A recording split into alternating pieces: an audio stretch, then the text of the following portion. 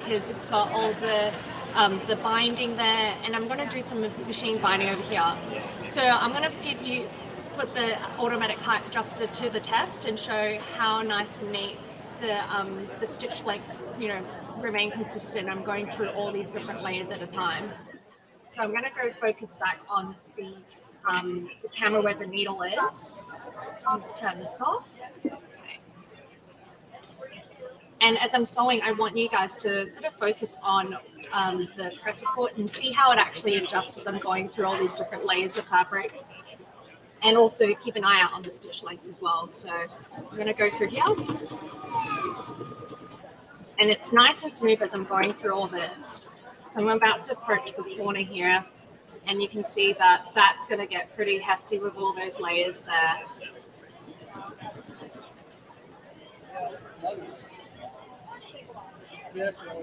So right before I'm going to pivot, I'm going to use this button here to tie a knot. So then that way I don't need to go and reverse stitch. And I'm going to sew away. So you can see that little corner there where all the layers of fabric went through. That is pretty hefty. But I'm going to focus back on the camera here, and you can see how nice and even all the stitch lengths are when I went through all those different layers. There you go. So it's really neat, especially, like I said, like if you're making a quilt jacket, and if you want to have a closer look at the stitches again, you can check that out. Okay, yes. Okay. Okay, sounds good, yes. So I'm going to then show you some other really cool feature on this machine. So I'm going to go focus back on the touch screen here. So there are over 200 inbuilt different decorative stitches inbuilt in the machine. So you can see on this example here, I've tried out various different examples, and it's really great because you can give a different touch and look and feel to your final product.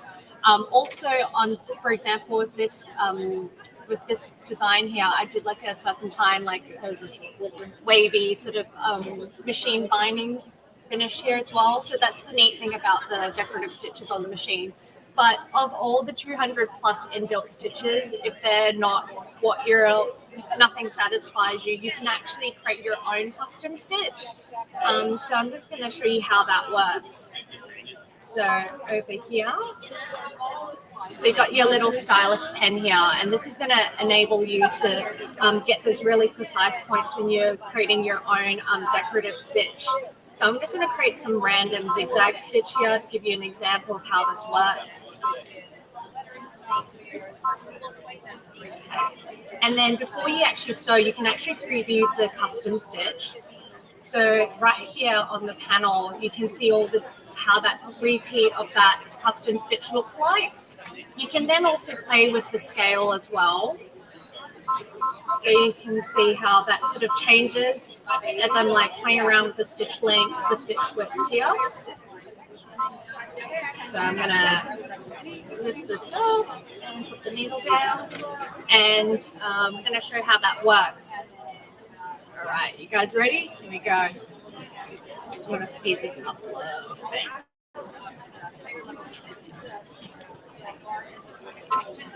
Okay, so here you are for comparison. Do you see? So you've got what you've got displayed here versus what you've actually sewn. So it's pretty neat that you can do that. And if you say, for example, you can't finish this project in one sitting with the custom stitch, you can actually save that onto the machine and then come back to it. Or if you want to, apply it to a different project as well, it's all saved in the machine, and it's really neat that you can do that. Okay, so I'm going to switch over to the camera that's down here. Yep. So another really unique attachment that comes, or an accessory that comes with the machine, is the Move It digital dual feed. So it actually works better in comparison to previous versions of the dual feed or a traditional walking foot. And the key reason is because there's a conveyor belt-like mechanism at the bottom. So it's a little bit rubbery as well. And here's that conveyor belt-like mechanism there, which you can kind of see. And so this conveyor belt-like mechanism gives you better handling of different types of materials or different thicknesses of materials.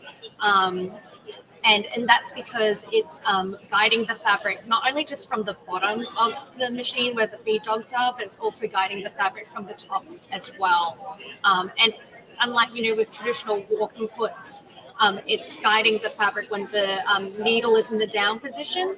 But with the digital dual move it foot, it's guide. It doesn't matter whether the needle position is in the up position or in the down position. The conveyor belt-like mechanism has constant contact with the fabric. So you can kind of imagine if you're working with, say, like different types of materials for your project. So if you're doing a quilt top with a woven fabric, and then on the back you've got a minky fabric, or you're doing t-shirt quilts, this is going to help it from, like puckering and stretching. And if you happen to, like, say, for example, dabble in garment making and you're working with some like delicate, stretchy fabrics or like organza or silk, this helps sort of like better guide it and keep it all together. So I'm going to give this a go and show you how that works in conjunction with that Sew Straight Laser Vision guide. So I'm going to get the little screwdriver here.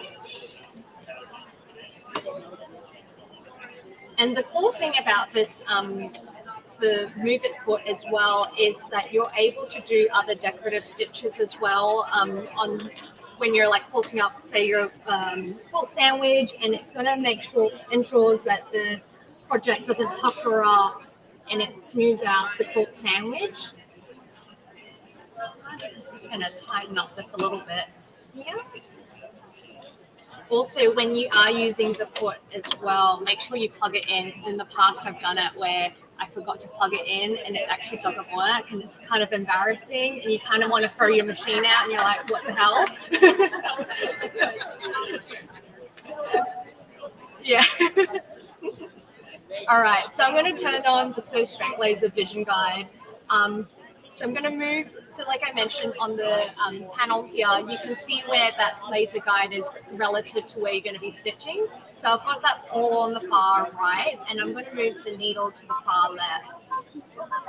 Oh yeah, and I forgot to mention another really cool thing on this machine that makes the quilting process easier is that you're able to move the needle in it like a 1/4 inch away from the right of the presser foot. So that way you're not second guessing where the 1/4 inch seam allowances are, or like if you're switching from like the needle from the center position to like, wanting to switch back to the 1/4 inch, it's done really nice and quickly. There's no second guessing there. You don't need to tape it. You don't have to bring the ruler out. And if you need to do like a scant like 1/4 inch seam allowance, you just simply like adjust the stitch or like the needle like just 1 notch over, and then you're good to go. All right, so I'm going to move the needle to the far left. So you can see this Sew Straight Laser Vision Guide. I've lined it up with the stitch that I've sewed on previously.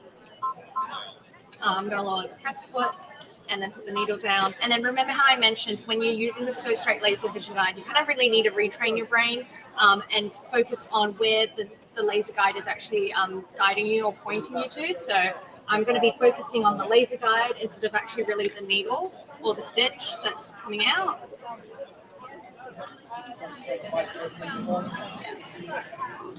All right, I'm going to give you a little nice preview. So I'm going to switch over to the overhead camera. So you can see how nice and parallel this is relative to the stitch I sewed before. So I used that Sew Straight Laser Vision Guide and lined it up on the edge of this previously sewn line, and then this came out.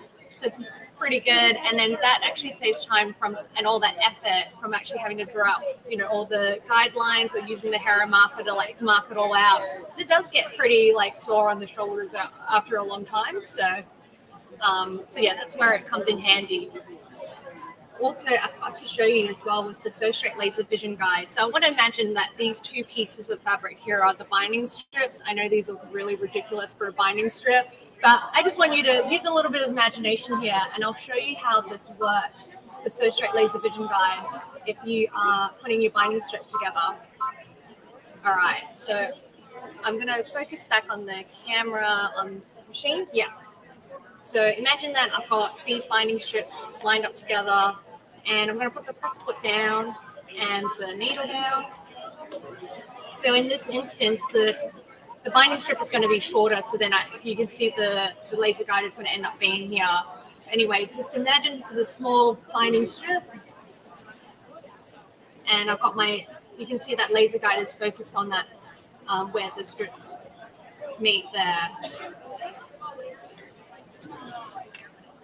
All right, so I'll bring it over back to the camera with the overhead one. So you can see that that's all done, that binding strip's all joined together, and then you just remove the excess, and then you're good to go. So it's really neat. So this machine is packed full of a lot of, little features that make that quilting process, easier. So yeah, that's that. So if you do have any questions or you want more information about the features on the machine, or you want to give it a go, be sure to drop by behind the stage here. I'll be hanging out here most of the day, so you can check it out, play around with it. And like I mentioned, be sure to ask an AllBrands staff for what sort of deals, what sort of packages that they've got going on, because they are going to be the best ones that you're going to get this year. So yeah. Alrighty, thank you so much. And as a thank you for your time again, here's a little quilt pattern to make this project here. All right, I'll come down, don't worry.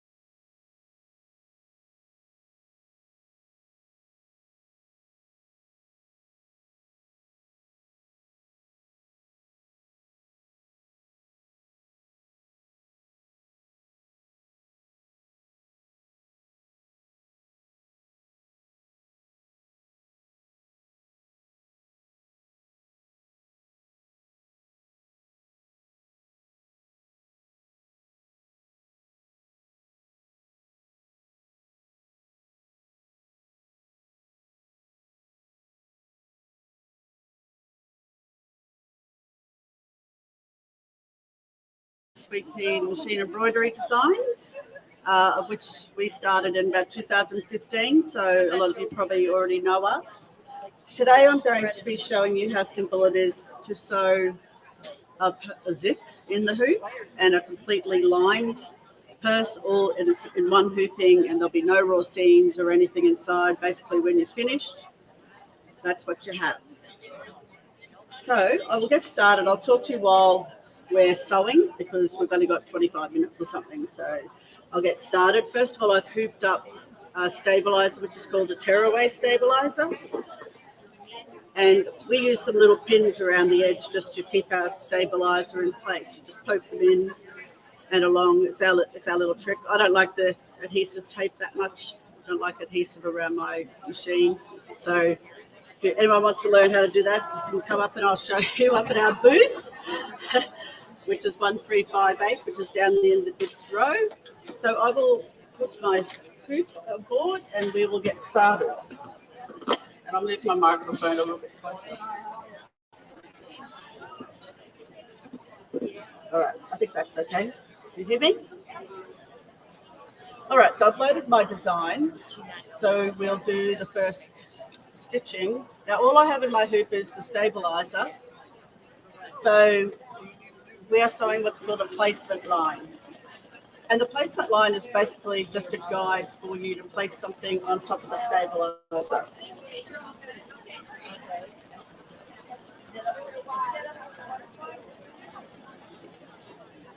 So Sweet Pea is basically a family business. My first employee was my sister, but now today we also employ my son, my daughter, my sister's two daughters, her son's girlfriend, another three nieces of mine, and then we just have some very, I don't know, my threads have gone, some other talented sewers and people who've been in the industry for a really long time now have come aboard and worked with us too. So I'll just rethread my needle. Not sure what happened there.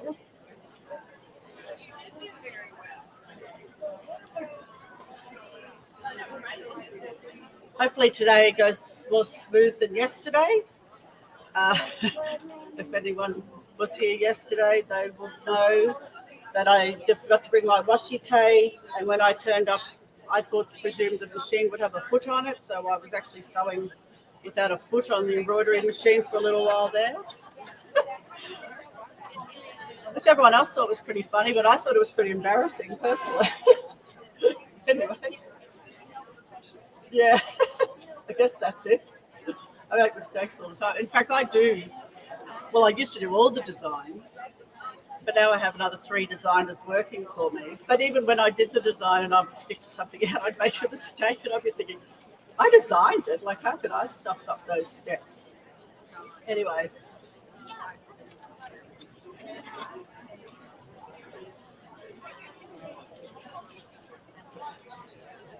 Oh my gosh. Now, I'm not using my machine, obviously, so now I'm having trouble with threading.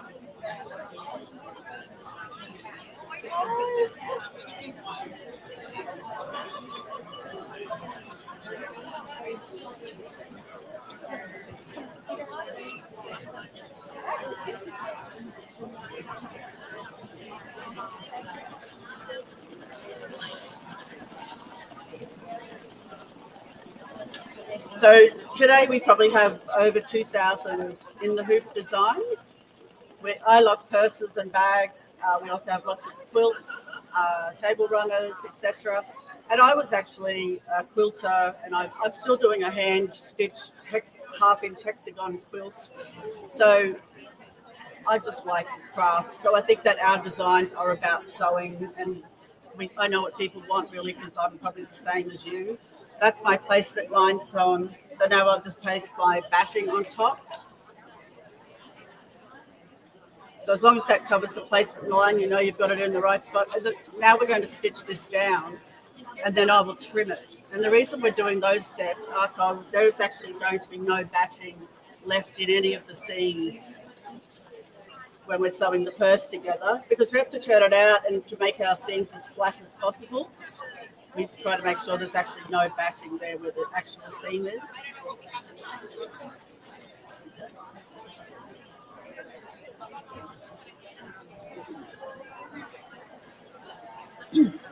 The batting I'm using is our own Sweet Pea batting, which is a viscose. But really, for an in the hoop design, you can use any batting that you like. It's not going to be on your skin, or it's not to keep you warm at night or anything. It's basically just to give you a bit of extra structure to the purse itself.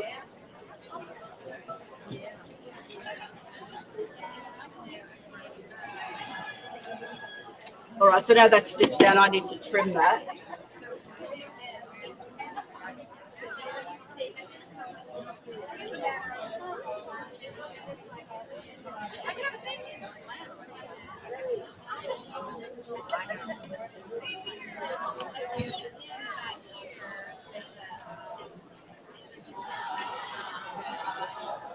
They say in showbiz never to work with children or animals. And I think they should also include machines, scissors, needles, stuff like that. All right, so I've trimmed that batting just fairly roughly, but that's what it looks like now. Our next step now is to stitch the placement line for the zipper. Basically, it's going to be 3 lines, and it will just help me center the zip on top of what we're sewing. I'm actually using a nylon metallic zipper, just because I like the look of metallic, and nylon because we're going to be sewing straight over it with our embroidery needle, and we don't want the needle to break. And I probably should knock on wood now that I've said that, because if anything could go wrong here, we know it will. Next I'm going to use, this is washi tape, but really what you need is a paper tape like this. The reason you need paper is because later on we're going to tear it off. So if it's around your stitches, you want to be able to tear it gently apart so it doesn't actually pull any of your stitching off. So I'm going to put the zipper pull outside of the area where we're stitching so it's not going to get in the way of the needle. And I'll just stick that tape on there and make sure our zipper isn't going to move too much. Yesterday I forgot my washi tape, so we did this step without the washi tape, and then that caused all sorts of problems.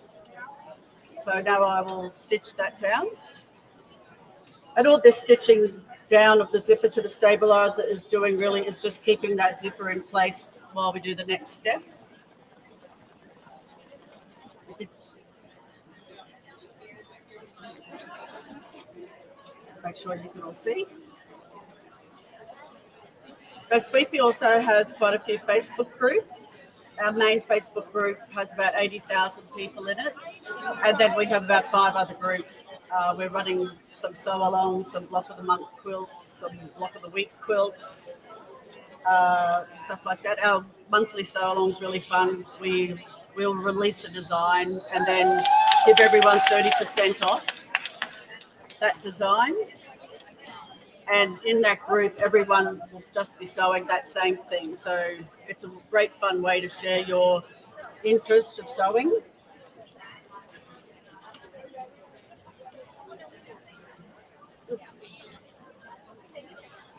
I myself still go to a little sewing group, coffee type sewing group with ladies I've known for 20 years. And I determined I'm going to keep that up all through doing this business. And so I know that sewing is also a social thing. It's not just a solitary sort of pursuit. So now that's the back of my hoop. Can you see that? No? In a minute we'll be able to. We're going to start adding the lining to the purse. And I've turned the hoop over and I'm going to place this piece of fabric wrong side up across the placement line. And then we'll stitch it down. And it will actually later on become part of the lining that's inside the purse. So I'll stitch that well on there because when I turn the hoop over, I don't want that to fall off. And yesterday I did this without washi tape too, so that was pretty clever of me.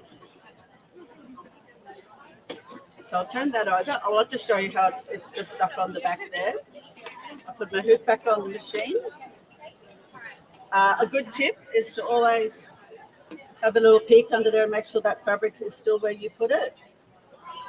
And then next I will be putting the fabric that's going to be on the front of the purse. I'll show you where in a second. Basically it's in the same place as the other one, but on the front of the hoop. And so then while that's stitching, I'll just show you that this is the piece of fabric we're putting on now. And basically it's wrong side up down here, and then later on we'll flip it over and you'll end up with that nice creased seam there around the zip. Okay, so I've done that. Now my next step, I'm going to fold that up and over and then stitch that down.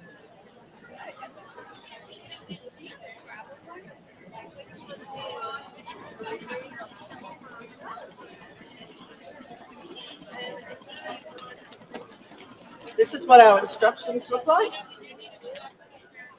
On the first page, there's always the fabric requirements for each of the different sizes, because you can actually decide what size purse you want to make. And then we go on, and through the instructions, there's an instruction and a photo. So many that anyone can do this. My son actually taught himself how to do machine embroidery during COVID. He was stuck at home alone with a machine in the house, and he just decided he would teach himself. I'll show you this. Normally in this design, we do a whole lot of quilting here, like decorative stitch, but I won't do it today because it might take us over time.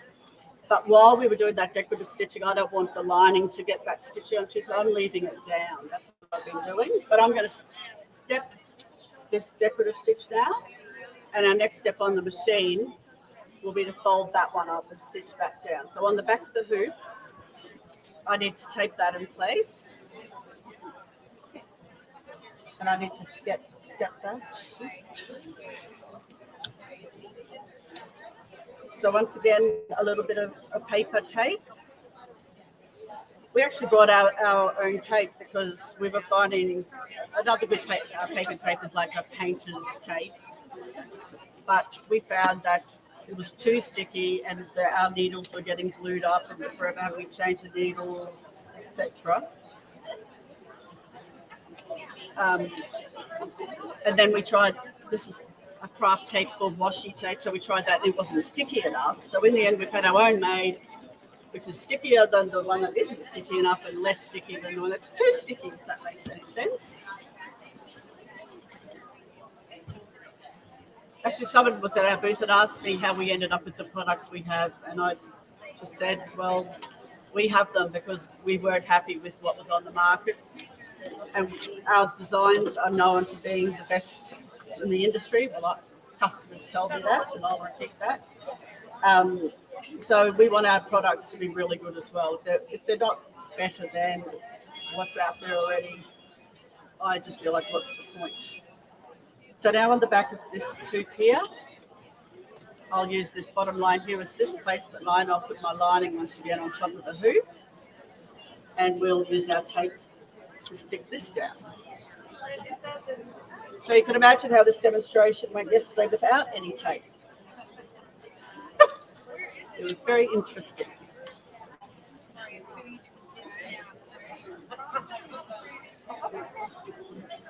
All right, that's what it looks like now on the back of my hoop. I'll put the hoop back in the machine. And while it's in there, now my second piece of fabric, which is this one here, I'll do the same thing, wrong side up, and later on we'll flip it over. So this line of stitching, we'll be stitching the front of the hoop and also the fabric to the back of the hoop at the same time.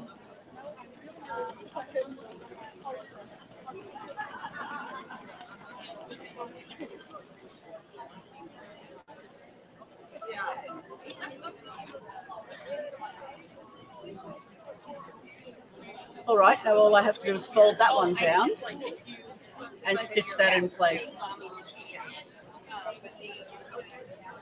So it's a lot of fun working with family. Really choked as I said that. No, it is fun, but arguments can be a little bit more like sisters who are sharing a bedroom type arguments than in a workplace, so that always adds a bit of interest to work.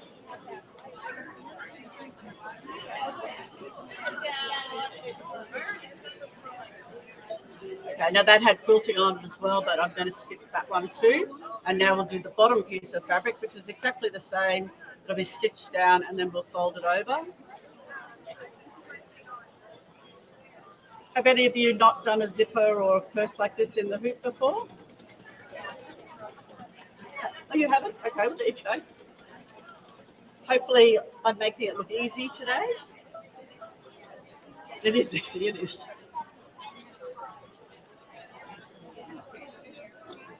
Right, then we'll fold that down.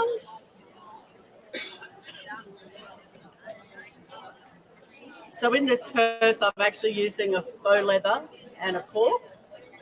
I'm pretty proud of our faux leather. It's not PVC, so it's not vinyl. It's actually a PU, which is a polyurethane faux leather, and it is actually recyclable, or it will degrade actually in the ground and will break down. PVC will never break down. It will take, they say, about 20 years to actually break down, but at least it does break down eventually. So that's why we have this product. And it also doesn't have all the horrible chemicals and everything in it that PVC does, and that's why it's getting banned in a lot of states over here. So now I'm just going to do one section of the quilting for you, just to give you an idea of how pretty it is. And I may not normally even stitch it in red, but I want to make it so you can actually see what the machine's doing. This design actually comes in 3 sizes, of which I can only find 2 at this second. But if you choose to make it in your 6x6 hoop, it'll be that big. If you make it in your 5x5 hoop, it'll be that big. And soon I might find the 4x4 one. Oh yeah. And then you can also make it in 4x4. All our designs come in multiple sizes, and you will get all the sizes with your purchase. So with this design, you can make a little coin purse, or you could make a little clutch type purse that you could carry out on your wrist or whatever. They also come in all formats. So if you ever change your brand machine or anything, you can just use the designs that you already have for any of your machines.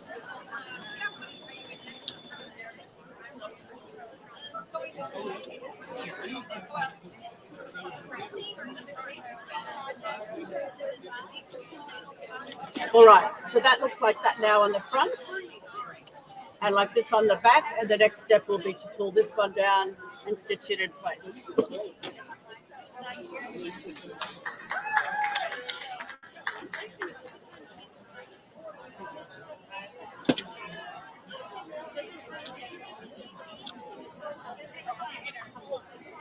People also always ask us where the name Sweet Pea came from. And my first response is that I didn't actually give it too much thought because I wasn't really meaning to start a business. I only thought I'd ever sell a few designs. I just started selling them on Etsy actually. And I've become so popular that it's ended up a business with that name, and now it's too late to change it. But it is a special name to me because I started with Sweet Pea because my grandfather grew sweet peas, and whenever we were at their place, and every day of his life, he went down to the garden, picked flowers, and brought them up to my grandmother and put them in a little vase.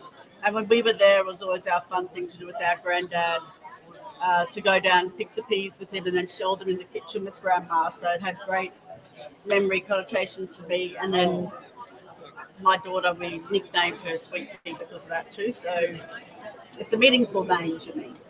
Now this stitch I just did here was just about 1 inch long. It's not really doing anything. We've just put it in a design as a reminder to put your cord on top of the hoop, and also to open your zip. So as soon as I've stitched that, I know there's something I have to do about that. And that is now to put my cord down, which also didn't go into the purse yesterday. So we had a purse without a cord yesterday, but that was fine, you know. These things happen. You do that too? Yeah, of course. Anyway, that's why we put that little step in the design.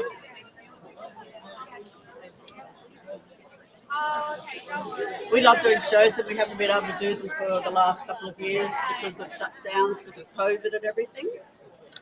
And we've really felt it because we love talking to our customers, and we always ask for what criticism people have. Like, well, what don't you like? We know you like them, but what don't you like about our designs? And then anything that we can do to make everyone happy, we do. And I think that's how the quality of our designs has developed over the years.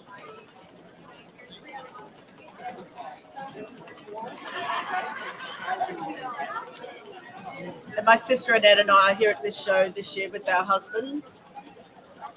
And it's such a relief now that we have 14 people working for us that we don't have to go home from the show and answer all the emails and pay all the bills and do everything else and that's it. And respond to everyone's posts on Facebook, which is what we used to have to do. So we're finding it much easier now. All right, so I've just stitched, that will end up being the back of our purse. And I've stitched that on there.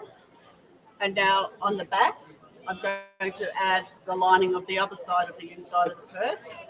And once again, we'll tape that in place. I did this design specifically for this show. And I've made the quilting on it a single stitch instead of a triple stitch and done a whole lot of things to make it quicker so I can sew it in the time. And when they tested it at work, they all decided it'd look much better with the triple stitch, and it would be better if we had a bit of batting here and there, etc. So by the time it was finished, it was like a completely different purse. And I had to go back to them and say, just stick to the instructions that I gave you. They thought that they were doing quality control and they would improve it for me. That's not how it worked out. This line of stitching here is going to be a triple stitch, which basically means that each stitch is stitched 3 times. It takes longer than a single stitch, but the reason that we do it is because this stitch is actually going to form the seam of the purse, and a single stitch simply is not strong enough to hold the purse together, especially when we're turning it in and outside out.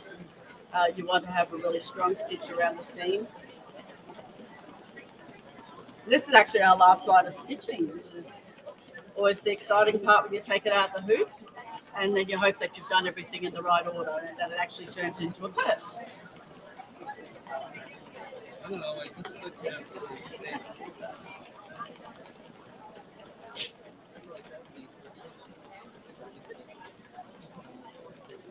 Have a sip of my drugs.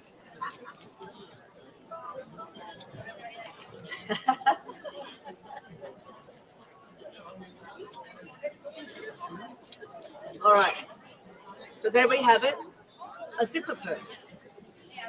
So I'll just take it out of the hoop and I'll show you how we can magically transform that into an actual purse. So I'll just take my scissors and I'm going to cut 1/4 of an inch away from that last line of stitching we just did. And you can stitch straight over the zippers because they have nylon teeth. Down the end here, there's going to be an opening. So I'm going to actually cut that about 1/2 inch away from the stitching. And that's just so when you're turning that into hand sew it or whatever you're going to do, it makes it a lot easier.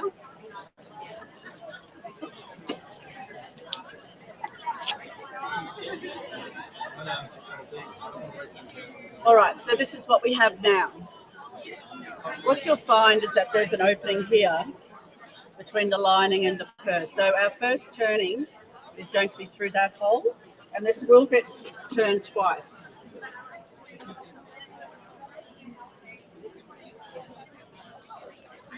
So if you're actually working on purses and stuff with faux leather or cork or anything like that, we don't put quite as much batting in them. I didn't put any batting in the back of the purse, and if I was making a fabric one, I would have. Because the fabric needs it really for the structure of the purse. But if you use too much batting here, it just makes it hard to turn out. If you've got arthritis in your hands or anything, you'll just find that much easier without so much batting. All right, so this is what we call the first turn. And you can see that now we have this seam here that's not finished, but all you have to do really is turn that in. Just pretend I've turned that in. And then you can hand stitch that closed, or you could just use fabric glue. We use fabric glue most of the time. It's not going to be next to your skin or anything like that. And actually, I probably have quite a few purses at home that haven't even had the seam finished. So then we have to turn it again. But now how do you turn it? Well, this is the reason that we use the tearaway stabilizer. And also the reason that I moved my zipper pull across before, to make sure that that area was open so I can turn it again through that hole. So I'll just take a minute to tear the tearaway stabilizer off. If any of you want to visit our booth, it's 1358 and it's just down the end of this row. We have all these products for sale, and most importantly, we have a lot of samples of our designs up for you to have a look at. And if you are already looking at Sweepy online, you will notice when you see them in real life how much better they look.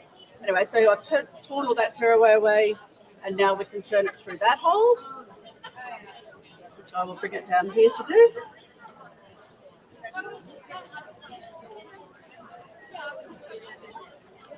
We've come all the way over from Australia. We live in Brisbane, Queensland, and we love our country.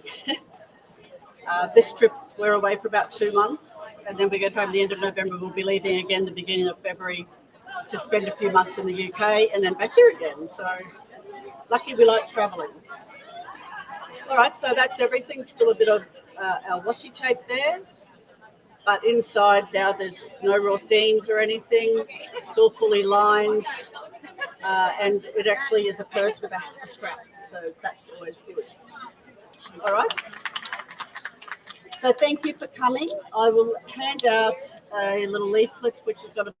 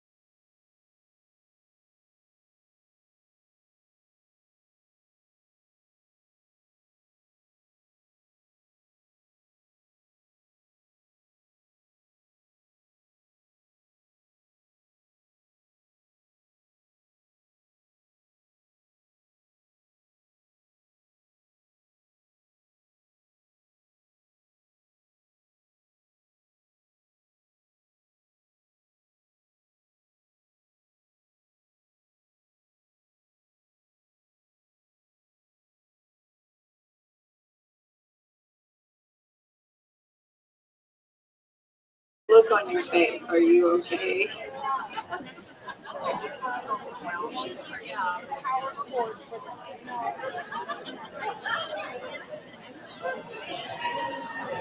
What machine do you have at home?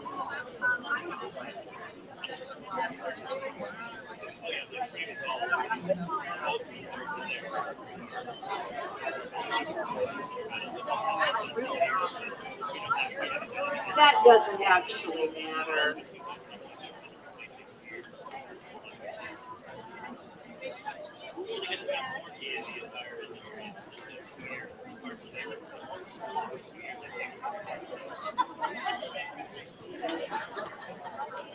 Okay, I'm going to go ahead and get started because we all are here on time, right?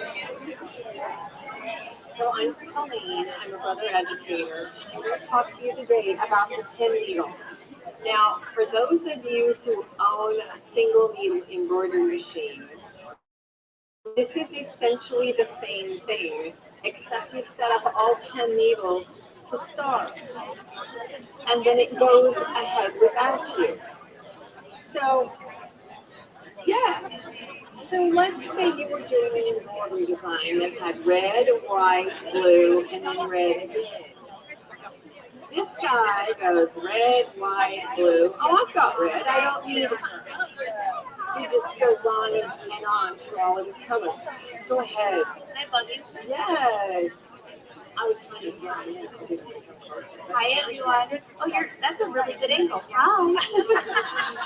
So I'm here with my friend Colleen. So anyways, we're doing a Wolfpack meet and greet while she's demoing. And I have a little box here with some giveaways. Barbara, you want to... First of all, we should give a round of applause for AllBrands. Yay, AllBrands! And Barbara is offering something fabulous as a giveaway. So, you can get the hugger now. Hey, Colleen. So, we're going to be giving away a packed bag combo. And we're also giving away AllBrands.com retailers for sewing machines. So I hope you shop with us online. And we're going to give away a $100 AllBrands.com gift card. Nice. Great. And if you're wearing something that you ordered or made, then you get 2 entries. All right, so I'll pass these around while Colleen shows off the machine. And then we'll put them in the little gold bundle and we'll draw your phone.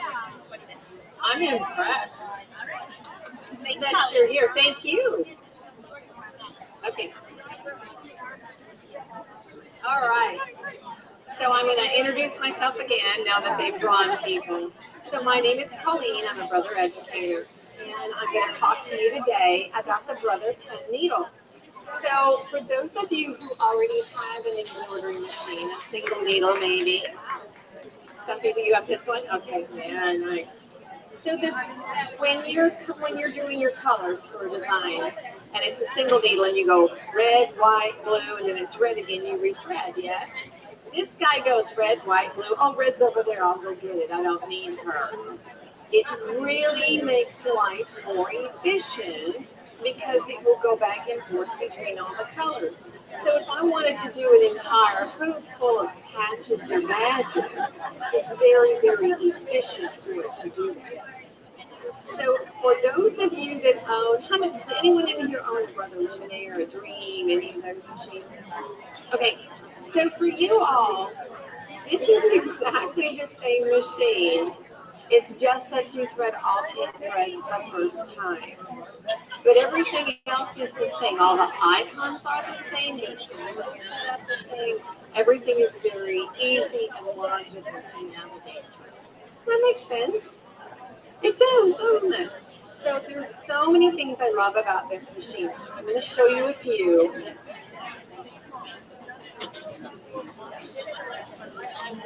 Okay, so I brought out a specialty. Hello, John. Thank you for joining us. So for those of you who don't know him, this is the king. Yes, this is the king of AllBrands. And he's nice.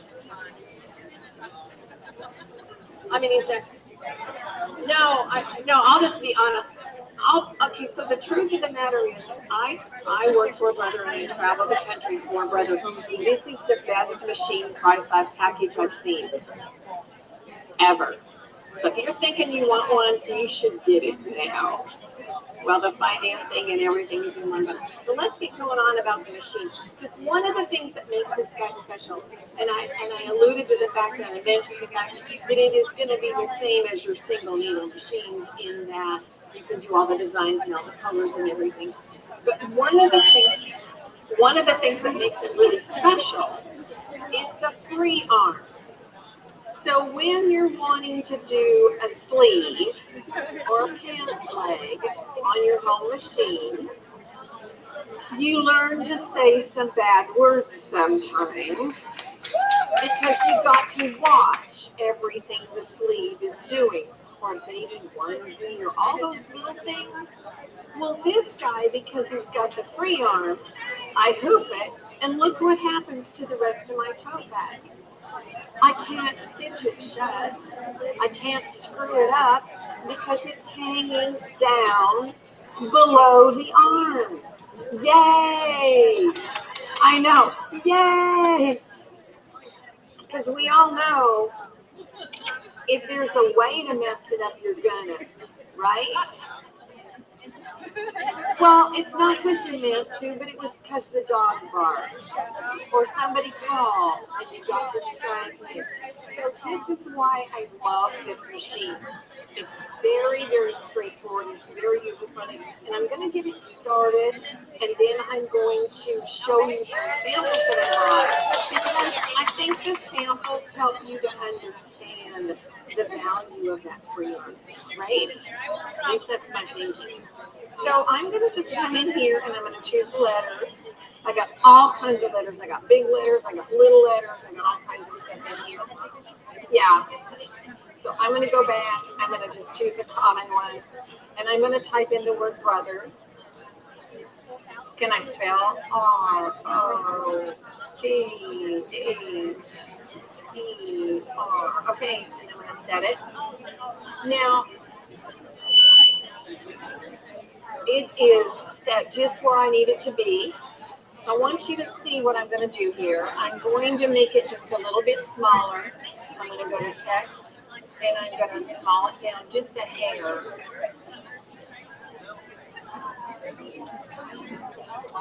Okay, so it resizes all of its lettering with automatic recalculation because you always need it to be perfect, right?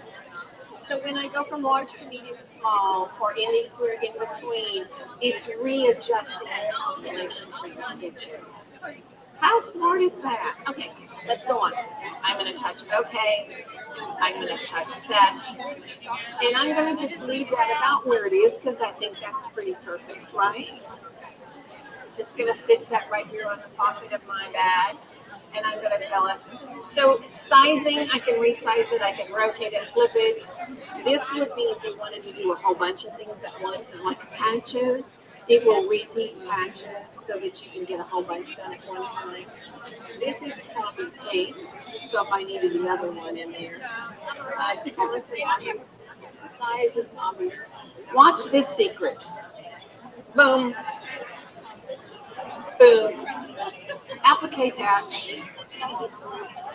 Now, there's only 26 different application shapes that you can resize. That one is the auto configure. Is that cool? It was hard to do though, wasn't it? I had to touch that applique button to make it happen.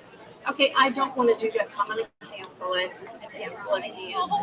The next one takes a picture around it, so if I wanted to add quilting, I could pull this into my design center and quilt on it.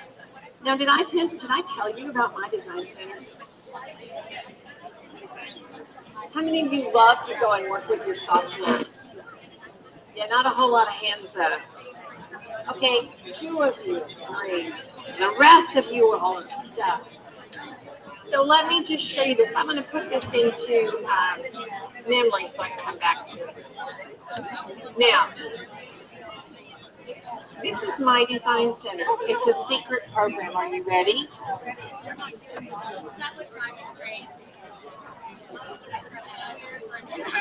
I just wrote my name.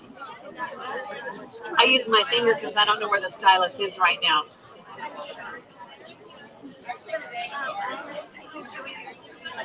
That's an embroidery design ready to stitch. I know it was hard. I know I might have gone fast. But is that cool? Now, some of us don't have any talent, and I'm that person, and I can prove it. But what I can do, if I can get this out of here without getting it to squeal, what I can do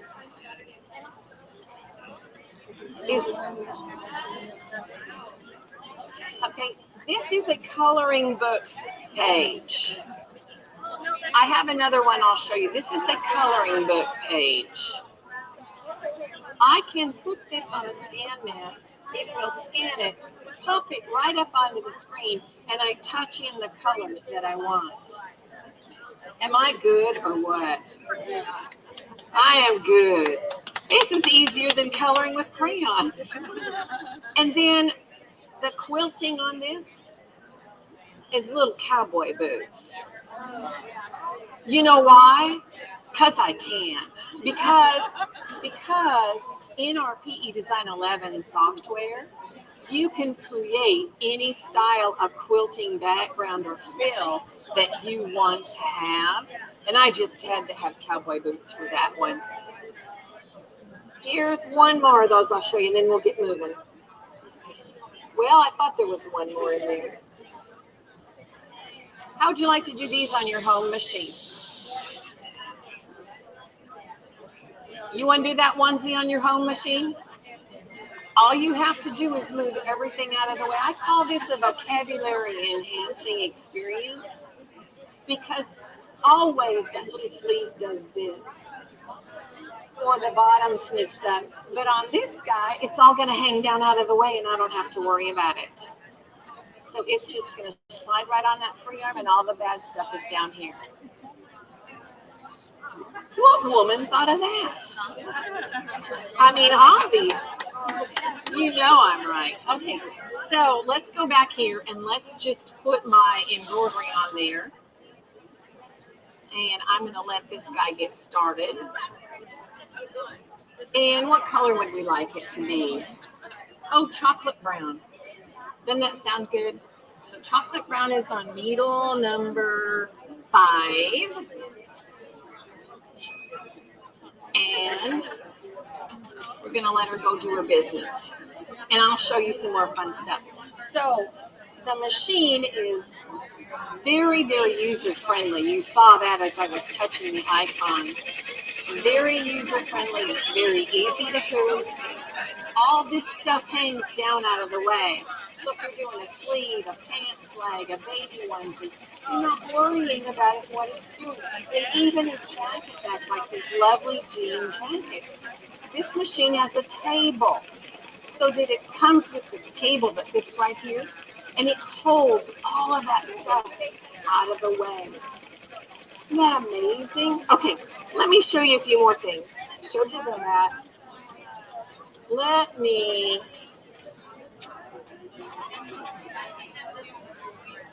I mentioned the sleeve hoop.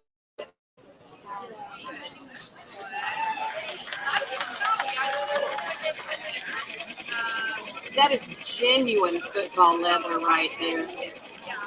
Wow, is that impressive? But wait, I did this sleeve. And I did not take it apart because I don't need to with my sleeve hoop. Now let me tell you a little story about Brother. When they're designing something, they go, you're going to make this one do this sleeve. And they call it a sleeve hoop. Now you looked at it and you said, oh, that'd be perfect for the bottom of my jeans. Can she use her sleeving to do jeans? Of course. What if she wanted it for a long front baby onesie? Would it work for that? Of course. So Brother names their hoops what they think, what they want it to do. You look at it and you use it for whatever you want it to do. So my sleeve hoop does sleeves, it does pant legs, it does baby onesies, it does toddler tees. Now, I don't know, I'll show you her in a minute. This is kind of fun because these big designs, this is a 14-inch square design. Isn't that beautiful? It's one hooping. You have a specialty hoop. You do the top half, turn the design around, and do the back half. Isn't that beautiful? You know, the question was how many stitches, and I don't know because I don't care because I set it up. It doesn't matter. And now I'll tell you a funny story. You promise not to tell on me, okay? I went to bed one night and my machine was stitching. And in the morning I said, no, you, and it was this one right here. And I woke up in the morning and my husband says, what are you stitching? And I said, Isabel. Like, how would he not know his granddaughter? But it only did the top half, because then I got to turn the hoop around and do the bottom half. So he saw that, yeah, you just flip the hoop around. So the top half was her face. So I said, Isabel, and he says, I knew that, but why? And I said, because I can. It's our photo stitch program, and it's absolutely amazing. Absolutely amazing. Now,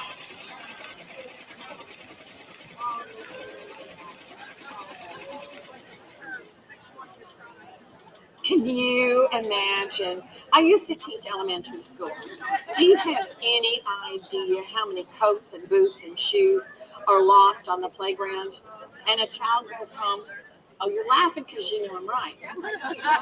So what I advocate is putting a little design on here. Now,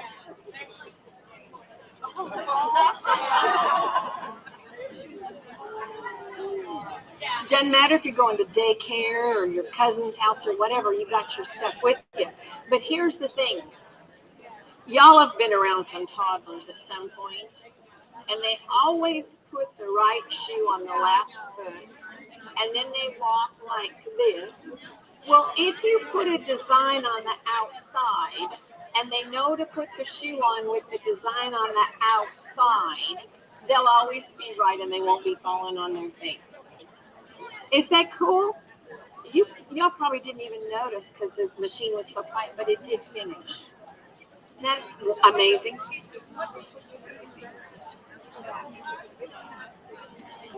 It's called the shoe clamp. It looks like a little clamp. It's the jaws of death. But I can use it on, I've used it on solid leather. You can do all kinds of stuff with it.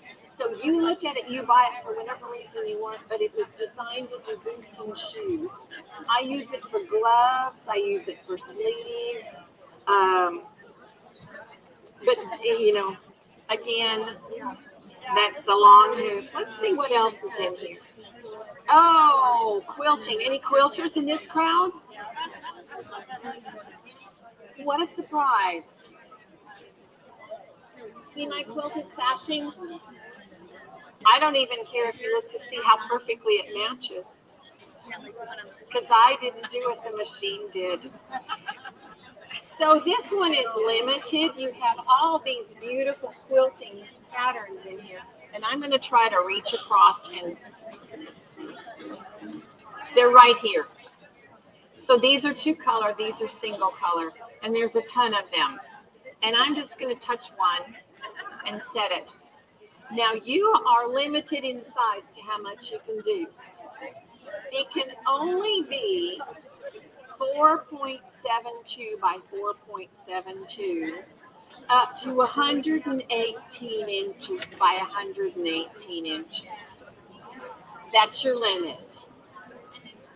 So 4.72 is a little square that's real cute for a label, and 118 inches is a super king, and anything in between.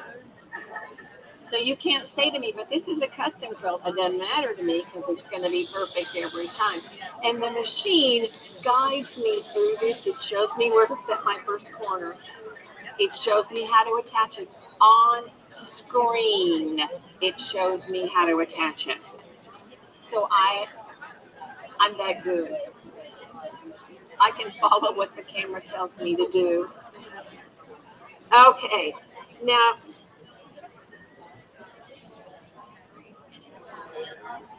okay, and this guy has a little tiger paw too. Isn't he cute? Oh, I didn't even notice that. Isn't he fun? So just a little sleeve decoration. Again, the nice thing is I don't have to take it apart. I just go right up over this free arm and there you go. What else is in here? Went to see my grandchildren for Christmas. He had his homework sitting on the table. I said, honey, can I have your homework? He said, sure.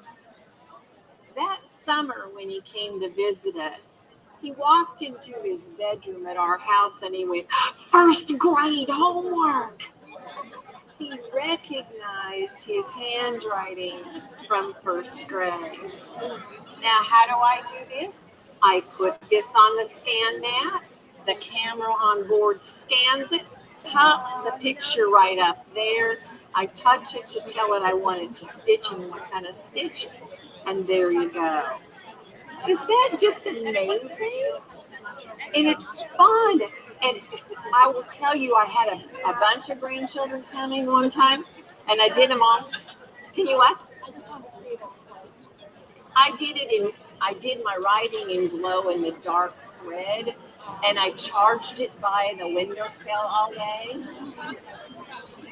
They giggled until they fell asleep. Okay, now I want to show you this guy because this guy's really, really, really important in your life. This is my friend the snowman. Okay, so I have a striped shirt and I have a road grader. Now this is a kid and they probably still wear it, but will an adult wear it if you get it crooked? And you've got a perfect, she's got a stripe, somebody else has a pocket and a plaid, and if it's not right, will you wear it? No. So Mr. Snowman goes on. The camera finds it, and the machine says under its breath, oh, she hooped it 7 degrees off. And then it goes, I'll just fix it. So you put that on where I want it to be, and you target his belly button. So like this lovely lady has on a nice plaid shirt. If I embroider and it's not straight, she's going to be aggravated with me. So if I just put that snowman on that nice plaid shirt, it's going to come out perfectly every time. So I put the snowman on, and my little road grader is just straight and perfect. How cool is that? How cool is being perfect? I have a bunch more samples, but I'm going to show just one more, and then I'm going to take that off so you can see it, because we're, football's kind of big down here. So aren't these fun? You just go right inside the pocket. You've got a nice backpack. It doesn't ruin the waterproofness of the bag. So I'm going to take this off so you can see it. Make sure the arrow is not going to hit. So I tell you what, turn that, yes, like that, and then I will move it because I don't do them at the same time. And there it is, good to go. Nothing damaged on the inside, nothing. It's just right here on the pocket. Isn't that cool? That's the biggest advantage of the 10 needle. That, and it goes from thread to thread without you. But other than that, if you have a brother machine, it works exactly the same. Everything you know, you already know. Any questions? Angela has questions. She wants to know. She's pulling names to win. No questions? Well, I don't know if that's a good sign or a bad sign. Okay, so I will take my machine and be back over there. If you do have questions, come and see me.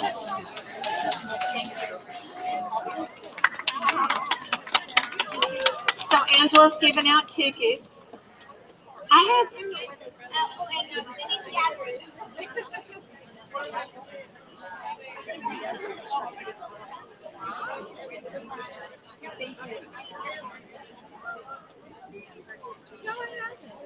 Oh, this is another custom pattern that I made for me. Isn't that fun? It's another one of I created it as one of those fills, and then I just used it as my quilting. Isn't that fun? They pay me to have fun. All right, I think she's just about ready to draw. Yes.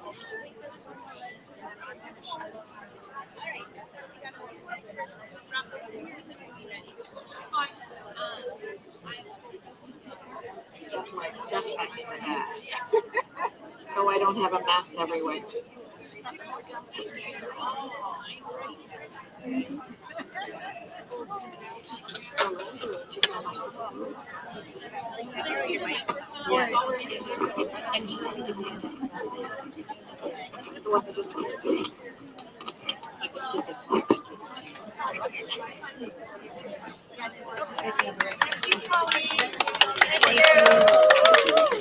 Colleen, you do a great job.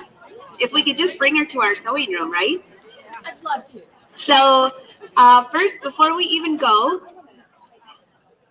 yeah. Come here, Dad. He cannot be a winner. We call his name. I want to introduce you to a very special person. This is John Douthit, the owner of AllBrands.com. I'm his daughter, Barbara Douthit. He started the business in 1976 with my mother and had the first online retailer of sewing machines. And now we're here today. And there's a third generation, John Douthit as well. He's very young, too young to be here. So yes, we're glad to be here. We started in 2014 at the Houston Quilt Show, and we plan to be here forever. yes, we have 7 retail locations throughout Louisiana and Texas. It is in Metairie and Slidell and Baton Rouge, Lafayette, Houston, San Antonio, and now Bossier City, which is right next to Shreveport, Louisiana, and who knows where we'll be next.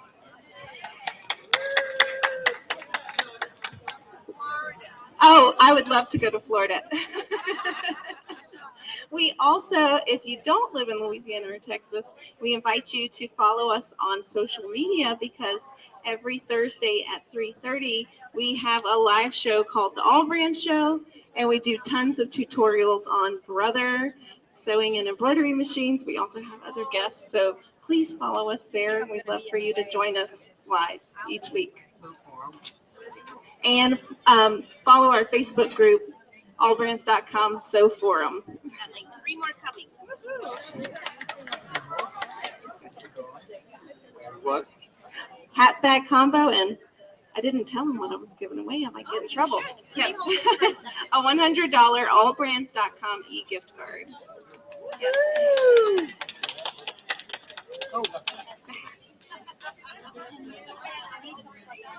Now, if they had that machine, they could go home and embroider their cap. We actually embroidered our caps on the 10 needle in the stores. So Barbara, why don't you tell them how they get to bell ring? Ring the bell. Okay, so if you purchase a machine from us at the show, that's the bell that you hear, and we have the most amazing specials that we've ever had. We have a new program. It's called Pick One. So we have a great package with the machine at a great price with excellent financing up to 72 months, 0%. It's 60 months on the PR 1050X, which is $250 a month with 0 interest for 5 years. And 72 months on the XP3 Luminaire, and you get to pick one extra. On the Luminaire XP3 for 72 months, it's only $208 a month, interest free. It's cheaper than your husband's boat payment. Cheaper than your husband's boat payment. Thank you. And it's always great to have good tools. So we hope to provide you with the tools that you need to succeed in your sewing room. All right, so are we ready to? Nope, they have two more. Almost 2 more? Well, thank you so much, Colleen. My pleasure. I love talking to these people about my beautiful machine. And next up is going to be Becky Thompson from Power Tools with Thread. Oh my gosh, we're going to give her a little extra time afterwards because we're going over because it's right at start time for her. And so we're going to do the drawing now. Angela's going to shake it up, baby. Twist and shout. This is my machine I call Spanky. I have this machine and I love it. Oh, I love this machine too. It's the best machine ever. Yeah, if you have a single needle and you have a multi-needle, then you'll kind of gravitate more towards the multi-needle. John, we need you to pull a name. I tell you, I would not have made that Juju Christmas tree skirt without the multi-needle because that thing was just going and going and going. And when you've got 17 thread color changes and 45 hoopings. Thank you for shopping with us, Becky. Best customer I ever. buy all my machines at AllBrands. Thank Y'all you. know that. And you must be present to win. Must be present to win. So is Nanette Lind here? That's me. Woo!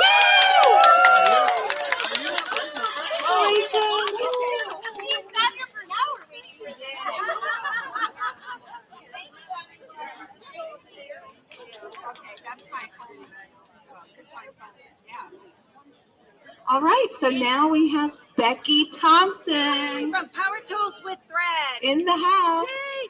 Hey guys, I want to get y'all's picture. Angela, turn around. We want a big wave. Woo-hoo. On 3, yay. Here we go. Thank you, everybody. Okay. All right, Lee, thank you. I have to escape with my machine. So I'm going to go this way. I'm going to try this way. Make a hole, make a hole.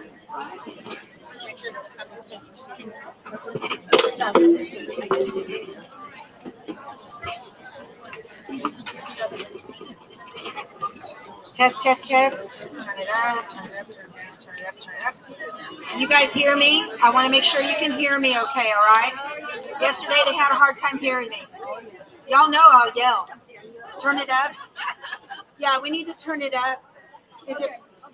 Thank you. Yeah. Yeah. We're good? Cannot hear me. She's going to turn it up for me. Okay. Awesome, awesome. Hi, everybody. Welcome. Hey! I am so excited to see you guys here. This is so much fun. I got to tell you guys, we've got so much coming up on the channel for 2023. I cannot wait. We're going to have a blast on Power Tools with Thread on YouTube and powertoolswiththread.com. All right, you guys. So I wanted to talk to you today about what I love to do on my channel, and that is to convert paper applique patterns into a digitized embroidery design using the Brothers ScanNCut. So before we get started, I know a lot of y'all say, I'm not a computer person. I don't know how to do anything like that. So let me ask you, if you were here yesterday, you're not allowed to answer. Y'all know what this is? It's a phone, right? Y'all know how it works, right? You know how to work it, right? Or you know how it works. No, you don't. You don't know how to work. I don't know how it works, but I know how to work it. And that's what we teach on my channel. How to go out online, download beautiful embroidery designs, and then save those designs to your computer, know how to unzip that file, what is that, and then where to put them so that you can find them again. That's what we do. I take you baby step. We're a little loud, a little bit. We had some feedback. Is that okay? Okay. So I am in the middle of working on this adorable pattern. What did I do with it?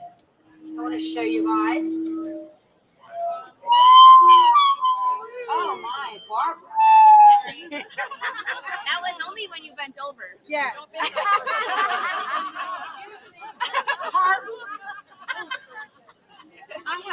I have this. I'm not on. Yeah, I'm on. So I have this adorable. I'm gonna put it on this camera right here. Is that cute? This is a Bunny Hill Designs. AllBrands sells Bunny Hill Designs. And this is a paper pattern. There's no digital embroidery file for this at all. And you know, when you get paper patterns, you usually have to put some heat and bond over the top of the design or some sort of substrate. You trace around it, right? You iron that onto your fabric and then you cut it out by hand. And then you have to, then you would peel the paper off and iron it, right? Or you use your wax paper method or freezer paper method, whatever. So the pattern that comes in here, this is the actual page. This is what it looks like, all right? Now, I will tell you the ScanNCut does not like dotted lines. So if you ever have dotted lines, you would want to fill those in with a pen or a pencil or something like that. But what I'm going to do is I'm going to take this paper pattern right here, and I am going to, are you going to use that one? Okay. And I'm going to scan this in, and I'm going to let the ScanNCut create a digital file of this by taking a picture of it. And don't be intimidated by digital, okay? It's just, you guys know what SVG files are. They're the cut files that you can do, you know, vinyl and whatnot. So the ScanNCut makes a cut file. It's just called an FCM file, okay? For you military types, that's Frank, right? Charlie, Mike, right? Something to that effect. Okay, so I'm going to put this into the ScanNCut. I'm going to load it. And on my channel, I will take you step by baby step how to use your ScanNCut. What button to push, what's it for, how to do it, when to do it. So simple. So when you, let me load my mat. When you first pull up the ScanNCut, your first menu that you get, it has two buttons up here, one for pattern and one for scan. The pattern button are patterns that are in the machine when you bought it. Those are the fonts, those are the shapes, those are little designs. That was there when you bought the machine. And those patterns vary based on the machine model. We also have scan, and that's what I want to do. This is a scanning mat. It's not sticky at all. I highly recommend this.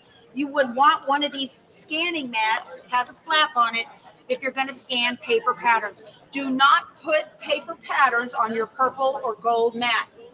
You'll be sorry, okay?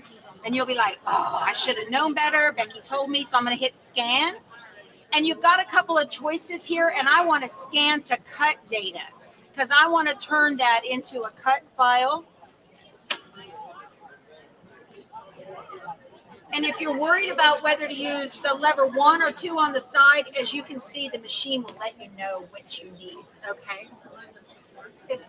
It's fine. I'm surprised it didn't push it off the table. Yeah. All right. Okay, so look at that. It took a picture of the design, and it is now going to turn it into a digital design. And it says frame it. And what you can do is you can take your little arrows and drag it around. Like, here's my antlers, and that's fine. I'm going to tell it okay. And see, it says recognizing. It's in the process of taking a look at it and turning it into that digital file, that FCM. I keep saying FCM because it's important. We need to know what that FCM file is. You get buttons right here. You can do the outside only or inside outside, like for regions, okay? And when you've got letters like a B or a P or an R or an O, you would want to do inside and outside so that it sees both sides of the line on those type of letters. If you've got like the antlers, I just need the outside because I'm not going to cut the inside of the antlers. So that's kind of how you would know one way or the other to do that. I'm going to tell it just outside only. And then now it says processing. I'm going to tell it okay. And it's going to want to know, where do I want to save that? I can save it to the machine. I can save it to the cloud, or I can save it to the USB. See how simple this is? It just walks you through it button by button. I can tell it I want to save to the machine. And it is saving it, and then we are done, and it made it number 17. I have already gotten exactly the head and the antlers that we need because we are going to finish up on my little guy here. We're going to finish up the sheep that has the antlers on it. We're going to put his head on, and we're going to put his little antlers on. Now his antlers need to go down before the head, right? The antlers don't sit on top of the head. They sit behind that piece. So I'm going to use a piece of software called Simply Applique to get that all set up and show you how it's done. So I've already got this set up and ready to go. Okay, I'm going to eject the mat and tell it okay. And eject. Come on. There we go. All right. Now, another beautiful thing about the Brother ScanNCut that makes it completely different from every other cutting machine that's on the market is that it will take a picture of your fabric on the mat so that it knows, so that you know where you want it to go. If anybody's ever played with a CNC machine, that's what we're fixing to do right now. And so I've got, this is going to be the head, and these are going to be my antlers. Isn't that cute? That's cute fabric, right? So I'm going to go back to home because we're done with the scanning part of it, and now I want to do the cutting part of it. And I'll tell you, if you take a look, I brought my chicken salad quilt with me. That's hanging up over there. And the Gnome for the Holidays bench pillow, I did this exactly the same way. I'm going to load this. So I did not want to cut out 20 tree pieces for the Gnome bench pillow by hand. Anybody want to cut out all of that by hand? No. I can took the big piece of fabric, put it on here, and put 5 tree pieces and hit cut. And it just did it in less than 2 minutes. It's amazing. So now what I'm going to do, remember I told you that patterns that was in the machine when you bought it? Well, this is something I want to get that I just scanned in. So I'm going to go to retrieve data. And it wants to know, where do I want to get it from? I could get it from the machine, from the cloud, from a USB, or I might be cabled to my computer. I saved it to the machine, and we're going to go through. It's actually number 16 is what I had done earlier this morning, and that's the one I want. I'm going to tell it okay. And then if you look here, there is a blue box with a bar across it. That is the scan the mat button, and that's what we're going to do right now. We're going to take a picture of the mat, and this way I can place the pattern exactly on the fabric, and I know it's going to cut. I am using the low tack mat, and I have Heat and Bond Light on the back of my fabric. If you would like to, I like Heat and Bond Light because it has a rubbery texture to it. It can make your applique a little bit stiffer, and if that's not what you want, that rubbery texture actually grips the fabric to this mat really well. But if that's not, if you want to use Misty Fuse or Perfect Applique from Sulky, you can certainly do that. But you would want to spritz the back of it with a little bit of KK2000 or maybe some 505 to make sure your fabric really adheres to the mat if you're going to use a substrate other than this or like Hot Fix adhesive, okay? So take a look here. I did pretty good, didn't I? Can we see on the screen? I did pretty good. I almost got that just right, didn't I? I'm going to dig through here and find the little pen. All right. I'm going to move the head right here. I think I want to do a 90-degree turn on that. I'm going to go edit and object edit. And you've got stretch. You don't want to do that. We've got multiples, and that's how you make a multiple 5 or 6 or 20 monster eyeballs, whatever you need. Here's my rotation button with the little turn arrow, and I'm going to go 90. Perfect. I'm going to tell it, okay, let me see. I don't need to do that there. I'm going to just tell this, okay, I'm going to move it down just a little bit. You do want to make sure you've got enough fabric around the edges so that everything sticks real good and it's not going to go off. So I'm going to press okay and okay and okay. You have to keep telling it it's okay. It has an inferiority complex. You have to say it's okay. You're okay. You're okay. And we're going to hit select and cut. Now, I don't want to cut out those antlers. That does not look like fun. Okay, so we're going to just let it do its thing. Now, the beauty of the SDX model over the previous CM models, it is auto blade sensing the depth of the fabric that is on the mat. And it's really a nice feature. You don't have to do the tests like you used to have to do with the CM models. Here we go on the antlers. Isn't that nice? I need some thread.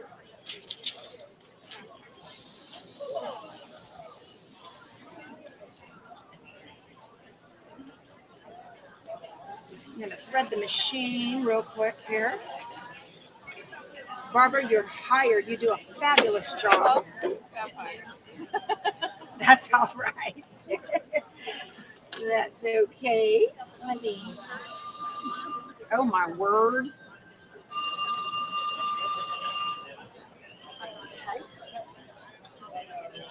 Of course. Okay, there we go. All right. So let me eject the mat.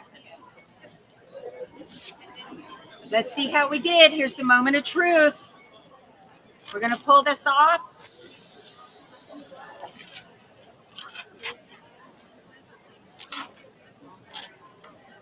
It's perfect. It's coming out perfect.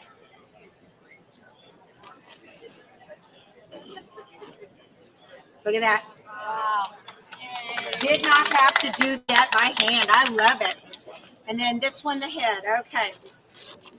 So I'm going to use the little spatula that comes with, it's a remarkably simple tool that works so very well.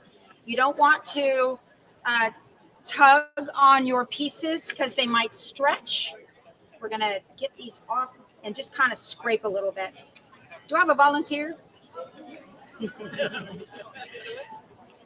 you want to get these off? They're stuck pretty good.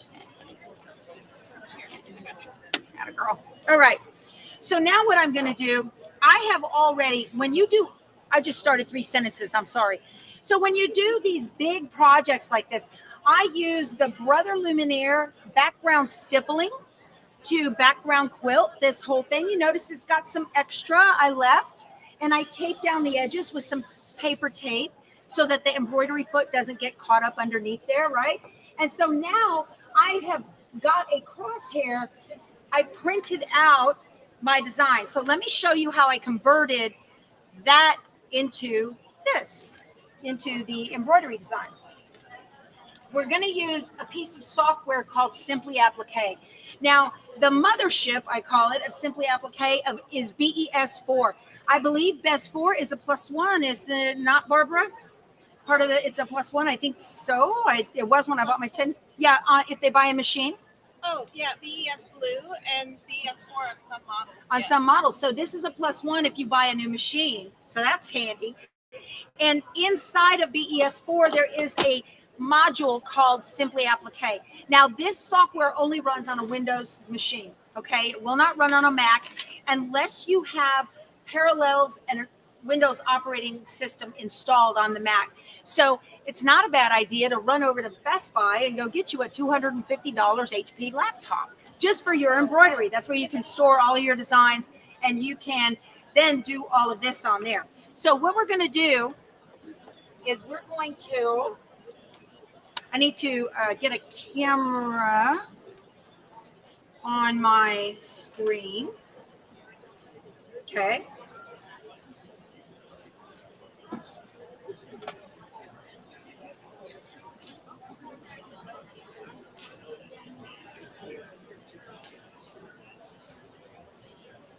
It rebooted on me when I wasn't looking. It does that. Okay, so here is, can you turn that up just a little bit?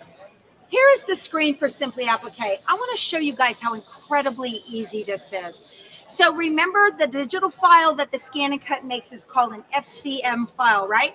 So you know how like on a Word document, you go File, Save As, or something like that? That little A up in the top, that is like the File button. And so we can just touch it and go File, and right down here, right there, Import FCM. That's a vector file. It's just a drawing is all it is right now. It just took a picture of the drawing. We're going to tell it import FCM, and it wants to know where I want to get it from. It is in, we are going to do reindeer sheep. Whoop. We're going to do reindeer sheep FCM. That's what I named it. I'm going to tell it open.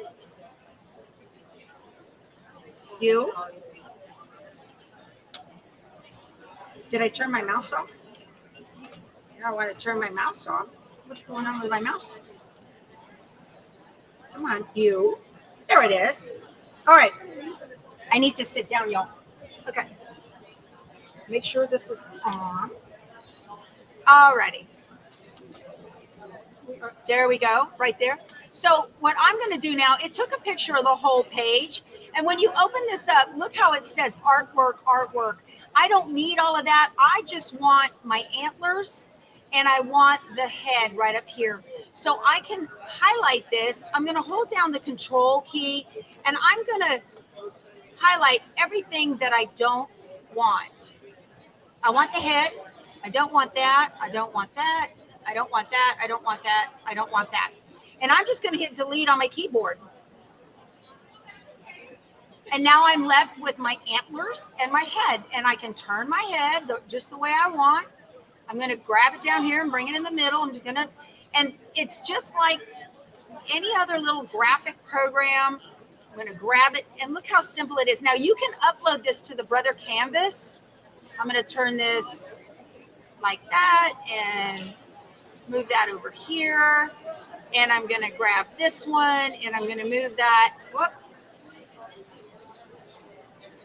Get my little hand and I'm going to move that right up here and I'm going to rotate it a little bit. You can put this anywhere you want. Now from here is almost when I turn it into a design. All right. So I've got my head, my antlers. Yes. That look good. All right. Now this is really a stitch order right here. Okay. So I'm going to highlight the whole thing. And I'm going to come up to the top. We have 4 tabs across the top. We have Home, Arrange, Tools, and View. I'm going to go to Tools, and there's the button right there, Convert to Applique. I'm going to press the button, and ta-da! Look at that. Now, it makes it by default into a satin stitch. I don't want a satin stitch. I want a blanket stitch. So you come over here to this side, and we have the Properties menu, and there it says Applique Type in Satin. And I'm going to just touch this and I'm going to tell it blanket. I can change my stitch length to like 1.5. I can change my width to 2.5 because those antlers are pretty small. And then I'm just going to tell it apply. And look what it did. There's my blanket stitch on my antlers and my little head. And it's just perfect and ready to go. Now, it does not matter what brand of home embroidery machine you have, whether it's a Brother or a Janome or whatever, because watch, now that it is an embroidery design, I had mentioned that this is a stitch order. I'm going to close these up. I want to put this, I want the head to be after the antlers. So now we're going to stitch antler, antler, and head. And if you look, when I hit the plus sign, and I'm going to hit this, remember it used to say artwork? Now, this is your placement stitch, your tack down stitch, and your final satin or blanket stitch. It's all right there for you. Now, I'm going to just minimize this so it's small, and I'm going to tell it File, Save As, and right here, the BRF is the working file that we're playing with right now, but I'm going to hit this drop down, and look, there's every brand of home embroidery machine. Baby Lock, Bernina, Janome, Viking, Pfaff, all of them. So it does not matter what machine you have. This software works with every kind of home embroidery machine. So I'm going to go to my Brother. I almost said Baby Lock. Sorry. And I would save it as Reindeer Sheep. That's what I called it, PES, and then click Save. Okay. Then I would save it and file and drag it down over to the USB stick, and then I'm ready to take the USB over to the machine and stitch it out. So we're done with the computer part now. Okay, so I'm going to, now I printed this out. That's what I do at home is I'll print out whatever it is I'm fixing to stitch, and I've got my crosshair on my printout, and I want to fold it in 4 places and get it easy so that I can then place it exactly where I want it to be on my project. I'm going to load this into the machine. And I took a friction pen and make sure. All right. I took my friction pen and I made myself a crosshair. And so now I'm going to pop this in here. It's got a regular bobbin in it.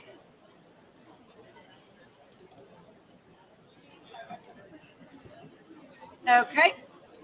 And you can do it with the Luminaire a couple of different ways. You can take a picture of your design by hitting your scan button. You can just do the drop the crosshair on there.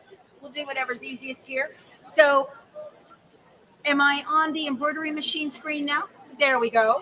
I want to go to embroidery. And I want to go to the pocket for memory. And I actually saved it to the machine a minute ago before I started, because just for quickness. And there's my little head, and I'm going to tell it set. And look at all that. These are different. There's our placement line, tack down, final stitch, placement line, tack down, final stitch. I'm going to tell it embroidery. But now I need to place it. So I'm going to touch the W and get my crosshair to come on. There we go. And where is it? It is right there. Okay. I'm going to go to layout. I'm going to go to rotate, because you can rotate and move at the same time on that button. How close are we?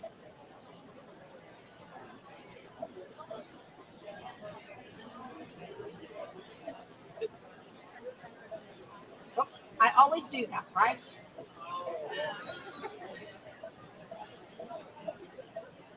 This is the longest time.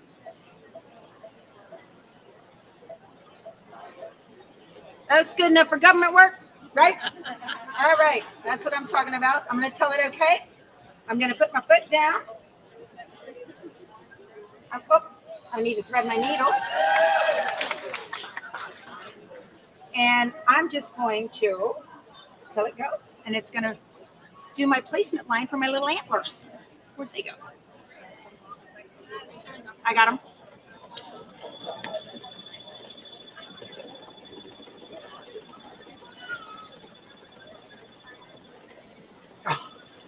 I hooked it upside down. That never happens to you guys ever, does it? Okay. It's so nice to know. Oh my goodness, y'all. Can you guys believe it? That is too funny. Now, let me tell you, when you do that, and I do this, right? When it happens, don't freak out about it. So what a lot of times, that's fine, you can leave it. A lot of times what I'll do, I should have taken a picture of it is what I should have done, right? Let me do that now. A lot of times what I'll do is I will go ahead and stitch it again correctly. And those stitches that were in the wrong place that are under that design, I just leave them be. And then I'll come back after the fact and I'll only remove those stitches that I can see. So what's going on underneath, nobody knows, right? That's how we do that. Let me pull up this up. That is too funny. I didn't turn it sideways. That's what happened. That is too funny. I need to do a rotation on this. Let's edit, and we will rotate 90. Ah, how about that? I'm looking at that going, that don't look right. What's wrong? Let me tell it okay. Let's take a picture of it and see how it goes. Right, so this part up here that's been stitched, that's going to be under the head. You won't see it. I'll leave it. I'll just go back later. And any of those little, these red stitches out here that are, I'll just get rid of those. And it'll just take me a second. I know that never happens to anybody but me, right? Right. Always. It's always like that. That is too funny. I have to laugh. Y'all would not believe what's underneath some of that Juju Christmas tree skirt. You cannot imagine. I have done some. All right. Let's get this right over here. I should have taken a picture of it. Now, that's the beauty of these camera systems, is you don't make that mistake. So I'm going to tell it close and embroidery. And now I'm going to drop my crosshair and we'll be a lot closer. There we go. And layout. And we're going to rotate and let me move it over here. The machine.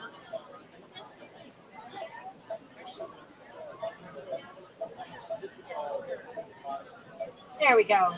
Tell it okay. And we're ready to go. All right. You got to laugh at yourself. You got to laugh at yourself. You guys have any questions while this is going through its paces here? Am I telling you pretty much everything? Yes, ma'am. On the ScanNCut, I saw some of your videos Right. Yes, and that's a really good question because I have a low tack mat, and so on the low tack mat, you can put a substrate down on the sticky. If you only have, and those mats are hard to come by. So if you only have a, I need my little pressing pad, or Barbara won't invite me back. If you only have a purple mat, which is the standard tack, okay, I don't have the space to do this. If you only have the standard tack, you don't want to put that substrate down on that purple mat. So you would put your fabric side down. It won't come off, you're right. And so that's why it really depends on what it is, which mat you're using determines whether you are putting that fabric face down or face up. Okay, if you have a gold mat, which is a really sticky mat, you want to put that face down. And then be sure to mirror your design. Yep. And that is a great question. A lot of people, they tell me they get confused by the different mats. This is hard to do with one hand. They get confused by the different mats. And so it's the stickier it is, put your fabric upside down. Now you can put your fabric upside down on the teal mat, the low tack mat as well. You could. I think I left some substrate on my mat. That's all right, it's my mat. I'll just go home and get some LA's Totally Awesome on it. Right? Clean it up. Okay, I'm going to skip the tack down stitch. I'm going to go to needle plus minus, and I'm going to jump ahead because I've already ironed it on, so I'm going to tell it okay. And then I am just going to go ahead and let it tack down.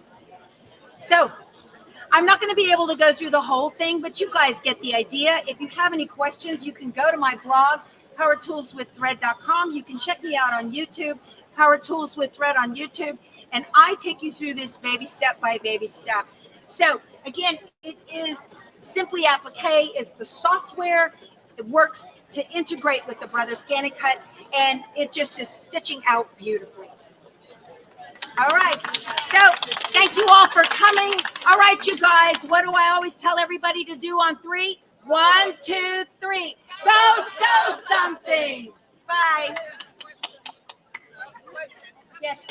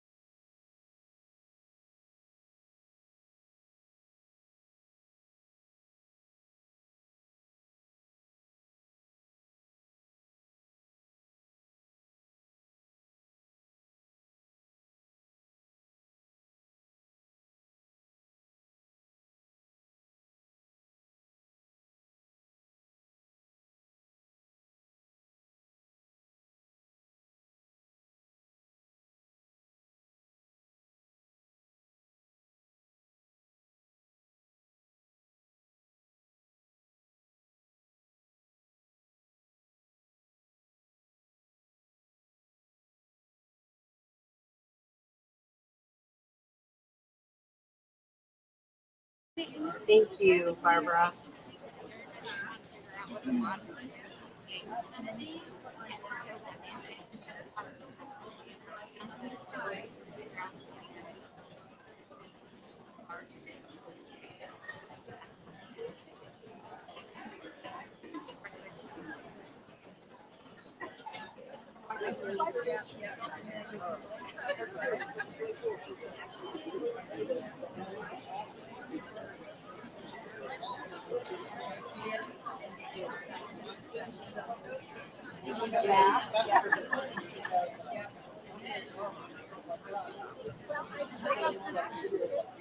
Where?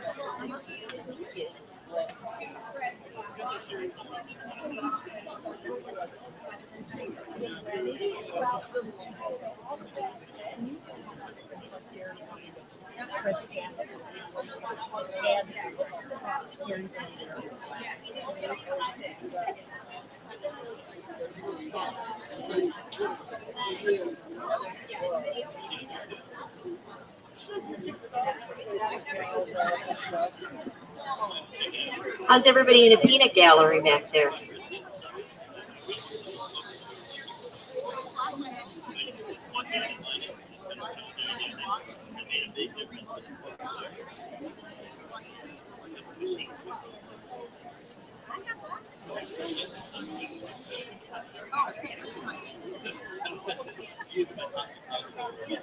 Yes, perfect.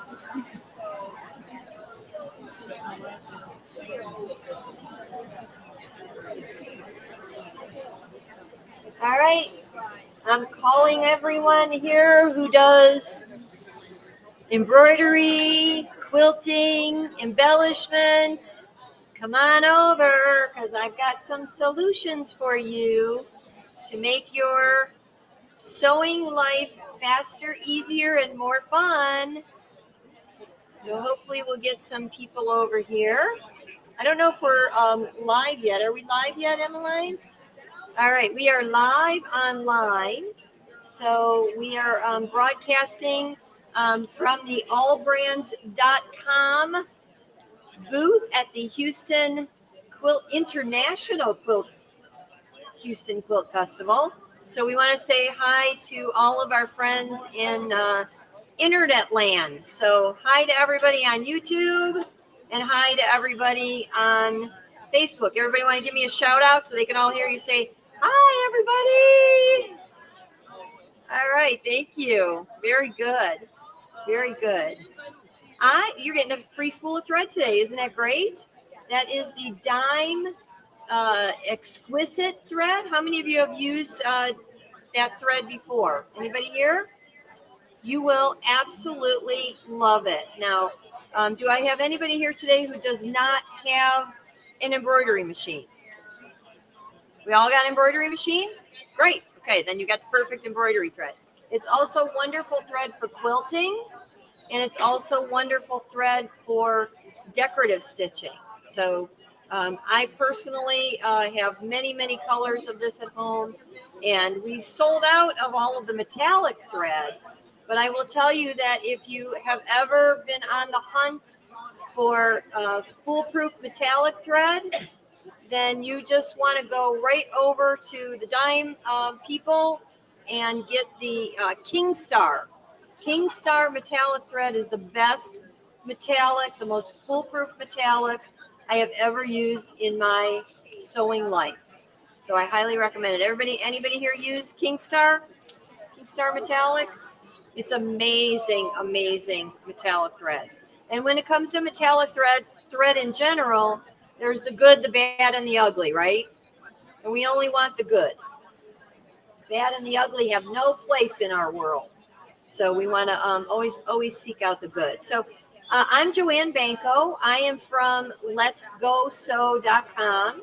So have any of you ever seen any of my shows or any of the? Great. Well, thank you for being here. So I always like to say, if I asked you what you wanted to do today, what would you say? Aside from being at the quilt show, let's go sew.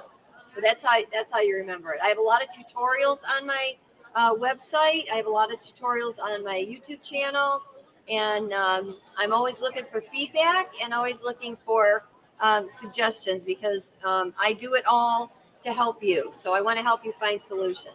So today I want to introduce some things that I think will solve problems when you're creating bags, when you're doing embellishment, or when you're doing quilting in the hoop. So how many of you are bag makers? Do I have some bag makers here? All right, very good, very good.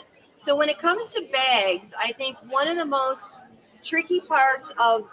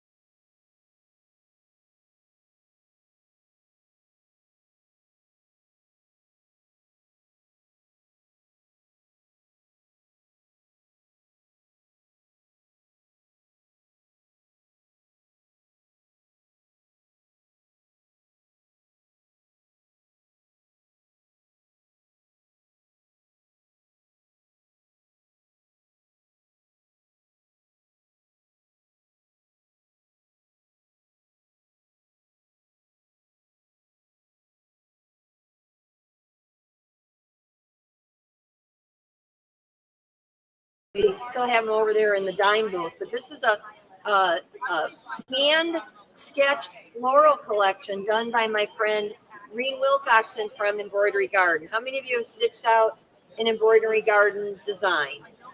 Reen Wilcoxon of Embroidery Garden. She wanted to be here, but unfortunately she wasn't able to. She is known for creating in the hoop designs. This bag was entirely created in the hoop. So when you're done with an in the hoop project, it looks perfect, absolutely perfect. But her designs are ideal for cork fabric or anything where you want just a lightweight design. And they use applique, but they use it with a raw edge technique. So you don't have to take the time to do all of the precise trimming and then the satin stitching that goes over. So are you a good catch? I'll let you take a look at that. All right, so here's another example of a bag in progress, an in the hoop bag in progress. So the beauty of these designs is that you can have all of your placement perfect. So your zippers, everything you're doing is going to be in perfect alignment. But when you do an in the hoop embroidery design, because hopefully I've I've whet your appetite for it a little bit. If you haven't done it yet, now you're going to go, oh, in the hoop. What does that mean? When you do in the hoop, you're placing every piece onto stabilizer. And then it's putting down whatever stitching line it needs to hold that piece in place. There are times when you are putting a little bit of pressure on that hoop. So do I have anybody here that has never done embroidery? Because a few of you came in. Everybody's done some. Okay. Well, when you embroider, one of the key essentials is not disturbing what is in the hoop once it is secured in the hoop mechanism. So meaning if I get my fingers underneath here or I get my fingers on here and I put any pressure, it's now become out of alignment very easily. Okay. So when you're working with an in the hoop project, you have to do a lot of placement and then another place and then you're taping pieces. So you're handling this hoop. Well, leave it to Reen from Embroidery Garden and leave it to Dime to partner together to develop specific wool mats that fit that specific hoop size. So that when you are doing your placement or your pressing or your taping or whatever you're doing in the hoop here, you can do it with a pad specifically made for that hoop. And there's times when you need to do it on the opposite side. So look at how that fits right in there perfectly, because I may be needing to do something from the back side. And again, I do not want to distort anything in that hoop. So it really makes all the difference in the world. It's one of those things that, you know, sometimes we don't know what we need until we need it, right? And then we're like, we're in the desperation mode where we're trying to figure out a way to make it work. Well, I believe there's a tool for every task. And when you know how a tool works and you need to do that task, it will help make your embroidery, sewing, quilting, crafting faster, easier, and more fun. So while we're on the subject of hooping, how many of you have ever had it's a 50-cent word, but we call it alignment issues, meaning your embroidery design has not been perfectly placed where you need it to go? Well, one of my best tips is to use templates, printed templates. And we don't have it here, but you can order it from AllBrands. Dime makes a template paper that's called print and stick. Anybody here used it? Anybody tried print and stick? Good stuff, huh? It's reusable because it stays tacky. So it's kind of like Post-it note paper is what I would call it. So you can use that template over and over again. When you're done with it, you simply store it on a sheet and it will give you, stay tacky for you. So my favorite way of doing placement is to print a life-size template. You can print that from software. And they're actually, if you go to the Designs in Machine Embroidery website, or if you even go to mine, you'll find, if you search for Embroidery Toolshed, it's a free program for all formats of embroidery, and it will allow you to do many things, including printing your own template. So it's called Embroidery Toolshed. Now, if you happen to own or purchase any other Designs in Machine Embroidery software, because they make many different software programs, and you add that on, they all come to live in the Embroidery Toolshed. So everything is right there in one location. How many of you have software and you have to open this program and then open that program, and you do this there and you do that there? And that's not making sewing, embroidery, quilting, and crafting faster, fun, and more easy, is it? No, it's not. So Dime has created the Embroidery Toolshed, kind of like under the idea of a she shed. You know, the she shed. Anybody here have a she shed? Good for you. I think that is like a dream come true. But many of us are fortunate enough to have a room or a corner or a table. Anything works, right? But the whole concept of a she shed is all your sewing stuff all lives in one little house, okay? Well, with the tool shed software from Designs and Machine Embroidery, all of your softwares live in that one tool shed. So you can print templates for free from there. So what I like to use a template with is either some of the built-in bells and whistles that I have in my machine. How many of you have a projector in your machine or a laser? So we could actually, use a template in conjunction with that, because again, this is showing me a life-size picture of the design. But we don't all have necessarily those high-end bells and whistles. So by adding something like this, which is called the PAL, it's the PAL 3. It is a laser beam that is clamped to your table, and when I line that up with the center of my hoop, and by the way, this is the dime non-skid hoop mat. This is, if you buy one thing while you're here, if you're an embroiderer, buy this, because every hoop that you place on here stays stationary. Look at that. I'm trying to move that. This silicone mat will be your best friend. The only thing you need to remember, and it actually tells you on here, it is not a cutting mat. Don't confuse. Hopefully you don't have a blue cutting mat at home like I do, because guess what happened to me? I forgot this wasn't my cutting mat. Sliced it right up. Okay. But I know where to get another one, so I'm okay. But this is great. So I just simply align that with the center. So I've got a 0 here, a 0 here, 0, 0, 0. And now when I place my template right where I need it on my fabric, I just simply align the center marks on the template with the center marks from that beam. And when I'm actually using a sticky hoop, which is another great option. How many of you have used sticky paper in a regular hoop?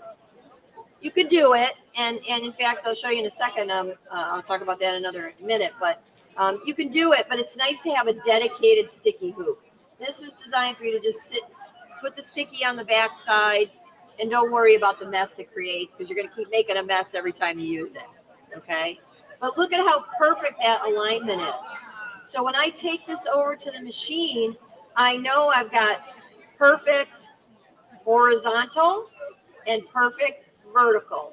If I'm a teeny bit off either way, the main thing is this is giving me perfect horizontal, perfect vertical, and then I can use my jogging keys to tweak that to go wherever I need it to go. So does that make sense?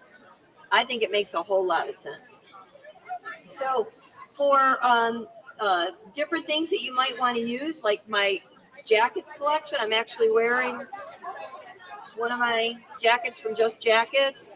This is another one. That's a design collection that I created in collaboration with Designs and Machine Embroidery.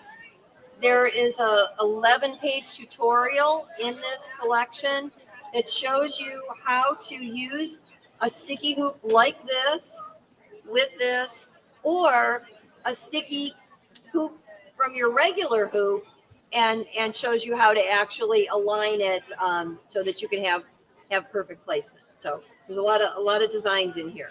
All right, the last but not least I want to show you, there are two quick things. One is the embroiderer's compass. Okay, so I already told you the mat was essential, but I would have to say there's a second essential. If you are an embroiderer, have you ever struggled with which stabilizer, where, when, why, and how?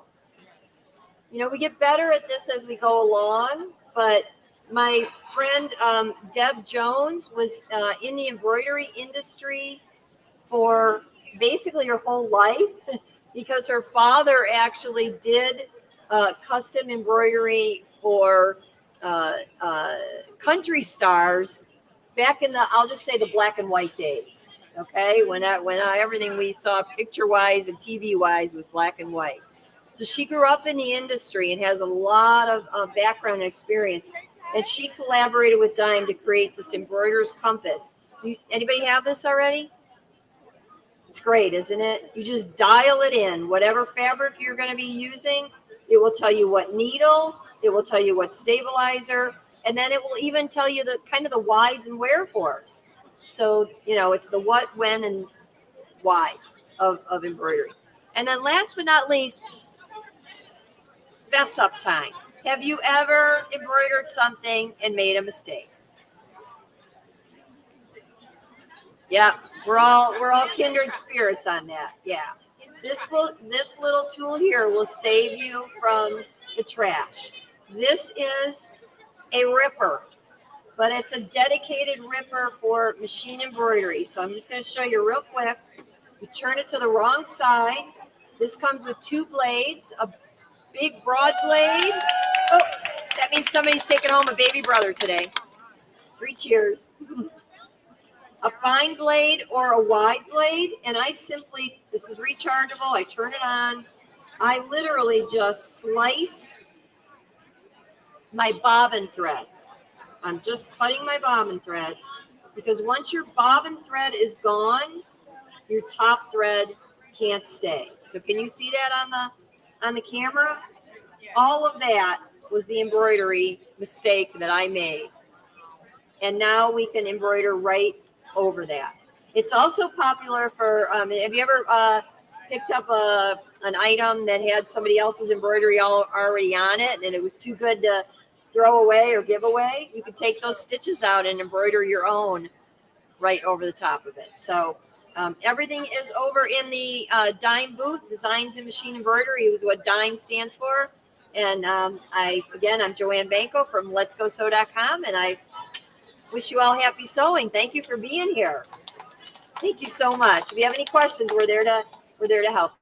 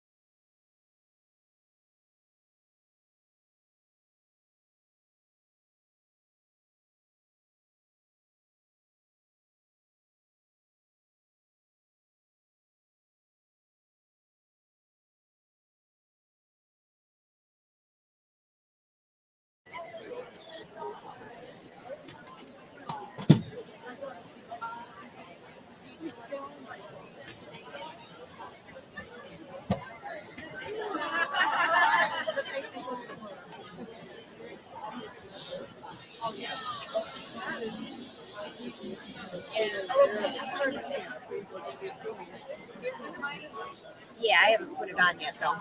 I was just testing to make sure it works before I go.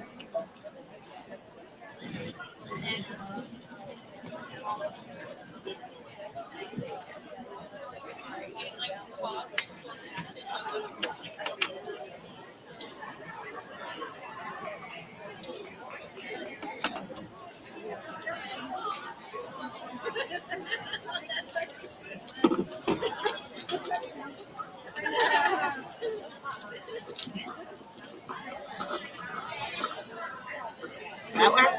Maybe. Did you embroider your sleeves? Oh, but you could have. Those are gorgeous. Oh, that's hilarious. It's like my husband when I'm on live and he'll have it on at home and he's like talking to the TV because he doesn't figure out how to type it in. Sorry, Win. All right, everybody ready to learn? Hi again. Would anybody like to learn about the sewing features on the Luminaire? And it would be, how many do you have the Luminaire 1? Luminaire 2? Luminaire 3? Whoa. All right. So right now, by the way, AllBrands has some great specials. The Luminaire 3 is right here. The Luminaire 2 is there. And I don't know how many they have left. But they have a really good deal. If you get the Luminaire 2, you can have the upgrade, which makes you the Luminaire 3, except for the lipstick. It looks a little different. But other than that, there's a lot of new sewing and embroidery features. So for the schedule, this is going to be sewing. Then we're going to have Barb over here showing edge-to-edge quilting. And then we're going to show embroidery. And then after that, Barbara Jones is going to be up here showing you how to make a beautiful quilt with my design center. So if you have coffee, you can sit here all day. Hi, everybody. So welcome, have a seat, and we'll get started. All right, so for the sewing side, I do have a few things. Do any of you watch, I'm Angela Wolf, and do any of you watch the live shows? I have Tuesdays and Thursdays with Brother. If you want to learn how to do any of the Brother machines, there's a ton of tutorials on there. Your wife went that way a little bit ago, so you should stay here. She'll be back. Well, hi. I think you are our youngest sewer of the day. How old are you? 7. Do you sew? Awesome. What's your name? Cassidy? Now that's a cool name. We love to see the young sewers. So you can follow on YouTube on Brother Sews on Tuesdays and Thursdays, and then I have a show on Wednesdays. So this is one when we did a quilt challenge. This is my first quilting project ever. Don't look closely because the points definitely are not pointed, but it works. Cute skirt. A lot of this can be done on any sewing machine, but when a machine gives you extra features like laser light and grids, I'm going to show you some of that and some of the new stitches on here. All right, before I get rolling, I'll show you a few more things I made on here. So do any of you make jeans or would like to make jeans? So I have a ton of online classes, but one of them is jeans. And if you look at all of these are all decorative stitches built into the machine on the back pockets. And here's another pair. All of these were made on this machine here. And then this one here, I'll pass around so you guys can look at. Just make sure I get it back. This is just a faux leather. And I'll show you on here how to use the laser light. And I literally just drew myself a couple chalk lines. And then I stitched rows and rows of stitching. It looks like a quilted fabric, doesn't it? Here, Russell. I'm so glad you're here. All right. And a couple more I'll get off the floor, and then I can start sewing. So those of you that saw me the last few days might have seen me wearing a couple of these outfits. All of these were sewn on this machine. Here was another one of my quilting projects, the jacket I wore yesterday. And this was all done with the grid to line those up. One chalk line, and then I can use the grid to do all the quilting on there. And this we'll be talking about at 2 o'clock. All right, so let's get sewing. All right, so we'll go to the screen over here.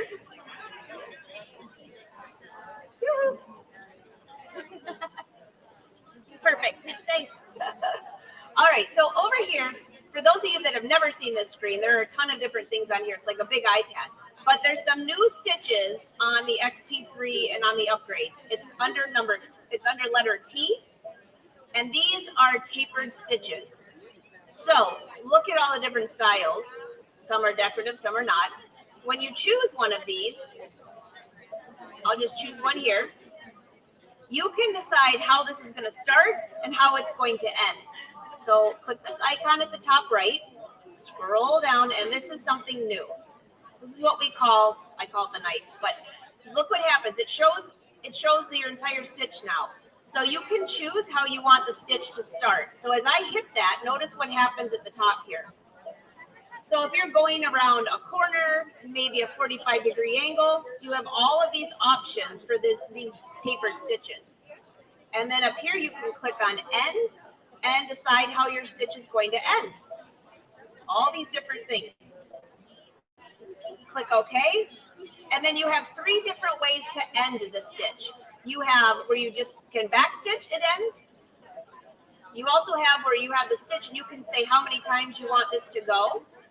So maybe you know exactly how many inches you want your stitch to be. This will tell you here. Or you can use the endpoint sticker. So those of you that have the Luminaire or are wondering, these stickers are stuck on there good. Do you remember the snowman stickers for embroidery? It looks like a snowman. You put it on, it's for taking your embroidery and moving it down. Well, this snowball feature will help end your stitch where you want your stitch to end. So on here, I will go back here, and we're going to use the snowball feature.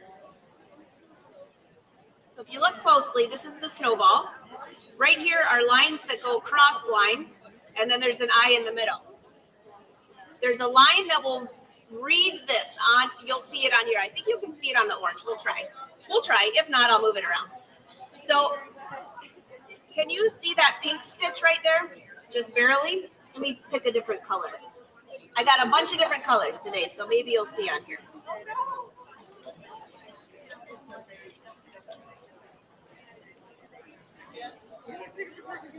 Now you can see that blue line right there? I'll just wait to see if you guys, now you can see it. There we go. All right, so that's the first blue line. And when I hold out this snowball, when I place this, it will know exactly where to end that stitch. Now this doesn't just work with tapered stitches, it works with any of these stitches. So when I start stitching,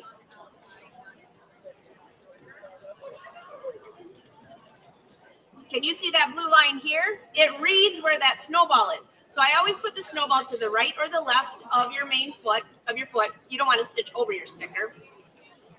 And right now I'm pressing down on the pedal as fast as I can, and it automatically slows down with that tapered stitch, and it will stop right at that snowball.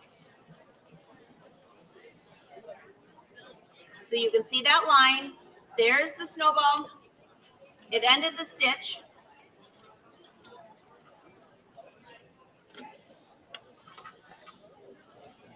You can see that? It ended right here. And actually, when I'm under here with the snowman sticker, you can see those lines moving. See how it's following? So it knows exactly when you're stitching on something. For example, when I do top stitching, I will start stitching, and then when I put that snowball down, it will automatically stop right where I have that. So if you're doing a super long project, once you get to that area you want to stop, put that little snowball down. Now, do not leave these out if you have 4- and 5-year-old nephews, because they end up all over the place. In fact, I ended up with snowballs everywhere, all over my studio. Thankfully, they're reusable. All right, so that's one feature. Go back here, and under sewing, here is the projector. So let's go to decorative stitches, which there are a ton of.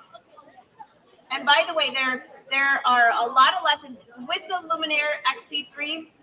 You'll have access to my master class, and there are over 20 chapters with a ton of projects and lessons to teach you how to use the machine. So on here, you'll see it tells you what foot to use when you choose one of these stitches. But even better than that, it comes with this stylus here. You put a little battery in it. If you push the button, you can see the little light. you can change your stitches and see what's happening right here on your machine. And one more thing, if I come over to, oh, you're good. Thanks, Barbara. Right over here, this is the new end foot. And you'll see it has little plastic, I call it braces. So if you're using, depending on your fabric, maybe your foot starts to wobble, maybe your decorative stitch is going from side to side, not anymore. So when you put this foot on,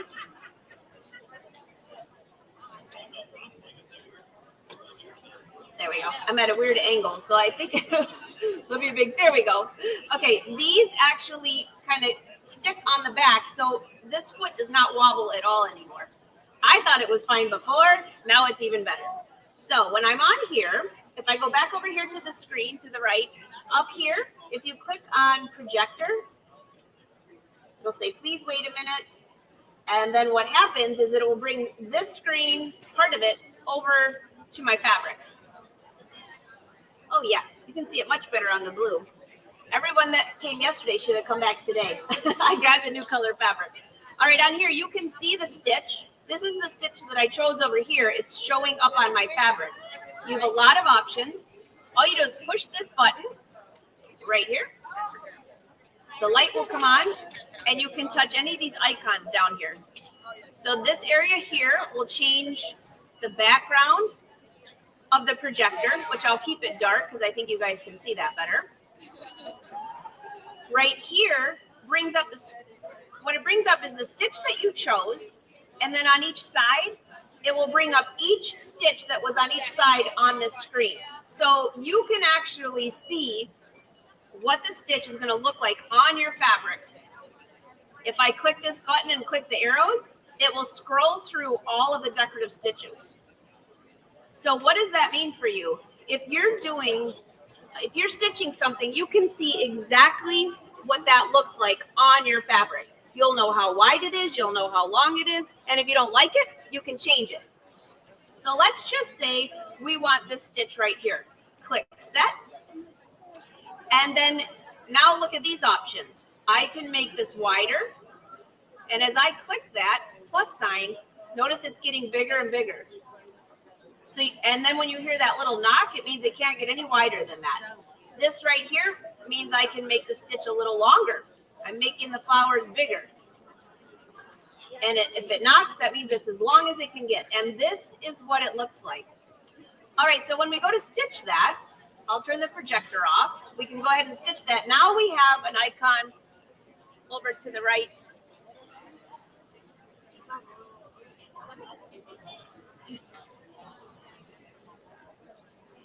Okay, over here, this icon here is the laser light. Now, do any of you have any of the older brother machines, like the Dream Machine or anything like that? Those were fantastic, yeah. So do you remember when the laser light came out? And they were like, I've been with Brother as a brand ambassador for about 10 years.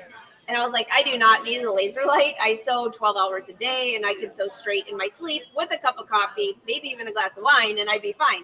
But they said, just try it and let us know, give us some feedback. So I tried it. And then once you try it, I realized, because I ran custom apparel business for a long time. I would sew like this because I'm looking at the needle. When I started using the laser light, all of a sudden you sit back and then grab that glass of wine. No, I'm kidding. I'm kidding. Don't drink while you sew. Coffee only. All right. So on here is the laser light. So if I go back to the screen up here, do you see all these options? Yeah, perfect. Thanks, Barbara. Here's the different options. They've expanded that laser light. So you have a medium length, a small length, a wider one, and then you can make them different colors so you can see it on your fabric. Okay, you can also change the position of where your line is. So you can move it, you can make it longer, further out, further to the right. And now you'll see a subline. On here, this is kind of cool. So this is how I did the pink jacket. I used the grid. You'll probably see the green the best. And then what I did is I made it a lot bigger. So I'll show you it here, and then I'll show you it on the fabric since you can't see the whole thing. So I'll bring that back down. And now we'll go to the fabric. So on the fabric, if you look at this jacket that I wore yesterday, see how wide that quilting is? I feel pretty good about myself because I started quilting. How'd I do, Barb? It's really straight. You want to know why? Because I use the laser light. So on here, we'll go back to the fabric. On here, you'll see this grid. This is the grid. This is just the line that I showed you. And there's the grid, and you can make the grid bigger. So you have a 3x5 area here that's the projector. And when I get to the embroidery at 2 o'clock, you'll see really what the projector does. But here's this. So what I did is when I was stitching, I would bring one of the stitch lines over, way over however far I wanted. So I only had one chalk line to start with. Then you start sewing. Oh, I'll just go to straight stitch. Sorry, guys. You'll be here all day if I do decorative stitches.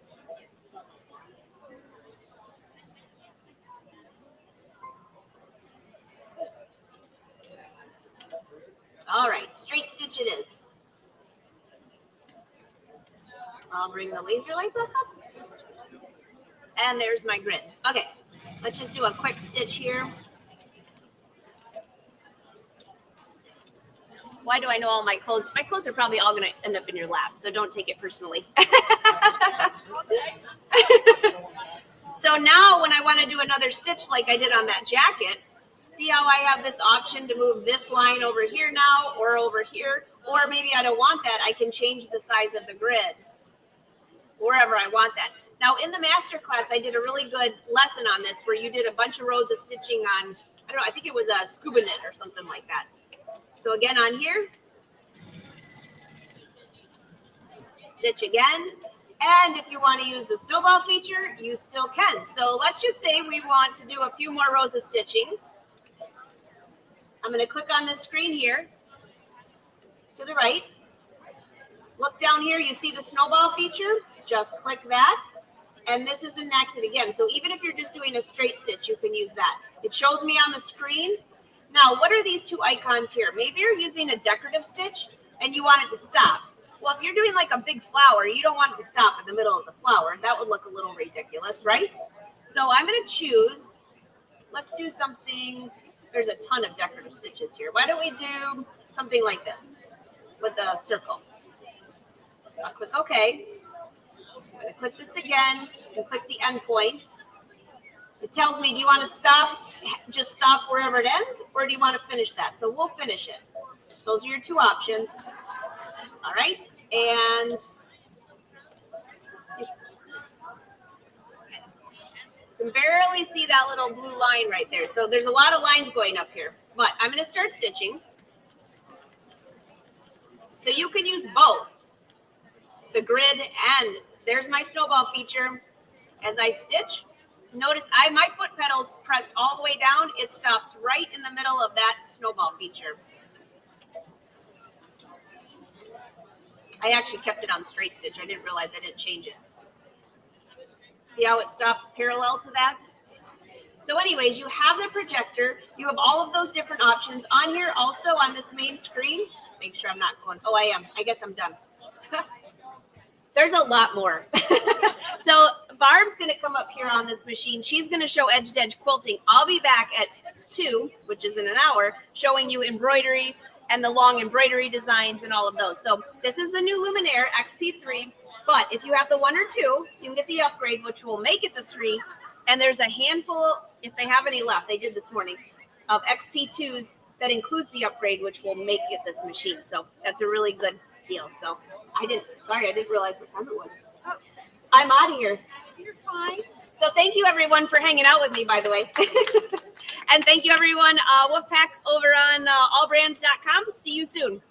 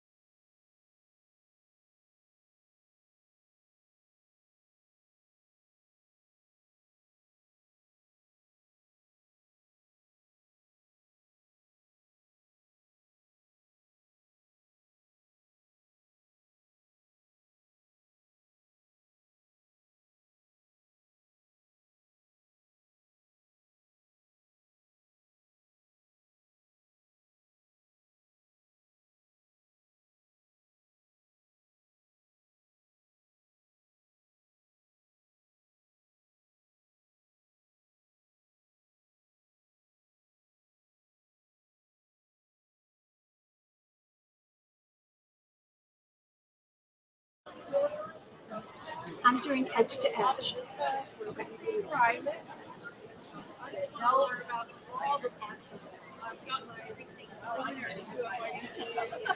I'm waiting for mine too.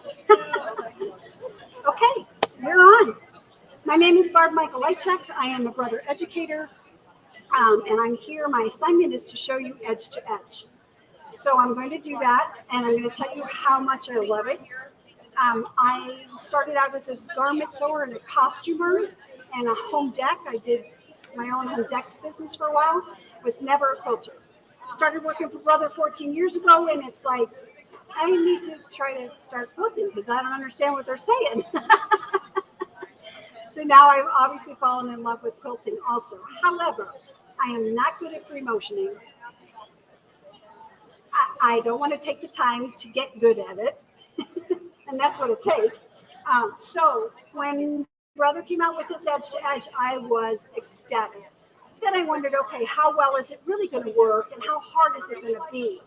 So what I'm going to show you is it's super simple and it's great. So I'm going to start with first sample. Being a garment sewer, I took 3 yards of fabric, 3 different colors, and I did edge to edge on just the fabric. Okay? And then I cut out my pattern pieces and made a vest. But it has the extra added thing. It's just cotton. I mean, it's cherry wood cotton is good stuff, but I got to make it look like something special simply by doing edge to edge. Okay? Then here's another sample.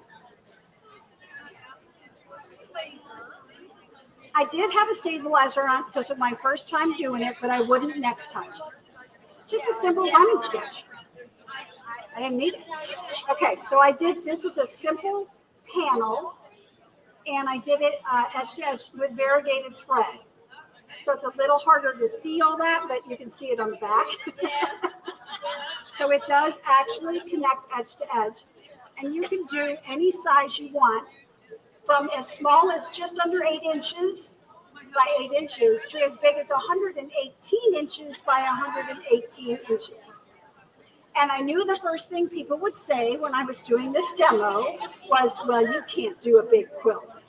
And so I did that. And yes, you can. That was only 70 by 70, but still, that's big, right? So what you do is you tell it, oh yeah, they're too loud over there, right? Okay. So this is perfect. I'm gonna move the mic. Ready to go. You got your questions answered? I don't think they got thread. Oh, we're out. Okay. All right. So you tell the machine how big the pieces you want to quilt. Okay. So it could be a placemat, could be a table runner, could be a wall hanging, could be any size up to 118 by 118. So first we're on the screen. Can we get the camera on the screen? Okay, and we're in embroidery. You're all good there? Under Q for quilting, okay, is a new category once you get your upgrade 3 loaded. And it's this one, 04, right here. Under that, it is 10 patterns that you can use to edge quilt. One of the first questions is, well, how do I size it? You don't. The machine does, according to your dimensions. Okay, done there? Okay, so I'm going to pick a pattern. I'll just do the same snowflakes I did here and set it. Now, I get this page, and I tell it how wide is my project and how long is my project. I'm going to try to do one that I can start and finish all in one, so it's pretty small. That's okay. So I'm going to tell it it's 9 inches wide. So right up there is blue. That's what I'm putting in the dimension here. And I say set, and it pops up there. Now this is blue, and it's 10 inches long. Whoops, not 17, clear. 10 inches long, set, and that pops in there. Now you tell it what size hoop you're going to use, because that's how it does all the math, according to your hoop choice. I'm going to use the new 10 by 10 magnetic. So I just did that. Now the 4th number on here, there was 1, 2, 3, 4 is flip option. So I press select, and it gives me 4 different options of how the pattern is going to connect to itself. So this is the first connection. It looks like it's right there. Now look how it flipped. Now the connection goes like that. Let me go back. You see that change? Okay. Now here's the third connection. They're all different looks, and you get to choose which look you like best. And then I'm going to choose the fourth one, and that's what I used up here, just because for some reason that drew me to it. So I say, okay, and then it brings up this page so you can double check your dimensions. Because if you're doing a king size quilt that you've spent a year trying to put together, you want it to be right. So make sure you are aware of your width versus your length, because if you put those dimensions in, but you turn the quilt the other way, it will not work. It won't go to your borders. Okay? So everything is right here, and it tells me I'm going to have 3 pieces across and 2 pieces down. And that's not what I want. So I'm going to go back and change a dimension. I'm trying to do 2 and 2 so I can actually do the whole thing at one time. All right, so we're going to say it's 9 inches wide and 9 inches long, the 10 by 10, and still 3 pieces. I had this all worked out. Why is it when I come up here it changes? Set. 8 wide. That should only be 1 piece. Okay, see, I don't want that. All right, we're going to do 3 pieces across. 10 by 10. I'll still try to get it through to you. Okay, so I've got 3 across and 2 down to do this. When you start doing this, and I said, okay, it's going into the machine memory for you.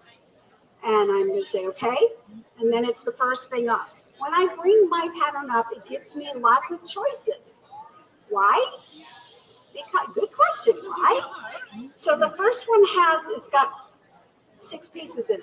That's what I want, because I want it to do the connecting. All the other pieces in there are so you can do it one at a time by yourself. Why?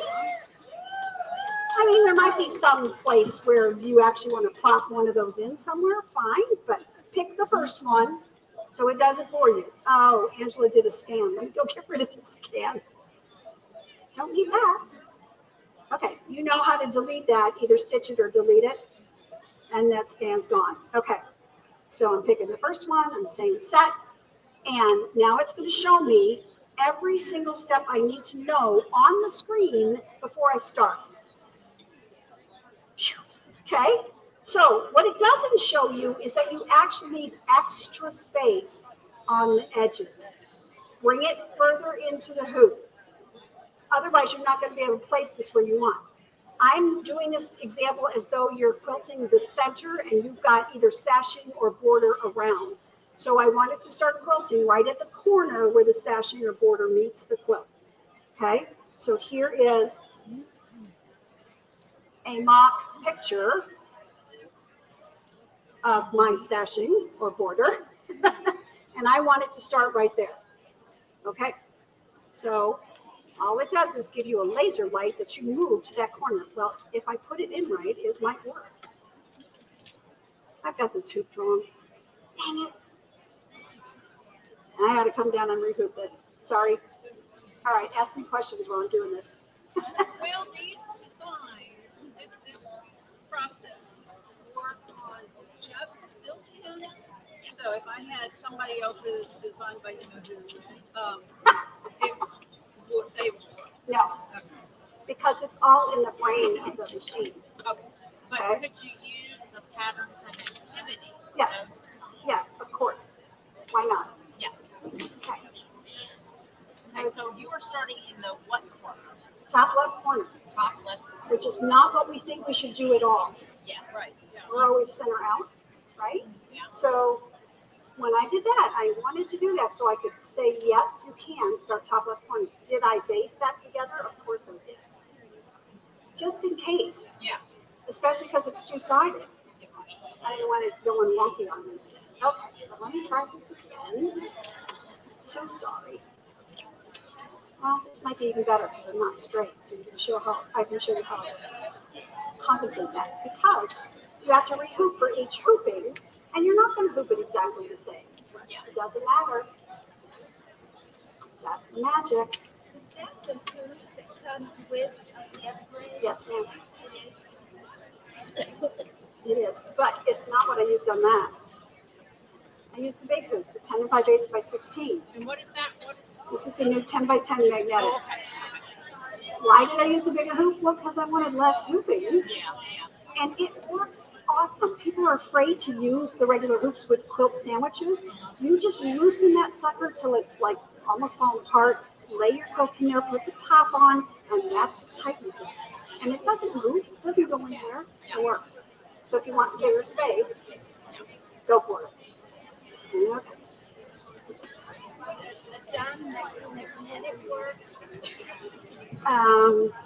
Yes, but I don't use them for a reason. No, I have them, but I found my quilts shift in them. I don't want them. Okay, we're ready to go. So it says how to hoop it. I finally did it right. And say okay. And see, this is the instructions here tell you, whoop, she's coming back on the screen for a second. The instructions tell you I'm going to move the pattern to that corner. Okay, got it.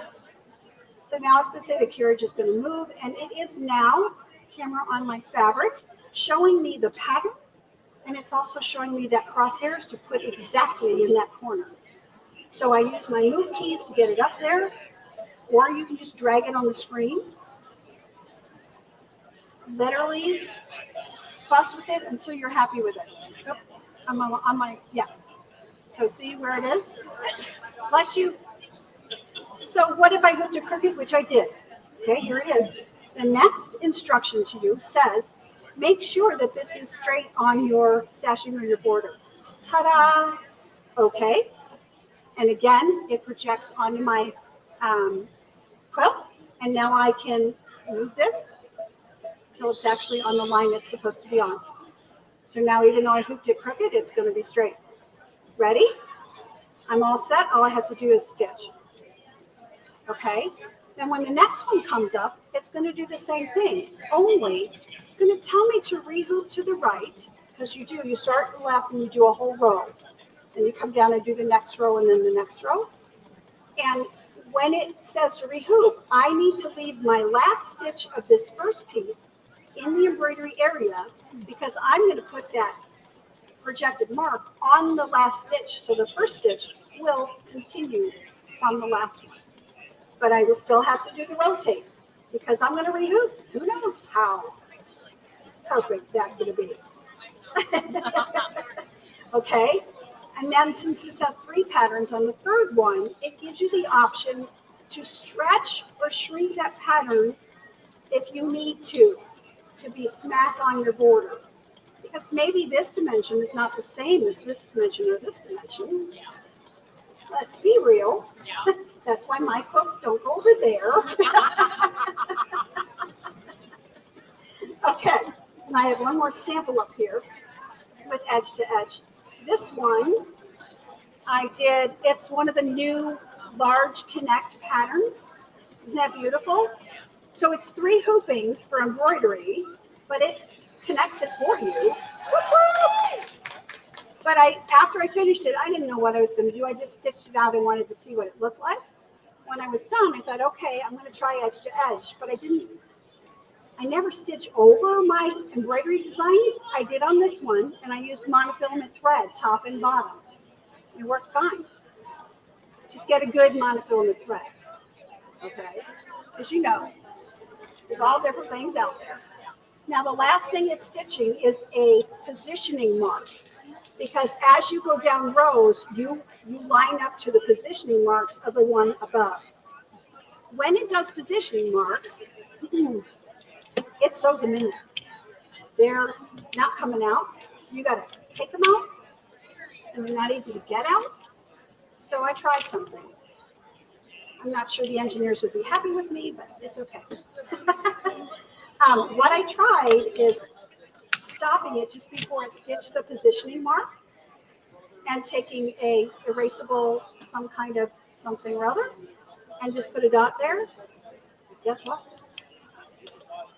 I didn't have to take them out. That's good. We're all for the shortcuts, aren't we? Yeah. Yeah.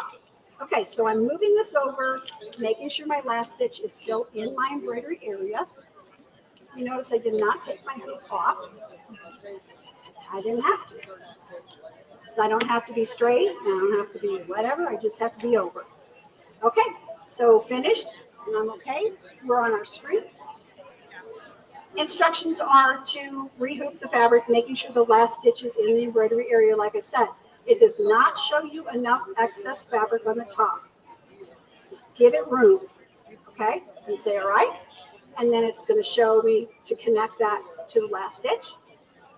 Back on the fabric. And there's my mark, and I need to get it up there. Okay. Like I said, you can touch and drag too.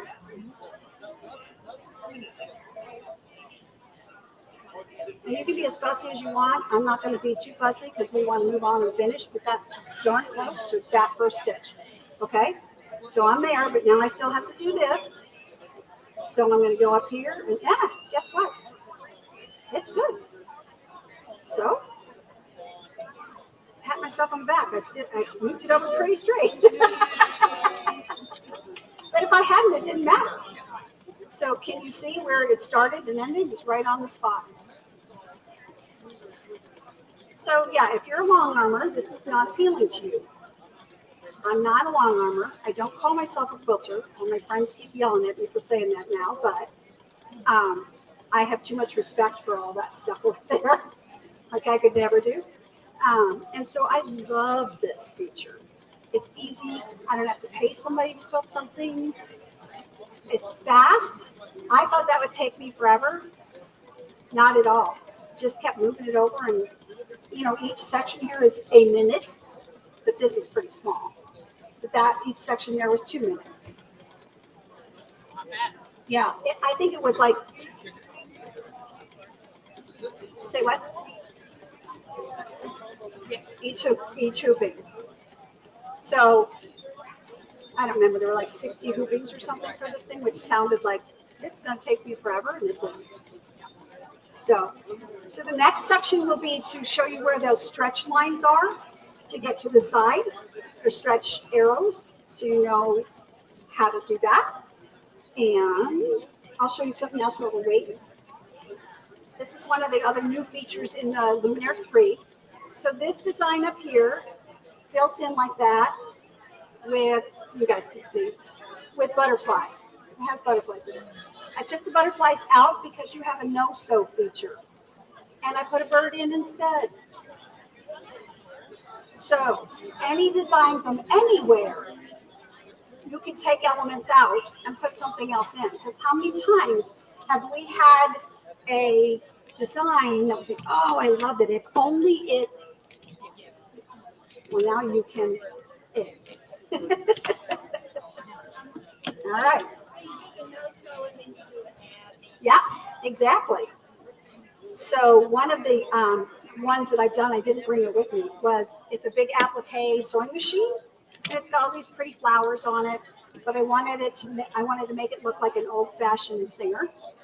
So I just took all the flowers off. I brought a scrolly pattern in that was in there, put it in there, made the machine black, did the scrolly in gold. Totally different look. Totally different look. I'm missing some. There we are. 5 minutes. Okay.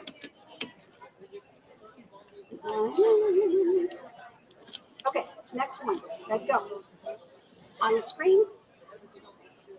So rehoop, again, same like the last one, only this time I can show you the stretch lines.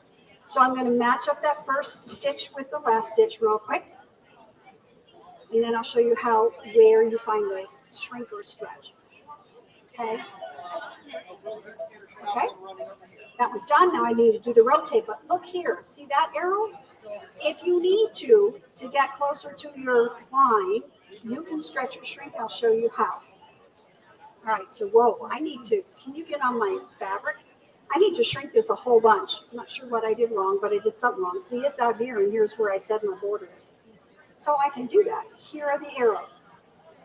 So you can either stretch it further out if you need to. You need to see your keys. Screen, please. Duh. Thank you. These are the arrows. Okay. Stretch out, shrink in, and then when we do the bottom row, it's the same thing. You can either shrink it up or stretch it down, so you can get it smack on where you want it. Okay? Now, if you're going to do a quilt edge to edge, including your borders and your sashing, then you need some kind of excess fabric to hoop and leave that space. That's the only frustrating part is if you don't leave enough fabric for it to do its thing, you have to rehoop before you stitch anything because you can't get it where you want it to go. Okay? I'm not going to worry about shrinking this guy. We're just going to stitch it. So I can maybe get to the next one and you can see that. But that's how hard it is. Yes. Can we use like the washable tape to take down the edge instead of adding like the leader, extra? I mean, if you tried down. I haven't tried it.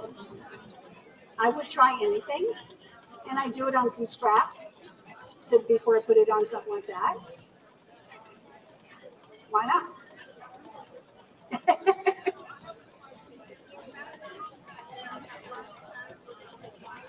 It would shrink the pattern. So I don't know what I did wrong. I might have put this in wrong after I removed. Because I remember I told you it's not going to work if you I bet that's what I did. Because I haven't had that problem like that much. That much. And you don't see the difference. Because if I could see it, it would bug me. So I'm guessing when I did it. Right, exactly. So the bottom's probably not going to fit. So that's okay. I mean, this is just a simple sample. What other questions do you have? For those of you online, you might not have heard if we had to shrink the pattern like an inch, it would shrink the pattern itself. And you would see that on your screen. That's what's nice. You can see it before you're stitching. Well, and is there any cut feature that you could cut the pattern? That'll be next year. Engineering, tell them. I mean, right? Because on a long arm, that's what you do. It would just cut the pattern. I mean, you would just. I get it. No, not on this. This is in the brain here. It's that you told me you're this big. Yeah, right. Your fault. Yeah. Exactly. Yeah. You messed up, not No, me. not me. But it could easily be. Is my point, because you could just say cut the pattern, put a cursor, and say cut it here. So this time it says, and like I said, all the samples I've done, I've not had anything like That's that. because we're here. Well, it's because I'm live. Or can I blame it on you? Yeah, sure, go ahead. Okay, this time it said to line it up. If you can go back to the screen, please. Back on the screen, there we go. The first row is finished, so line up, rehoop, and make sure the two positioning marks are in the embroidery area, okay? And I guess I haven't shown you that you can see your pattern on your quilt besides the marks. Why do I keep dropping everything? Your fault. Yeah, it's your fault. It's okay. I know, because she only gave me a few minutes. Okay, so now I'm going to go, first one goes to the first positioning mark. And that's on the back to my fabric. There's my positioning mark. There's my thingy. Move it over. Move it out.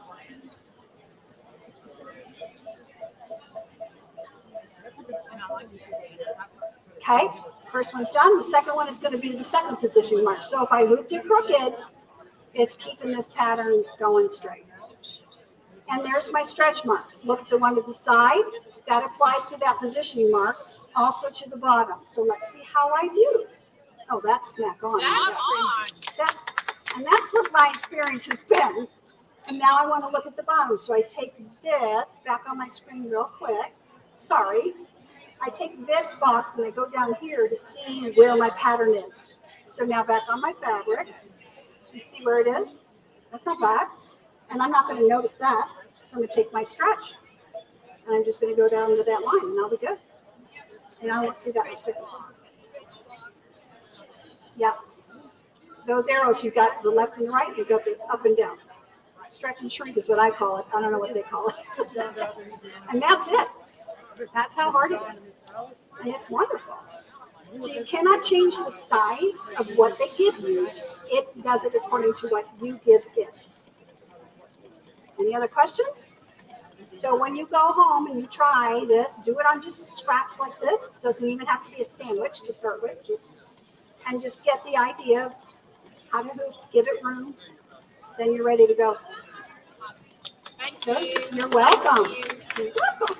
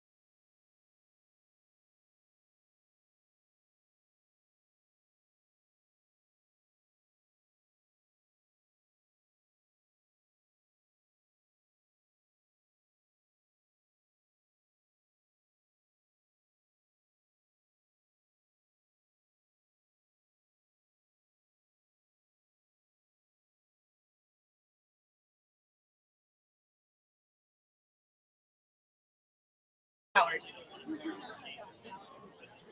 Hi, ladies. Well, hi again.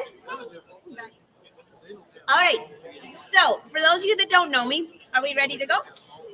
All right. For those of you that don't know me, I'm Angela Wolf, host of It's So Easy, and I have live shows every Tuesday and Thursday featuring all the Brother products. So you can go to Brother's YouTube page for that.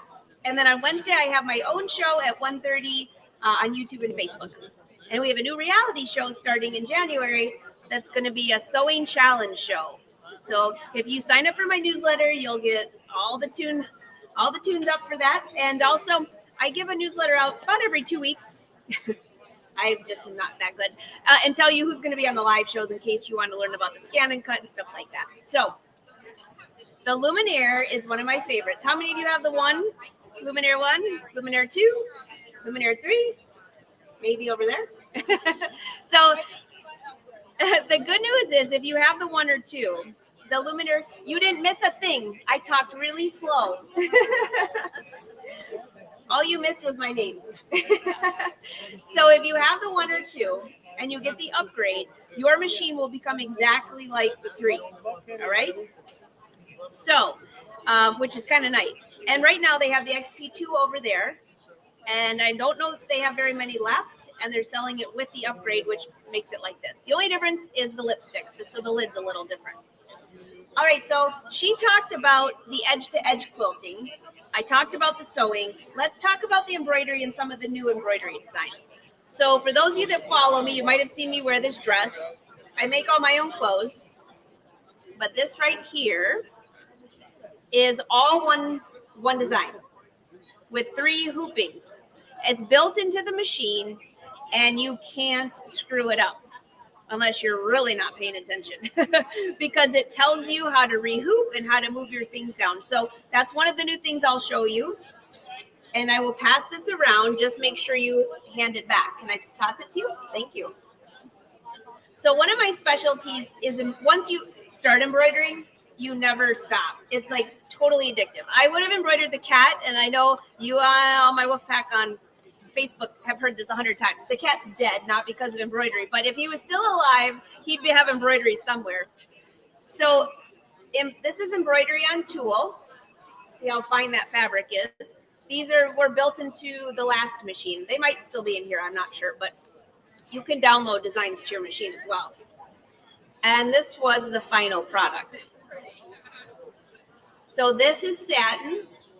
So, and then I embroidered all the lace and molded the lace to the garment. All done on the machines here.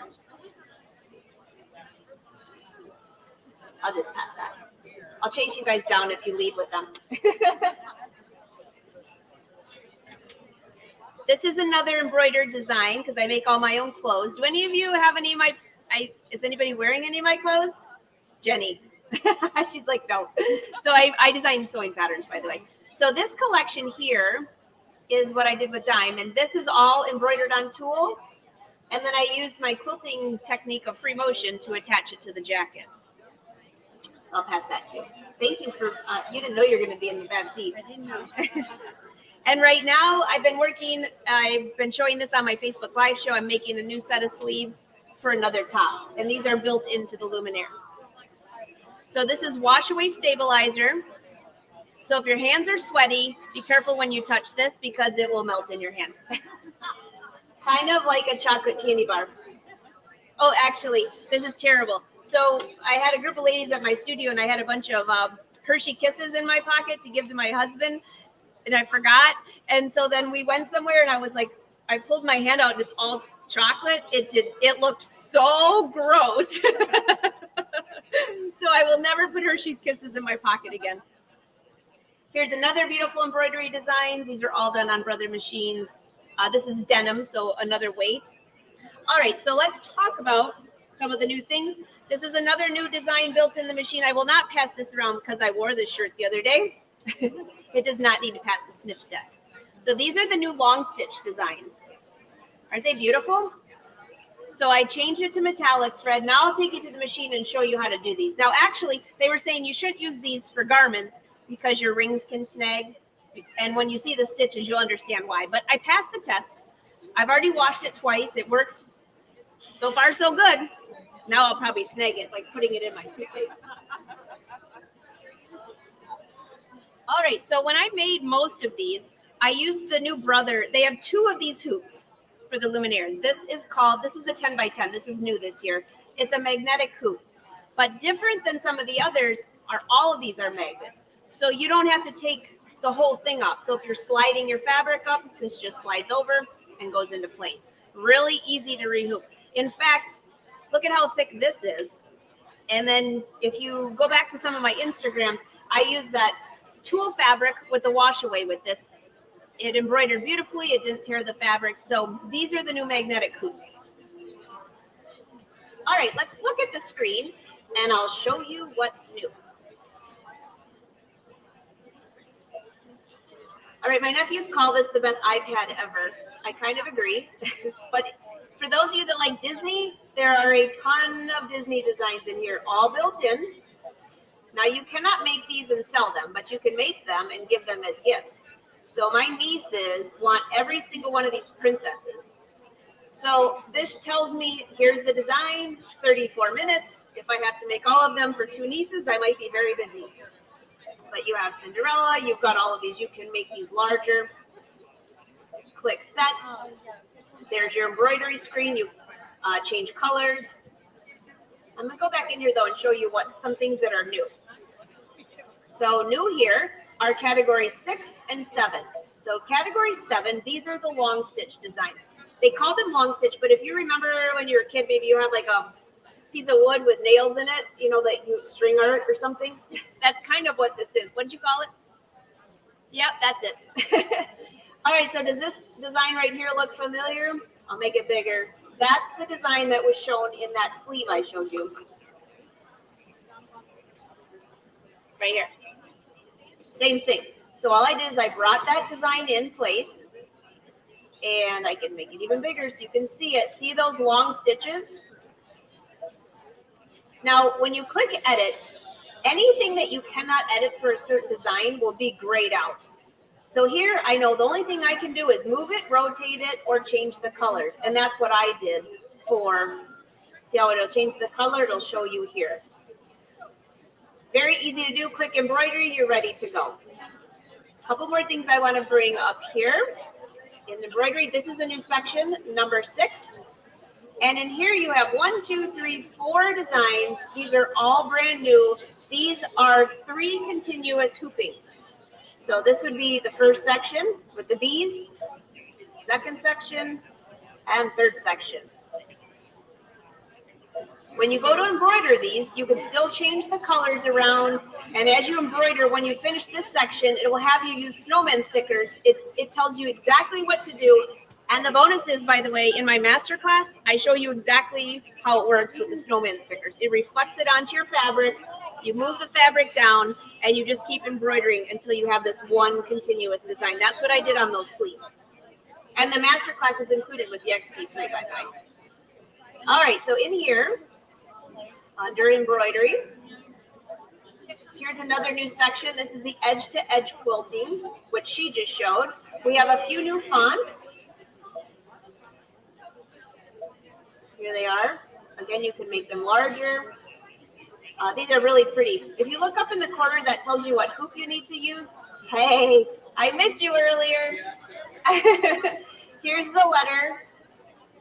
Put words in here. Click return. Now, there's a lot more. You've got quilting, or not quilting, couching. Oh gosh, they have a squirrel. For those of you that know me, know I have a Maxine that sits out my door during the live shows and eats nuts. I think the squirrel's more famous than I am. But she's doing couching over here if you want to see that in a little bit. Now, the new thing we have is couch letters, which is really cool. That's also in the masterclass to teach you how to do all this stuff. But let's take a look at the projector. In the embroidery side, I'm going to just choose a fun design here to show you a few other fun things here. All right, let's take that. A bunch of crepes. So under the edit screen, it shows you everything you can do with this design. This is a new thing right here. It's called the no-sew feature. When you click that no-sew feature, it brings up all the colors in your design. So if you have ever embroidered a design where you're like, you know what, I think I'm going to take that color out and that color out, and you're kind of guessing, and then you embroider it, you're like, uh-oh, I should have added that color back in. Well, now we have the no-sew feature, so I could maybe want to take out this color. It shows me here what I'm taking out, and if I click this button, it takes it out and shows me what it looks like here. I'll take out a few more things. That disappeared. Oh, I just lost a whole bunch right there. See what I mean? As I'm clicking no sew, it's taking it out of the design or adding it back in. So just by touching back and forth. That's kind of a really cool feature. So I'll just leave it kind of like that. You can turn it into an applique. You can turn it into an outline to bring into my design center. A lot of different options. So when I click on embroidery, I'm going to slide this in there.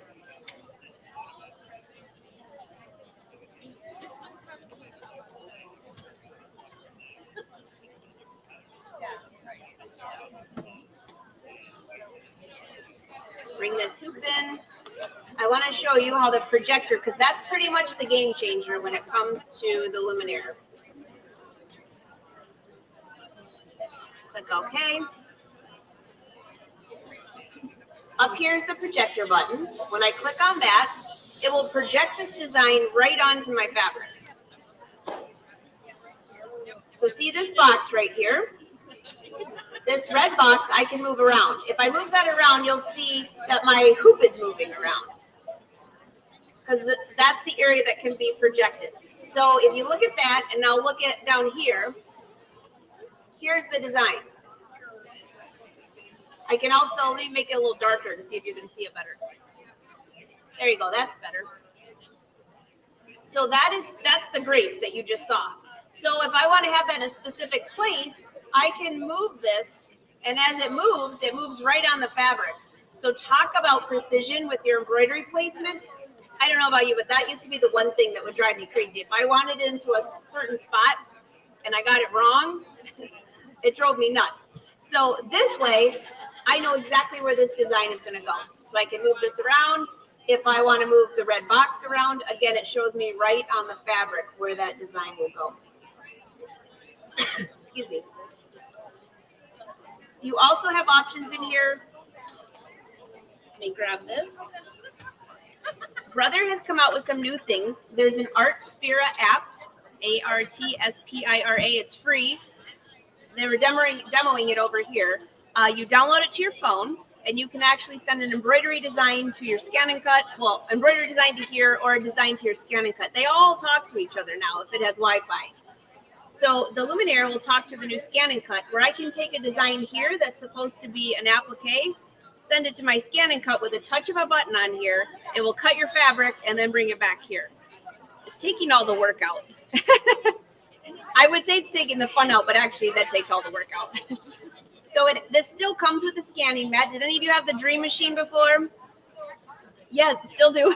I know. I think that was the machine that a lot of people were never going to trade in, because that machine was fantastic. So I have taken little sketches from my nephew's coloring, with all those coloring book designs, signatures, scan it into the machine, and it brings it up here, and you click a couple buttons and it turns it into embroidery. So the options are absolutely endless. And that's even without using software. Add software to the game and you've got a whole nother thing. But let's go into my design center before they kick me out of here. And by the way, the demo, the XP2 is there and the XP3 is here. So if you want to have hands-on, feel free to go play. So here's my design center. And in here, this is one of my favorite things. This button here, you can scan in an image, you can scan in a line drawing or an illustration. That will turn it into embroidery. You can add fills, things like that. You also have other options here. Here's a pencil. You can draw on the screen, turn it into embroidery. I'm going to add a few shapes here. I'm just going to make a mess of this screen. We're just going to add a few fun shapes. Now, when I'm adding these shapes, by the way, if you look in here, you can have an outline. You can have just the satin stitches or an outline with the satin stitches. A lot of different things here. Here's a few different fun ones. I do a lot with these flowers. I'm just building all these on top of each other. You would never do this, but I'm just showing you all the different things here. Here are little outlines. And go in here. We don't have anything saved in here. So if you have saved outlines, that's where that would come up. Now here's the fills. This was the game changer for me. Under here, click in here, you can add stippling or satin stitches to an area. So let's just make it red. This is satin stitches. It added it inside of one of those enclosed areas. If you want more, just keep touching. If you don't like it, click undo. What about stippling? There's the stippling button. Click a few buttons and you added stippling. Pretty cool, right? That's the only stippling I know how to do. All right, take that out. And then in here, click select and look at all of these different fills. There's even one with fish, which is one of my favorites again, green. So anything that's enclosed, I can add those areas to. So you can build your own design. And actually, when Barbara Jones comes up here, she'll show you how to draw in here and add fills to certain areas of your quilt. Where's that quilt? Do you have it on the machine? Because I know all of you quilters have seen these are like famous. And she has it. She's been on the live show at least 2 or 3 times showing this. Isn't that beautiful? All done in my design center. So stay tuned for that episode. All right, and also in here, you have where you can have a custom. So if you're doing something in software, you can bring that custom fill in here. Pretty much, possibilities are endless. And when I think they can't add anything else, they do. All right, in here, look at all these different stitches. Outlines for your stitches. All of these are new. Some are new, some are old. You can erase if you need to erase. It's kind of like having a tablet and just playing around. When you're all finished, all you do is click a button and it will turn it into embroidery. Now that's a hot mess. I don't really think I'd want that as embroidery, but yep. Well, actually it looks like one of my niece's sketches, so we'll just leave it at that. Sorry, Sienna. All right, so in here, you still have the option before it goes to embroidery. As you click through, you can change things to different colors, different fills, and it will just do a little memory thing and change whatever you just did and turn it into embroidery. A lot of different things. Again, you can send it to memory, but this is probably one of the most important things on the Luminaire, regardless of what you're doing, sewing, embroidery, whatever. See this little icon up here? That is everything on here that you can see like a little lesson. There's a video in here, and this was actually pretty helpful because I haven't done the couching with embroidery in a while and I forgot how to do it. So I went under here under embroidery 1 and looked at what videos do I have. Oh, couching. I clicked on the couching and it played the video to show me exactly how to do it. So you have videos built into the machine, so there's no excuses to say I forgot how to use that. Or you can go to my master class. But this is faster. All right. How am I doing? Oh, I'm not getting kicked out yet. Oh, great. Okay, so in here, let's go back and show you a few more things in here. Another new section of designs, besides all of these here, is 5 minutes? Oh, I am getting kicked out. So under here are the appliques. This is really fun. So here's just one. See that sewing machine here? Click set, and in here there's different areas here that are appliques. When I go under edit, I still have a lot of options to edit and do other things like that. But in here, I could click on embroidery, and I don't think this is connected. It's not. Because it's not connected, but there are video tutorials. I can send these items to the ScanNCut and have them cut. So there are a ton of new applique designs in here, and then of course the long stitch. So any other questions for me before I get booted? No? Did you embroider your top? Oh, but you could have. So again, the XP2 is over here. The XP3 is here. If you have the XP1 or 2, you can get the upgrade, which will make it this, except it's a different lipstick. And there are really good deals here. When I walked around and saw them, this is the best time to get one of these. And AllBrands always has great deals. All right, so thank you all for being here. And if you want to see any more about embroidery, I do it pretty much every live show on Tuesday and Thursday. We're always featuring good machines like the Luminaire, the Stellaire, the new air thread serger, a lot of fun things like that. So if you ever get stuck, you can always email me too. And I will see you, Marjorie, in class soon. So, oh, by the way, if you had a machine where you didn't have the master class, you can now buy it individually. It's good for 1 year. There's over 22 chapters filled with lessons teaching you how to use this machine, and it walks you step by step with videos. So you can just see them at the counter. So next up, oh, go ahead.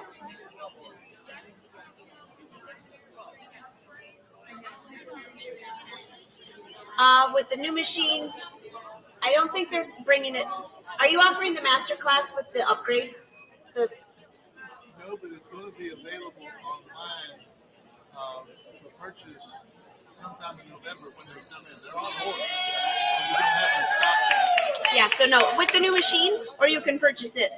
But they're giving a actually she bought one already, so you can buy it now, but then you'll get a coupon in the mail of how to enter the class. Marjorie right next to you got it. She will tell you all about it. And also for those of you that asked about the air thread serger, the airflow serger, which is new, we also have a master class that I put together with 2 of the educators with 14 lessons and 14 projects that teach you every stitch on that serger. By the way, on this XP3, you can get the air, it comes with the serger. When I heard that, I was like, I could just imagine going home, hey, honey, I bought a serger for X amount of dollars, and it came with a Luminaire. Just kidding. All right, everyone, thank you for being here. Next up is Heather, and it's so nice to see you. I will be over here if you have any questions or want photos or anything. It's so nice to see you, and keep watching online, and it's a pleasure to see you all. Yeah.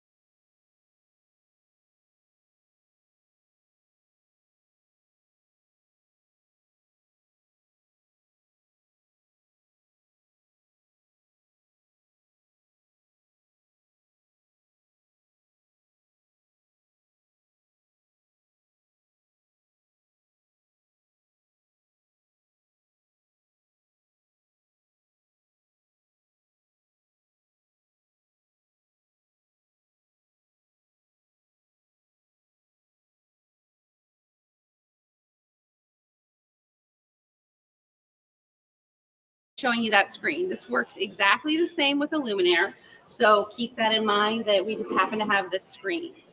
Now, the first thing I'm going to do, because we are in a convention center and we had to unplug the machines, but it's not a bad thing because we're going to kind of show you how this works on your machine. The very first thing you're going to need is wireless hooked up on both machines. And that's not a big thing because it's very fast and easy. And like I said, because I'm in a convention center, I get kicked off all the time. And at your house, you don't get kicked off all the time. But apparently my understanding is as people are walking by, they have a stronger signal than me and they kick me off. So I'm going to set up a hotspot so that I can do this. And here we are. And I'm going to look for my hotspot right here. So if you have your luminaire or your stellaire, you'll have a screen that looks like this. And in the top left corner is the wireless icon. So if you haven't hooked it up before it's up in here, if I press that, I want to turn my wireless on. Once I've done that, I will press the setup wizard, and then it will give me a list of all the Wi-Fi that's local. Shoot, I should be seeing mine, so let me try that one more time. Now, I'm not seeing mine, so I'm going to press refresh. You just saw that there were 15 different Wi-Fi networks because everyone else is walking around with one. And here's the one that says Heather's iPhone. Sorry, let me move this up. So that's what we're looking for. It's your house. You're looking for yours. You're going to press that. It says this is a saved access point. So once you set this up one time at your house, you will more than likely never have to do this again. But if it comes off, you'll go to the saved access point. So we'll press OK. It says connecting to wireless LAN. Excellent. I'm going to give it 1 second and we'll do it on the ScanNCut. So it says, yay, connected to wireless LAN. I'll press OK. Then I'm just going to go back to the home screen and we're ready to go. So now I'm going to go to the ScanNCut. And there we are. Okay, we got this down, baby. All right. This took us a while, but we got this down. So this is the main screen of your ScanNCut. If you don't have the 325 or 330, if these two ScanNCuts that are new are sort of new to you, then what's new is when you push this button to the left, you'll see something that says My Connection. Now, just a heads up, because it's like a troubleshooting thing. If you go to your machines and you don't see the buttons I'm showing you, like you don't see this My Connection button, it's because your machine isn't updated. And when they get made in the factory, we don't know when they got made, and they might have gotten made before this update. So if you don't see My Connection, it just means you need the latest update. So don't panic, you're good. So I'm going to go ahead and push the wireless again. Works just like this one. I'll do the setup wizard. I will look for my Wi-Fi network, press OK, and then we're on. So it should be that simple for you guys too. There's nothing special about my machines. Awesome. All right, let's talk My Connection. So I might be missing. Oh, yes, thank you. Now, I can't keep showing this lately because Barbara Jones made this, and it's just such a good job to show you what this does. So this right here is made out of vinyl, and that's all. I think I'm going to take a guess here. It's a placemat because that's kind of what it feels like. So she pulled this design up in her ScanNCut, and she cut it out so we could show you that, for instance, this is what we're dealing with. Then, through the magic of My Connection, when she sent that design over to the stellaire, we can do a couple things. We can turn a ScanNCut shape into red work, for one thing. So this went over to the ScanNCut or the luminaire, turn it into red work. We can also turn it into applique. So if you are looking for ways to make applique, this is another really great way to do that. So you can see here that what we had first was we just had a shape that had nothing to do with being digitized. And through My Connection, we now have digitized designs. So let's look at that more closely. All right, move that out of the way. Let's go ahead and go to, I want to show today a little bit about the opposite direction. Let's go to the ScanNCut. Perfect. It's like she hears me. I know she does. All right, let's go to the home screen. So this was a ScanNCut shape that we brought into the still air. Let's go ahead and choose something that I have here. Here's an example of a towel. And you can, I think you can probably see from there, it says happy birthday. The happy birthday is stitched. The green behind it is an applique. And so I created the applique by sending this over to the luminaire, or to the still air luminaire. And I'm just going to toss it. And if you want to look at it close up, please feel free. So we're here at the ScanNCut. I'm going to choose, in this case, I chose one of the words. So I'm going to come here. Oh, sorry. We got to come in this from my connection. So I'm at the home screen and I'll go to the left, press my connection. And you have two options. Send this to your embroidery machine or receive something from your embroidery machine. That's it. So they keep it really simple. In this case, with that happy birthday, it was loaded in this machine. So I'm sending. So I'm going to press send. You have to choose something from the ScanNCut. At this time, you can't bring in an outside pattern, just to let you know. So there's 1,300 designs in here, and it works for any of them. Just a heads up, it doesn't work on Disney. So there's that, you know, that they don't let you do. So I'm going to go into the pattern. In this case, I will use this category. And let's just find something. It could be any of these. I'm going to go down to happy birthday. Really doesn't have to be that, but since I used it, happy birthday. Okay, so this is not an embroidery file. It is just a cut file, but I am going to send it into here and turn it into an embroidery file. So I'll press set, and now it's on my mat. But if you have seen a ScanNCut mat before, then you may be thinking this one looks odd. So right here on the side, notice there's black. And down here at the bottom, there's black. Why? You know, why is it like that? It's because the machine understands that you're going to turn this into embroidery, and it's giving you the hoop size. So this is this is actually the 9.5 by 14. I can send it over whatever size I want. So I could say, okay, that's great. I want to send it over as a 6-inch by 6-inch design, or as long as it fits in the hoop, we can send it over. So I'm going to press OK. And then I'm going to just get out of my editing, which is all I'm doing here. Now, this is the other thing that's different, thank you, from the other ones you've seen on a ScanNCut, and see it says transfer. Normally, the only thing it says is, you know, start, so you could start cutting or drawing. Transfer. So I'm going to go ahead and press that, and we're all going to cross our fingers that we stayed on the wireless network and we didn't get kicked off. Yay. Okay, we're perfect. So it says there is data in the temporary pocket. Is it okay to update? So what I want you to know about this, especially for people who are kind of the techie people, that you might want to know how this works. This design is going to go up in the air. So literally, I know no more than to be able to describe that. It's going to hit a server, and then it's going to pop into here. The way Brother made this work, only one design at a time can be stored in that server. So when I send this over, a little while ago, I've been demonstrating this all day. I've stored stuff in there already. So it's just giving me a heads up. I'm bumping out whatever I stored earlier, putting in something new.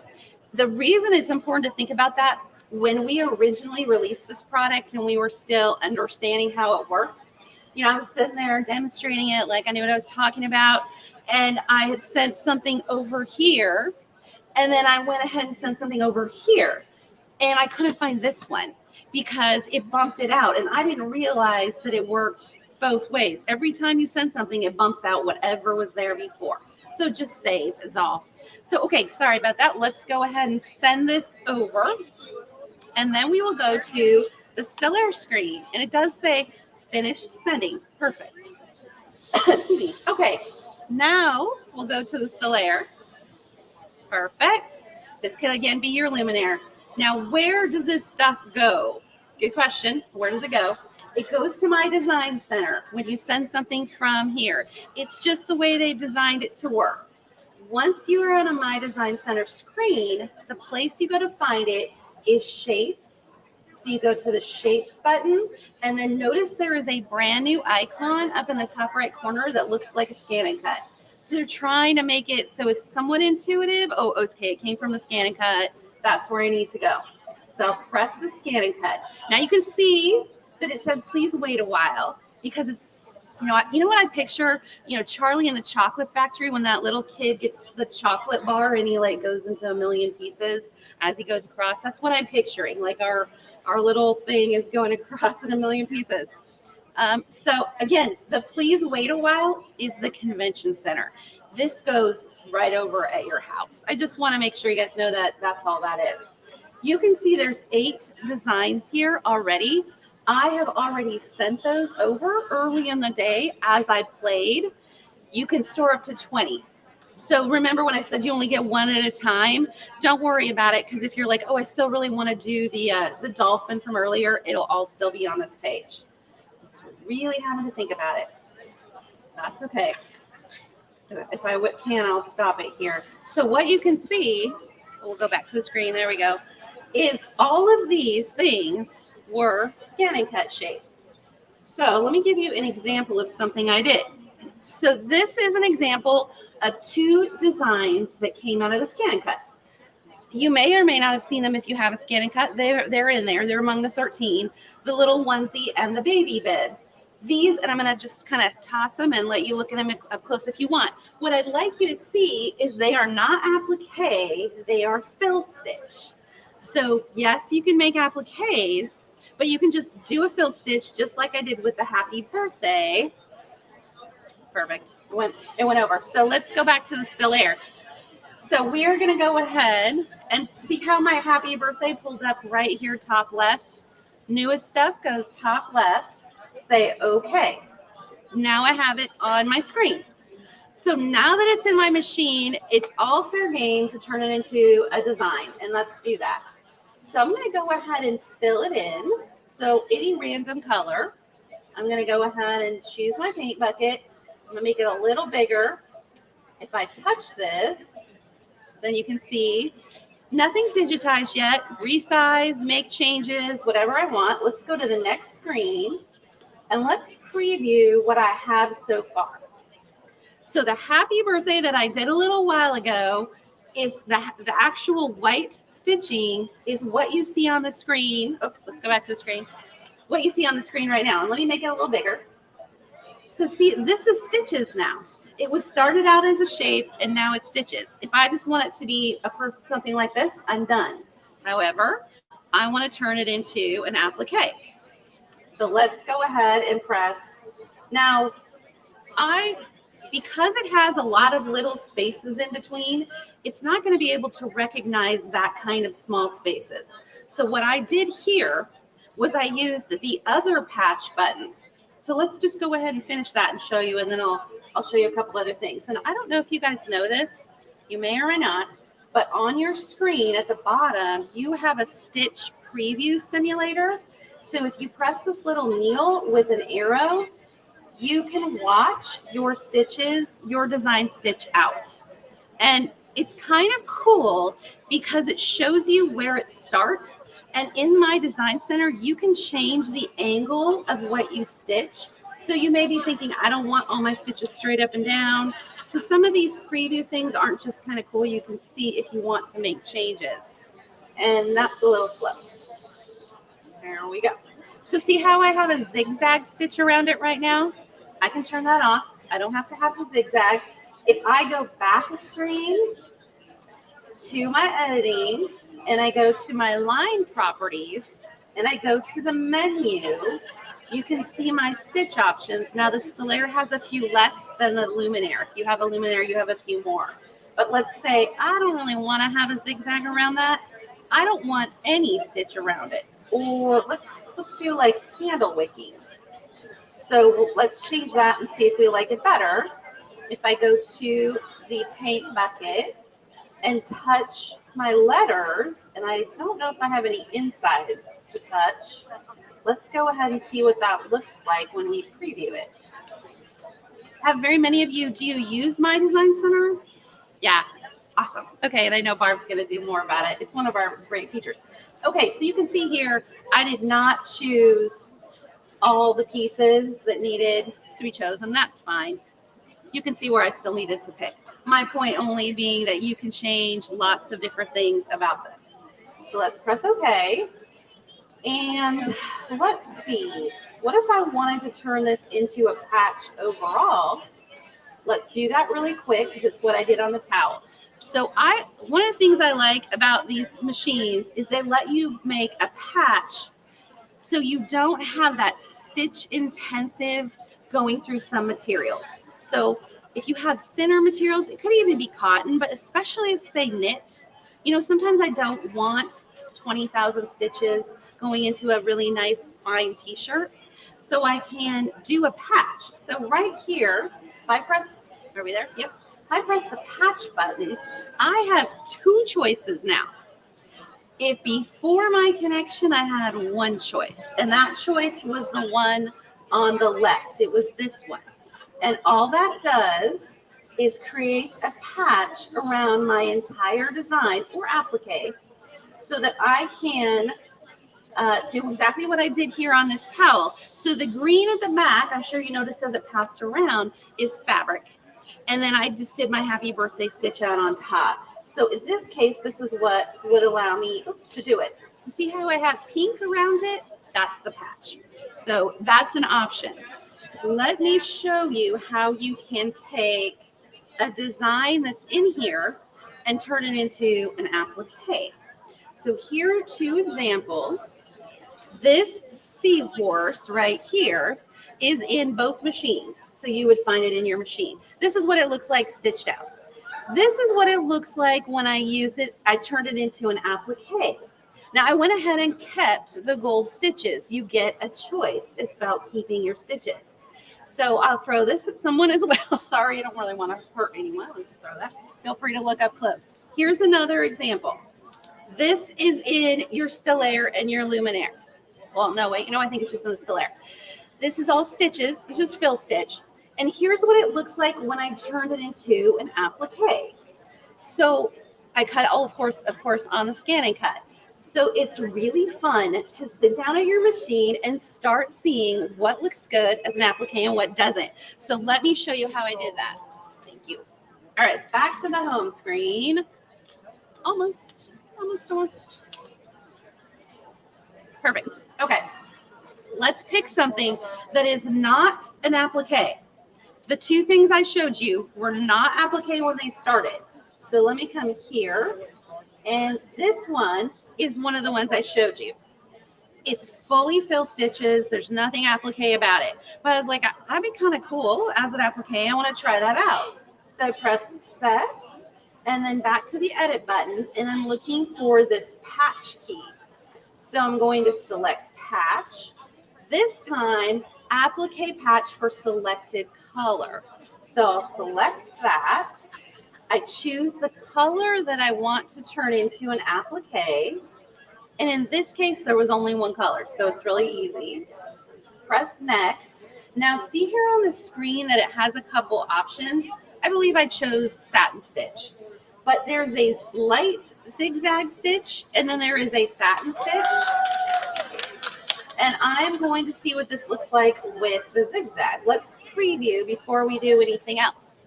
So isn't that cool? It turned it immediately into an applique, and I didn't have to do anything except check it out. I actually really like the light zigzag. I think it's really pretty. I'm trying to think what I might have to show you in it. Here's what it looks like in the satin stitch instantaneously. Now, what if maybe some of those are too close for me? I'm thinking, some of those satin stitches are kind of too close. Let's increase the offset or the space around them and see if we like this more. So I'm going to look at the distance and I'm going to preview again. So that actually brought it in closer. I guess I went negative last time. Let's take a peek. Let's go negative and see if we get more space. I actually like this better than what I had a minute ago. I'm going to have more fabric and I still have room around my satin stitch, but let's see if I make it smaller. Oh, wow, that's really tiny. So you can go. One of the things that's great about this is it's all about play. Brother didn't make this design. I mean, it made the fill stitch design, but it didn't do the applique. You get to decide what you like and play with it. So let's take that back, and I'll show you how this would go to the ScanNCut. All right. So I'm going to just say, and by the way, this is how wide your stitches are. This is an inside and outside. So if you have like a letter B, it'll take the inside and outside of the letter.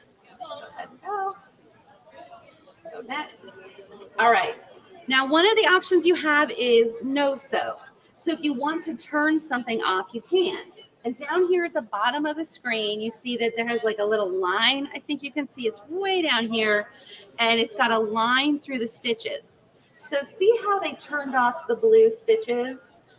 That's the blue up here. I pushed the no sew. That was already turned off. Now it's turned back on. I don't want it to stitch. It was off. When I use the ScanNCut, I don't need the tack down stitch anymore because it's cutting it at the perfect shape. So the first step is placement stitch. I want that. I want it to stitch a placement stitch. The next one is tack down. I don't need that because it's the perfect shape. So I'm going to touch tack down and no sew. And now I don't have to worry about that. I don't have to skip it. It's not a problem. And that's our finishing stitch. Now, how do I get this to the ScanNCut? Because I want it to cut out these pieces of fabric perfectly. All I do is touch memory in the bottom right corner, look for the little ScanNCut icon, and let it go over.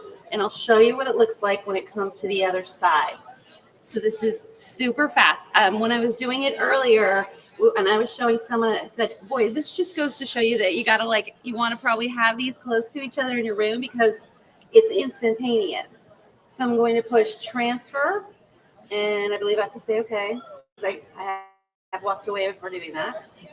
And then I will walk to my ScanNCut. Okay, let's go over to our ScanNCut screen. The only thing you have to remember when you go to look for these things is go to the My Connection button. Because a couple times, even when I started here and I just started picking things, it's like, oh, wait. If I'm not in My Connection, none of this matters. So I'll go left, My Connection. Now we're going to use the retrieve button. Wireless LAN. Give it a second to go through the wireless. And it should show us exactly the size we need to cut. Exactly the size we need to cut. So there's my design. I will push the patch. We're consistent here with our buttons. I'm pushing the patch button and I'm pushing OK. I do not want to change the size. I know there are times that you do. Trust me, I'm not trying to be confusing. But with My Connection, it will cover your fabric perfectly. Don't make an offset or you will be looking at extra fabric. So let me press set. And there it is. And that is the fabric that I'm going to cut out for my applique. So I know it's a lot. There's a lot you can do, but we've also made a lot of videos on how to do this, and we've made the videos one at a time. So if you have these and you want some refreshers, go to Brother Sews and go to AllBrands YouTube channel and look up My Connection. Because Cindy and I have done a lot of videos where we just did, let's just transfer an applique. Let's just do this. We've tried to keep it really simple. And definitely, if you haven't joined our Facebook group, you could do that as well because we answer your questions. So that is called the Education Connection, and we will answer your questions. So we have a member right here. So any questions I can answer about this? That does it look intriguing? Something to try. I do also have this one to show you. This, oops, it's gonna fly away. So this is always my little examples of what it was in the ScanNCut. So when you go to the ScanNCut, have a little bon voyage and the anchor. And when I sent it into my design center, I just made it red work. So you don't have to do a fill stitch. You don't have to do an applique. I'm gonna saucer it over to you. Oh, sorry. You can do red work. These samples are shapes that are in my design center. That's all they are.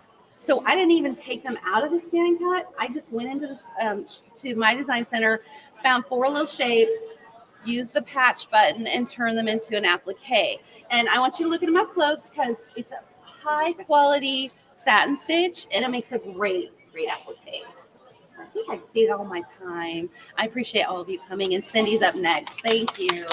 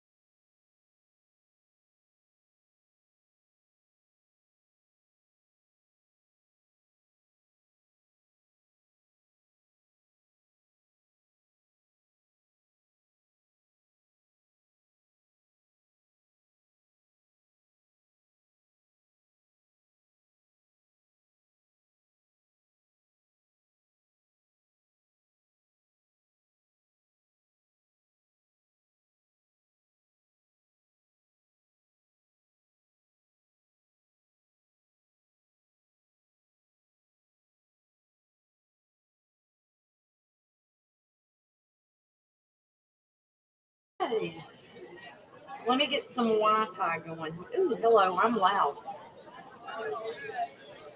Okay. Do what? I just heard me echoing somewhere. I was too close to that, I guess. I don't want to ring your ears. That's not pleasant. Let me assure you. All right. Okay, guys, for those of you that do not know me, my name is Cindy Hogan, and I am with the Brother Education team and kind of float between ambassadors. It just depends on what day we're doing as to what hat I have on. Heather Banks and I, actually, if you are interested in Brother software, I do go live on every Brother software program that there is on Tuesdays at 3:30 Central Time on my personal channel, Cynthia's Embroidery, at either Facebook or YouTube. So it doesn't matter what software program it is, if it is a Brother program, I will answer the question. If it's somebody else's brand, sorry, don't go there. I don't have it. I don't know it. I can maybe give you a general idea, but I can't get there. We do have this scheduled as to talk about, right, software and the ScanNCut, but it occurred to us that we have not actually talked about what the heck a ScanNCut is. So perhaps we might ought to do that today. So today I'm going to give you an overview of what exactly a ScanNCut is and what's in it, what comes with them, what can I actually do with it. So first of all, a ScanNCut machine is a digital cutting machine. It is a precision cutting machine. So instead of having to manually cut your appliques or manually cut quilt squares or manually try to cut, well, there are some things that you can't really manually cut unless you peel it off the carrier sheet. So you can cut heat transfer vinyls. You can cut your adhesive vinyls to do cups. Of course, I don't have a logo on my cup today. I left that one in my car. That one said, let's ride. Because it's not Halloween anymore, so I left that one at home. But the back of my computer here has my monogram on it. You know, I am a lovely Southern girl, and if it's not standing still, if it's standing still, it gets a monogram slapped on it. So there you go. Loud and proud. And it is a blingy one, yes. So it's got a little sparkle to it. I will say I'm not much of a sparkle girl, but I'll put the sparkle on. This is probably not me, but now we're a fuzzy one instead. Okay. I do have a blingy necklace. One of the dealers that I went to one year, their manager went around and bought me this and brought it back to me, and I have been carrying it in my luggage for about the past 10 years. I noticed today that I'm missing a couple of pieces of bling, which is kind of sad. But I can cut with this machine materials 3 millimeters or less. So that doesn't mean diddly squat to you, does it? So let's kind of give you an explanation of what 3 millimeters looks like. I can pass both of these around. This is 3 millimeter puffy foam. Now I can go denser than this, but this is the thickness that you can go to. Okay. Does that give you since we're not millimeter people, that's basically what I would like for you to see. You can cut paper, you can cut fabric, you can cut felt, you can cut a plethora of things if you have the rotary auto blade kit. All right. I consider my rotary auto blade kit my multi-purpose funky fabric tool. What do I want to cut that I can't cut with something else? Oh, let's try it and see if it'll work with the rotary auto blade. We do sell the rotary auto blade kit for sure. Yes, over there in the accessories section, we have the rotary auto blade kit. You must buy the kit in order to get the holder. Okay. But what I use it for, probably more than anything, are my appliques. Okay. So, I've forgotten to show samples every day this week. You all actually get samples today. So I use it to cut my appliques. You can have fun with it. This one I traveled around with to make this quilt. So when we travel and do stuff, we need something to demonstrate. So this one, I actually designed the individual part. I just basically ironed all the fabric down on here. And then as I went to different places around the country, I was either using a luminaire or a stellaire or a dream machine to actually place my little pieces on there. So basically, I quilted around them. They're all raw edge, but I used all the decorative fills in the different machines to be able to do the quilting over the top of them. So if you all can pass that around, I don't care. It will not hurt my fingers. Boom. You can also cut paper. So for the, I'm not a big paper person, but I kind of found this one's cute. This is a freebie on Canvas Workspace. It's a little box, and they actually have a video for you to do it, as well as all of the cut files and directions on how to do it if you want to do it. You can cut and personalize your own shoes if you would like to, your own jeans if you would like to. Think outside of the box. If you all saw me on, what day was it, Thursday? I had on a black shirt with muted Minnie Mouses all over it. So I just cut those out of heat transfer vinyl. This is a heat transfer vinyl. It is a flocked vinyl, so it's got a little fuzz to it. And that's kind of fun to put on blue jeans as well. Who would like to catch my shoe? All right, so let's talk about what we've got here. We have a cutting machine, and it has a blade in it. There are different blades that go with the machine. This is the second finest tip that I have. This is my thin fabric auto blade. So if I'm cutting cotton without a backing, this is the blade I'm using. Having said that, I will tell you, if I'm using a thin backing on my fabric, I also use this blade because it's more delicate than the Chunky Monkey. If you want to hold anything up for close Oh, up, sorry. hold it in Front of that. right Gotcha. All right. So my black auto blade comes with every machine that we send out. This is what I call the Chunky Monkey.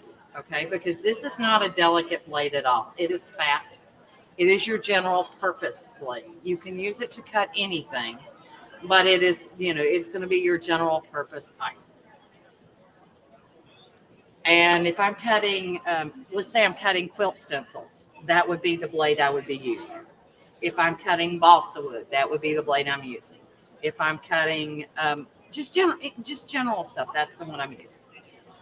We have a vinyl auto blade as well, and this is the finest tip that we have.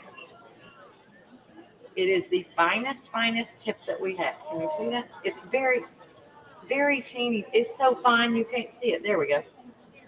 Little bitty, teeny, tiny blade. And you can come up and see me close. I'll let you see this up close and personal later. We can try. Then we have our rotary auto blade. And this is the rolling one that's just like a rotary blade in your house. It rolls instead of drags across the fabric. The others drag across the fabric. So those are the different blades. Let's talk about what makes a ScanNCut stand out from above the competition. I'm not going to name any competition. I'm just going to tell you what makes it special, okay? This machine has a built-in scanner. That is the first thing that makes it special. Because of that, I do not need to purchase any patterns if I don't want to. I can scan my own in to create a cut file and make it go. I can also purchase patterns if I want to. If I have an SVG file, I can use that. But if I have an embroidery pattern and I have a Brother embroidery machine, this is very easy. Your machine is a color screen. So anything with a color screen, that's a Brother machine. You can change the color of the piece that you would like for it to cut to the color applique material on your machine. Save it back out to your USB stick and pull it into the machine. So it's got a USB device on the side here. Choose retrieve data, and we're going to give it just a second. We're going to say from USB stick. And you'll normally the newer machines put it in a B pocket. So if you see B pocket, that's where you're going. If you don't see B pocket, it will be floating out here somewhere in space. So let's see what I've got. So here's my gingerbread man, and it's color coded. But if it were not, then I would have to go into the flower, and I'd have to figure out which part of this I wanted. This would go around the entire outside edge, which might make it too big for me. But when you touch it and you touch OK, see, you're not going to actually, you can't tell. You're not going to know till you actually cut it out and try to stitch it. Is that too big or not? So that's not always your best option. Your stitch option in this one is probably your best option because it's going to give you every layer of stitch. but then you have to go through and delete all of the layers besides the one you want, okay? If, however, you color coded it on your Brother machine, you can touch the applique key. Magically, it brings the actual piece that you want in there. It reads it, it knows it. You say okay, and you touch set. Now, if you have purchased this design from somebody that did not use PE Design for their software or did not add an offset to it already, then you need to add an offset. This one I created myself, so I don't need to do that, but this is where you would do that. Instead of resizing the guy, you add an offset to it, which makes it a little bit bigger. And oops.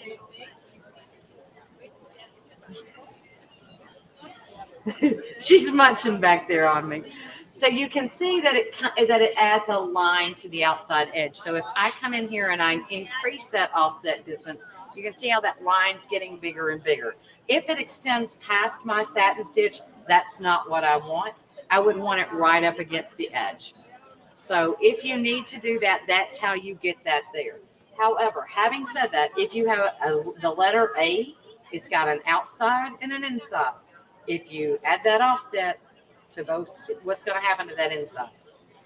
It gets bigger too. So you have to be careful about what you choose to make bigger, okay? All right, so let's go ahead and undo my offset because I do not need that. And we're going to go ahead and say set. And we're going to cut our little guy here. Oops, I'm throwing my cap away. All right. So I have my standard mat here. I have my fabric that I have backed with a fusible. The biggest and best piece of advice I can give you out of the gate is when you put fusible on it, make sure you have well melted it to your fabric, okay? Why do I say that? Because if you don't, it's going to stay on the mat and not on your fabric. And you're going to have a nice little mess. So when you think it's on there, I highly suggest that you put the iron to it again. And if you look at it and you peel it back and you still see some bubbles there, flap it back down, press the iron to it again. Then you're probably okay. If you use a fusible that has a tacky to it, do not ever take the paper off of it until you're ready to put it onto your item. You are going to use your fabric mat at that point. You're going to cut it face down and let it do it that way. You will not take your paper off. I, however, use a nice lightweight fusible. There we go. So I can actually take my paper off, put it on my mat, cut it face up. And why would I want to cut it face up as opposed to face down? Well, I use a lot of pretty fabrics. How about y'all? And I like to capture those pretty fabrics in my appliques. So that's one of the reasons I say I like to cut face up. There's no right or wrong, except for if you use use like the fusible that has the tacky to it, and you take that paper off, that is wrong. You will only make that mistake once. All right, so when you are loading your mat, I want you to always place your hand right here and push the button right there to bring it in. Once it goes underneath the rollers, you can let go of your hands. It's fine, but let it get under that roller first. Otherwise, it gets turned in backwards. So what is magical about this machine? The scanner, right? I said that to begin with. That is what makes it differentiates. Besides, it has 1,300 built in. I use my scanner multiple ways. We don't need to show this now. We can show this. I have holes in my fabric, and you're going to see them here in a minute. We use our scanner different ways. So we're going to press the start button, and we're going to let it scan in here and see what we've got.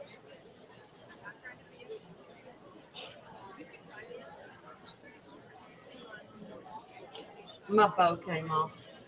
It doesn't like to stay on here today. It's what you call no glue. We make do.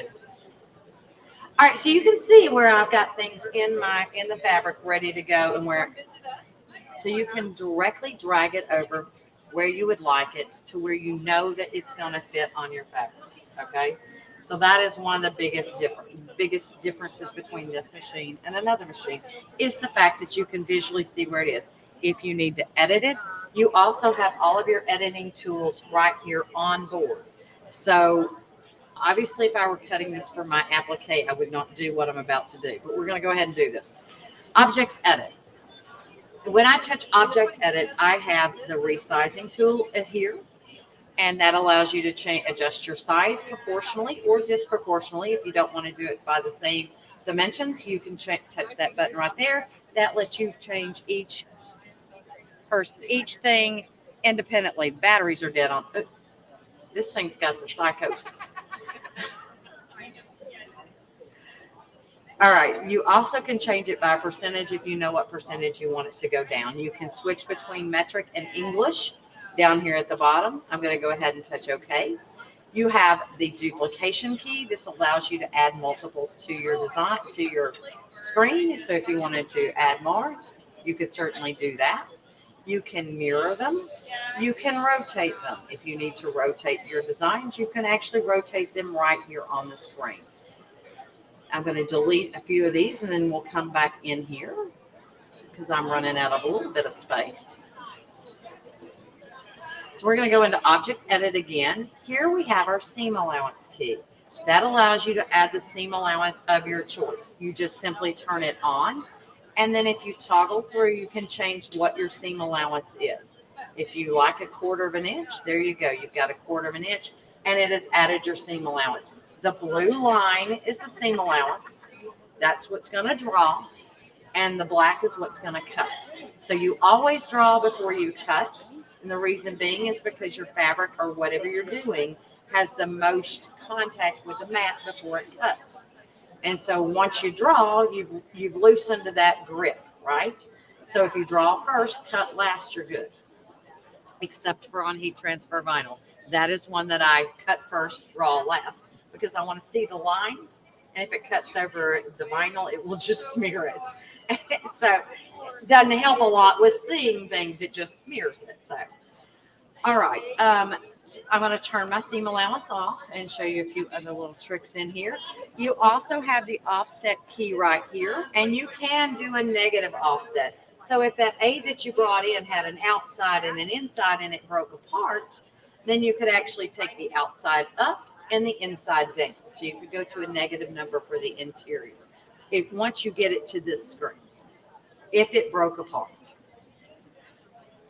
And then you have your paper piercing options. If you have multiples on your screen, you can also align directly here on the machine. So it's got all of your basic tools built into your machine. You could weld them together. So if I wanted to, I added an offset. I'm like, why do I have one big one and one small one? I added an offset. Let's trash the big one. So if I wanted to have, let's see if I can make this happen. I don't know how big my little dots are, but let's say I wanted 2 dots to be in the middle of his head. I'm going to navigate my way around using these down arrows to the right, and there we go. So yeah, I can kind of get that in there.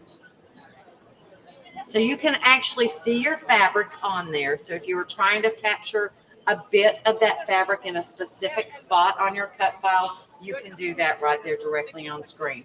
I'm going to go ahead and say okay. I'm going to go ahead and say okay again. And now I'm ready to cut. So I'm going to put my blade in. The Brother logo always faces you, and the flat side goes to the back. When you've got it in, you should barely have to press to push this lever down.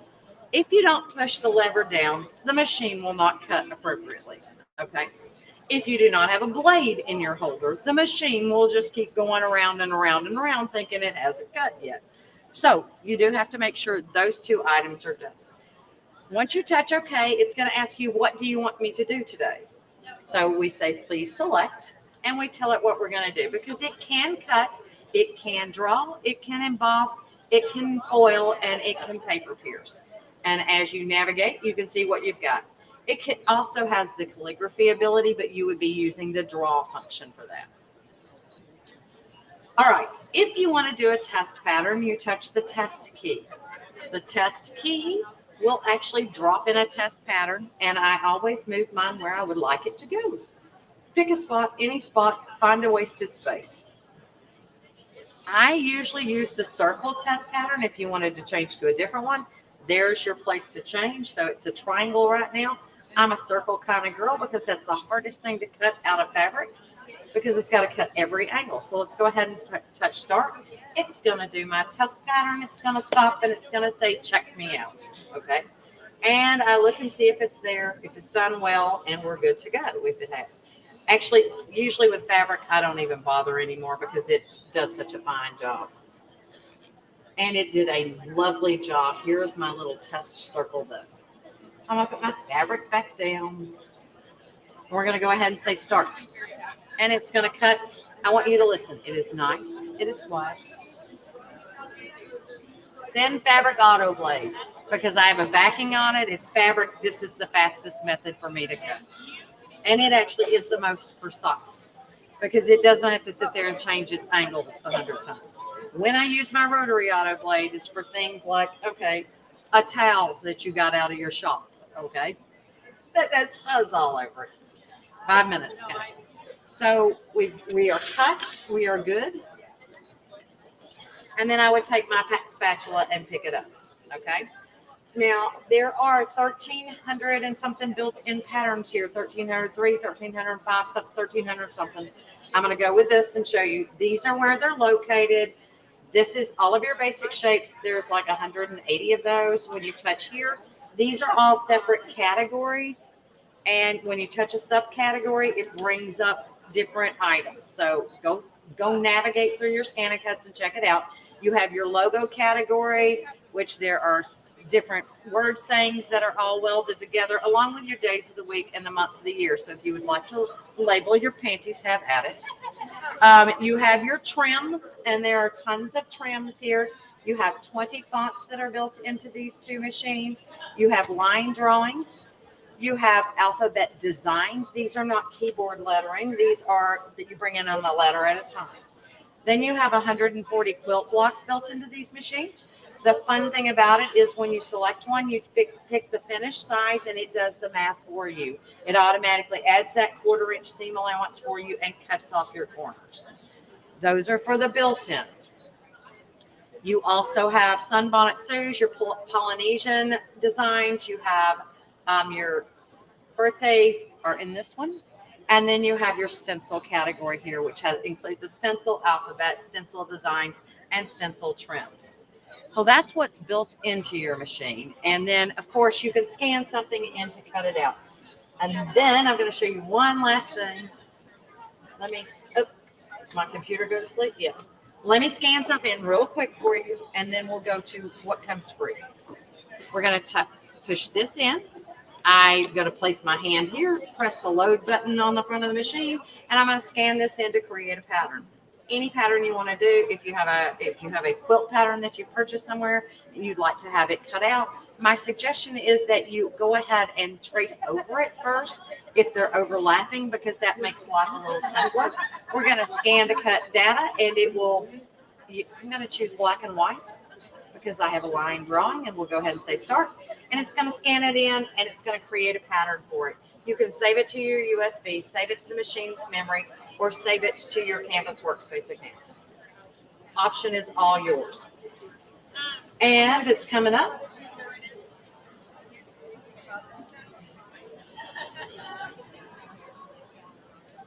Let's let it recognize it. We're going to crop in and tell it what we want it to look at. So we're going to choose outsides only because I only need the exterior outline. Drag around it. Pull it in. Touch preview and then touch OK. It's magical. So I've got a pattern, and that pattern can be resized. When you go to retrieve data, you will retrieve it from the machine's memory. Okay? That's how you scan something in. Now, last thing, if you'll switch to my computer so I can show them this, we will be done. So I'm going to unload this map. Canvas Workspace is the free program that comes with this machine. You don't have to go here, but you might want to go here, okay? It has tons of tools and stuff, and as I said, on Tuesdays at 3:30, I do Every Brother software, including Canvas Workspace. So come tune in for that, but there are free projects that you can scroll through to do on here. When you select one, it will give you the cut files, it will give you a video, and it will give you the project directions. I highly suggest you explore it and have some fun. Evidently, my Wi-Fi is not going to pick up today. So we're just going to say, all right, that's fine. Thank you so much for listening and joining us. I hope you enjoyed it, and we'll talk to you tomorrow.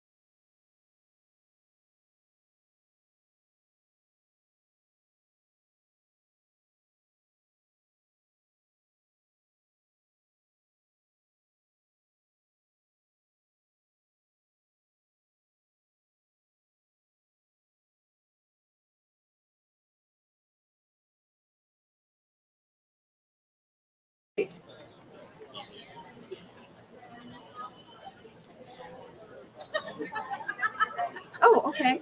All righty. So, hi. Good afternoon. I'm Barbara Jones, and I'm a brother educator. And today we're going to talk a little bit about my design center. All right. So, 2 days ago, we went over how to fill a section of a quilt, either by drawing in and filling, or putting in an area outside and erasing what you don't want to stitch. Okay. Today, I think I'm going to fill in the night sky. Okay, so I'm going to show you how we fill in that area, or designate where we want the stitching to go. Okay, and I have some samples I thought maybe you'd like to see prior to that. So if any of you have been coming by and watching what I'm doing, I have been quilting areas, and this was one of the quilts that I used as an example, and I'll pass it around. You can hardly see it because it's tone on tone, but this is how we fill or quilt the areas that we want. So you either isolate the area and fill it, or you spread a bunch of a decorative fill around, and then you erase out the parts that you don't want it to stitch on. Okay, so I'm gonna just toss that to you. How was that? Good toss. Okay. All right. My design center also gives me the freedom of acting like a long arm. In other words, I don't have a long arm, but I want to do things like this and be able to quilt my area, and I don't want to send this out to a long armor. All right, there's no need to do that. So this allows me to hoop multiple times and fill in a larger area. All right, I'll pass that one around too. All right, you're good at. There you go. You're going to be good by the end of the half hour. All right. So you can take a panel and make it look like applique. Okay. So here's a panel that not only did I make the wings and the heart look like little pieces of applique, but I also did the background fill with my stippling. All right. And again, larger area, but I did it in sections. Okay. Yeah. So don't be afraid to ask questions if you've got them. Okay. There you go. And I pulled this out of my stash. Okay. Just to give you an example of what you can do with my design center. This is also a panel, and I started it. It's a work in progress, so you'll have to excuse. But I actually drew around the stars and made it look like applique again. So it's easy. And the Christmas trees down there, the little trees. And then the background fill around Santa is one of the decorative fills. So it just makes it, you quilt it, you puff it, and it's so easy to do with my design center. You don't need a long arm, all right? Okay, the pièce de résistance is the panels that I've been working on over there. And if you were here for Angela, you saw a little bit of this one. Okay. It's very, very easy to outline a petal and then put something in it. And then go to your next petal, outline it, and fill it with a decorative fill or a design. And then again, when you're finishing off the green, you can actually do multiple hoopings and mesh the two hoopings together. And this is my accidental one that I have actually grown to love more than the others.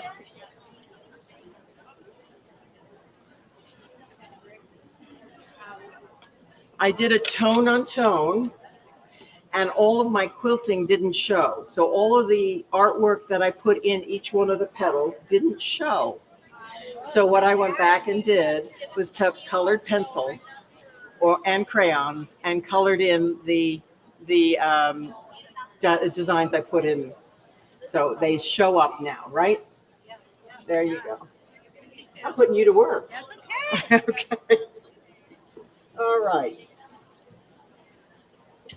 So why don't we start with, I'm going to actually put in, I'm just going to design and put in some stippling in here, and I'll pass this around so you can see later what I've done on these 2 blocks, but we're going to work on this block right now. Okay. And I'm using, by the way, I'm using the new 10 by 10 magnetic hoop. And I really, really love this hoop because these magnets just slide off really easy and glide right back on.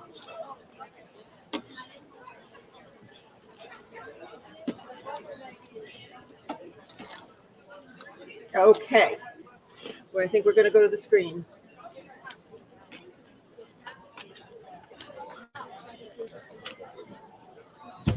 And when I sit down, I'm going to lose you because I can't see. Maybe? I can see you guys. I can't see.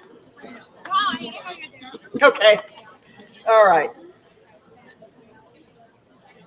Okay, I'm using a mouse. Everybody knew that you could use a mouse on your machine? All right. And it has to be a cheapy mouse. It has to be a $6, $7 wired mouse, all right? But it's easier because my hand won't be in the way. All right, so I'm going to go to my design center. And I'm going to scan my fabric so I have the background image, the image scan, up in my screen to work on.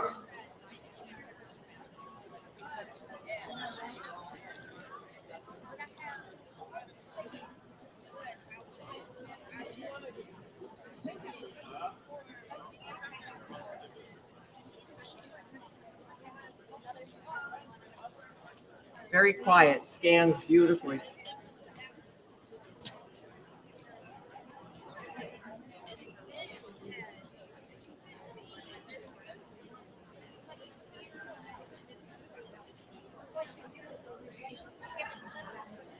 Okay.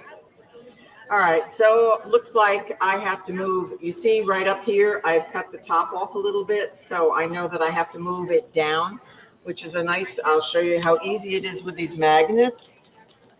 I did that on purpose, kind of. Okay, no, I didn't. So we're just gonna pull it down, slide it down with the magnets on the side still in place, and then slide my magnet up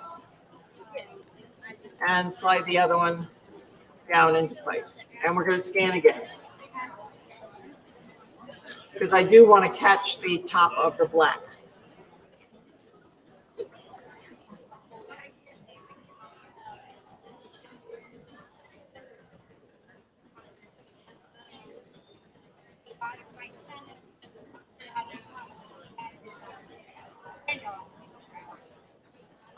I always try to roll this to keep it out of the way.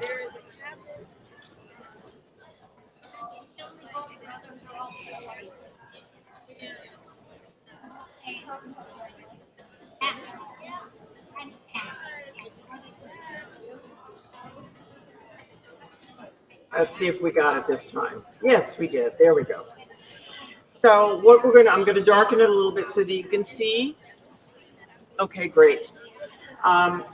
The first thing I'm going to do, I could take my paintbrush and actually go in and start drawing in my painted area that I want to stitch.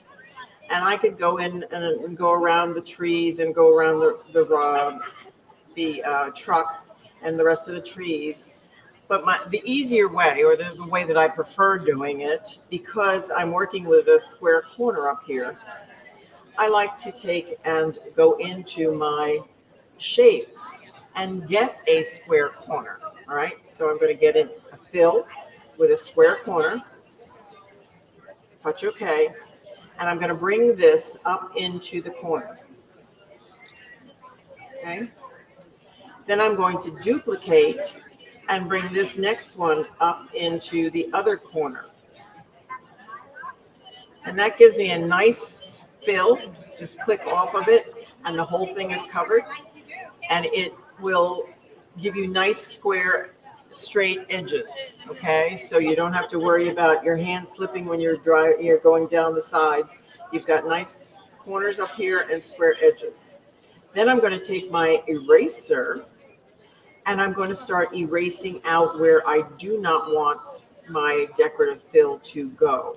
All right, so That's what we're gonna increase, magnify a little bit, and we are gonna move it over, and we're going to start with the trees and take the eraser and actually go in here and take and erase out. I always find erasing out what I don't want is easier than trying to capture what I do want. For some reason, I don't know why, it just seems easier. And I'm going to show you how to get rid of the area on the moon, because I don't want the stippling over the moon either. So let's see, we go across here, up, nope, eraser, there we go. And we're going to do the trees and the other tree. And you notice I keep going up here to the little hand. That allows me to move this over, okay? And then I have to turn the hand off and go back to my erasing. All right. Now, this is the part that I want to delete. So let's take my select tool, my magic wand, and touch this part. You notice this part shaded out. So I know that I'm just going to delete the brighter of the two areas and touch the scissors. And there we already have how the background, the fill for the background. Now you'll notice up here we didn't have quite a clean edge because it's probably not hooped straight, all right? So we're going to go up to 200% and we're going to correct that. So I'm going into my paintbrush, I'm going into my properties, and I'm going to get the square paintbrush. And I'm going up here, and I always start off of the whatever it is I'm trying to draw, and then go up. Now I can't see where I'm going with this stylus, right? So I'm going to use my mouse with my, there, now I can see everything, right? And this is why I do like the square corners put in there automatically, because I can't hold and draw a straight line with this mouse. I don't know about you, but sometimes when you don't have a the mouse pad, it does jump over. So the easiest way then is to take the square eraser and straighten it out. So you go back and forth until you get just exactly where you want it to go. And I'm in the neighborhood. Okay, so what I want to do now is I don't want straight up and down trees. I want a little bit of jagged trees. So we're going to take the paintbrush and we're going to paint in a little bit. So we have indentations, and then we're going to take the eraser and we're going to erase out a little bit. Okay. So we have some artistic flair, right? Okay. Now I'm going to go over here and check the top of the roof of the truck. Okay, I think we can actually draw a little bit more in that. Oh, that was a little bit better straight line, wasn't it? Okay, and I'll go down here and be a little more precise there. Come up. All right. And here I'm going to put some paint in this too. And I think at this point I want a round paintbrush. So here we go.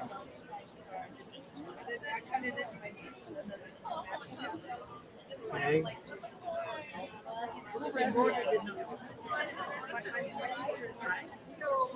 All right, and an eraser is to erase out what you don't want, what you put in there by mistake.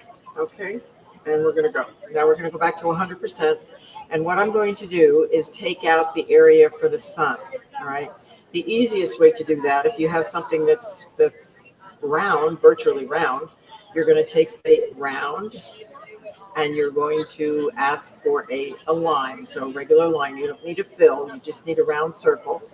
And you see the round circle, you're going to take the circle and make it as tiny as the sun. So then you're going to move it over top when I get there. Okay, let's see how close I am. Not bad.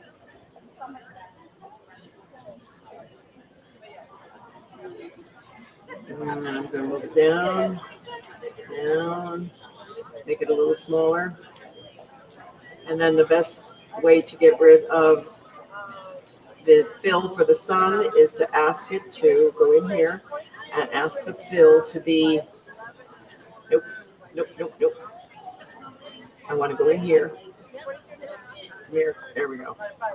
And I don't want no sew. So I'm going to go to properties, and this is what I'm going to ask it to do. Don't sew in that circle.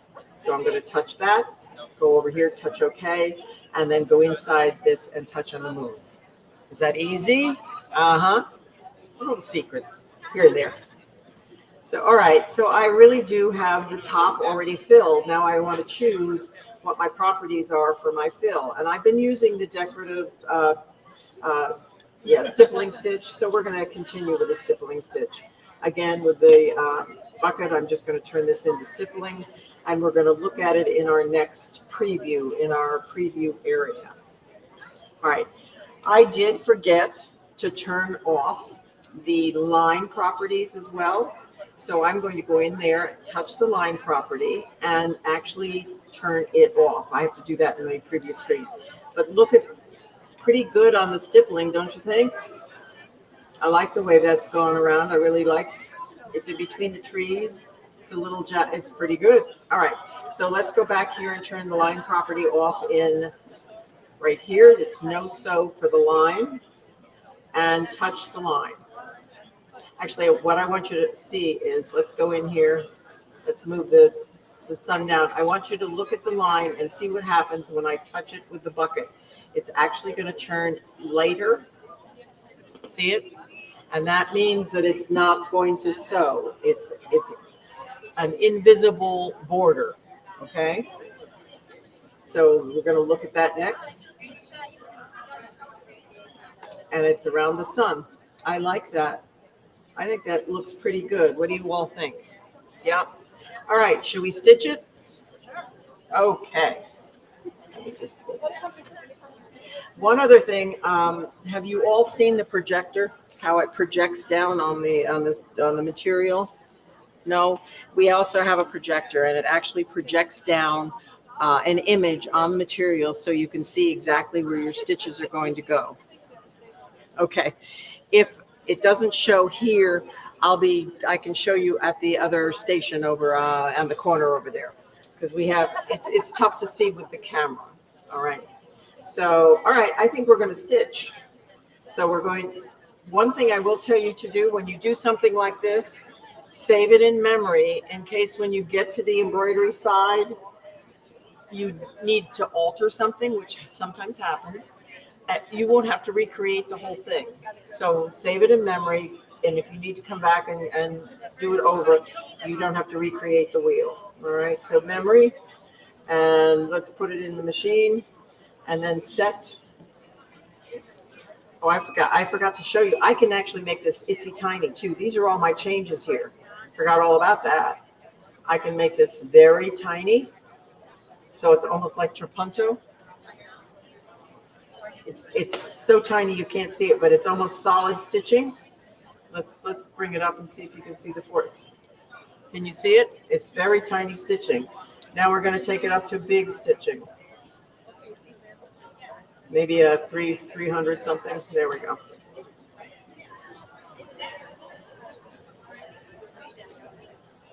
Now it's very, very, very loopy. All right. So I have done all the rest of it at 200, which is the default, and I think that's what we're going to stitch. So it all looks the same, right? Okay. Anything with a black box, by the way, is a default setting. So you know that that's where you start. Okay. And set. And it's reminding you, all right, I never ever just stitch blindly. I always go in and rescan my fabric so I know exactly where that information is going to be stitched. And if I have to adjust, I still have the option to adjust before I stitch. Any questions while this is scanning? How many have you all tried My Design Center? Yeah.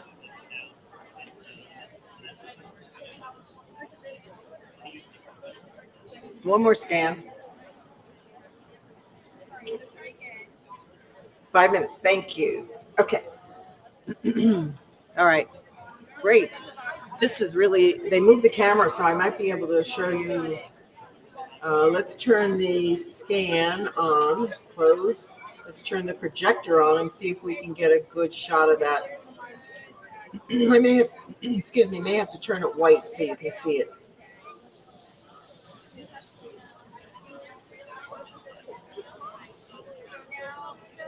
Can you see it?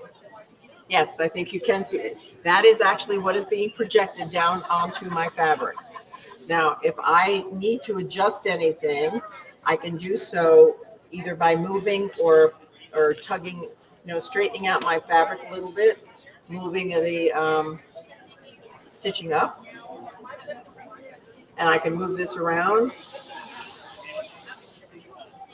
That looks pretty good, actually. Okay. All right, we got the black loaded. I think we're gonna go. All right, I always go to my first stitch to see if I'm in the neighborhood, and we are.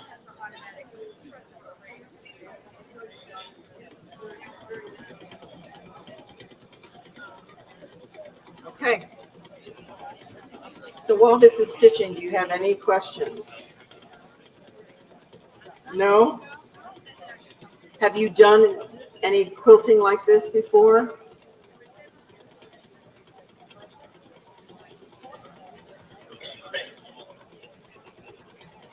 Yeah, see, I should have brought it down a little bit. So what I'll probably do is, it's always hard to get it perfect when you're on camera. But the rest of it looks fine.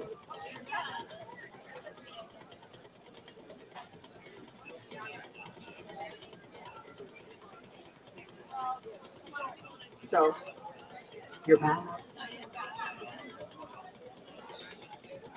Oh, I was, you know what? I didn't check over there. Well, you can take a look at what I've already done. I'm going to stop it so it doesn't go all the way around and I can actually fix it. We all have those moments, right? So I'm going to pass around what I did before, and you can see I should have moved it down and checked more of the where it was positioned, because especially when the top of the fabric isn't caught, this top isn't caught. So, but you can see the other two over here and how they all worked. And I actually did some of the trees on the top one, and the wreath, and around the tires and around the car. So, I'm sorry? Yeah, I did. I scanned it on the machine itself. So I just put it and scanned the in the hoop. Yeah, yeah. So yeah. So any questions? Well, thank you for attending. And tomorrow.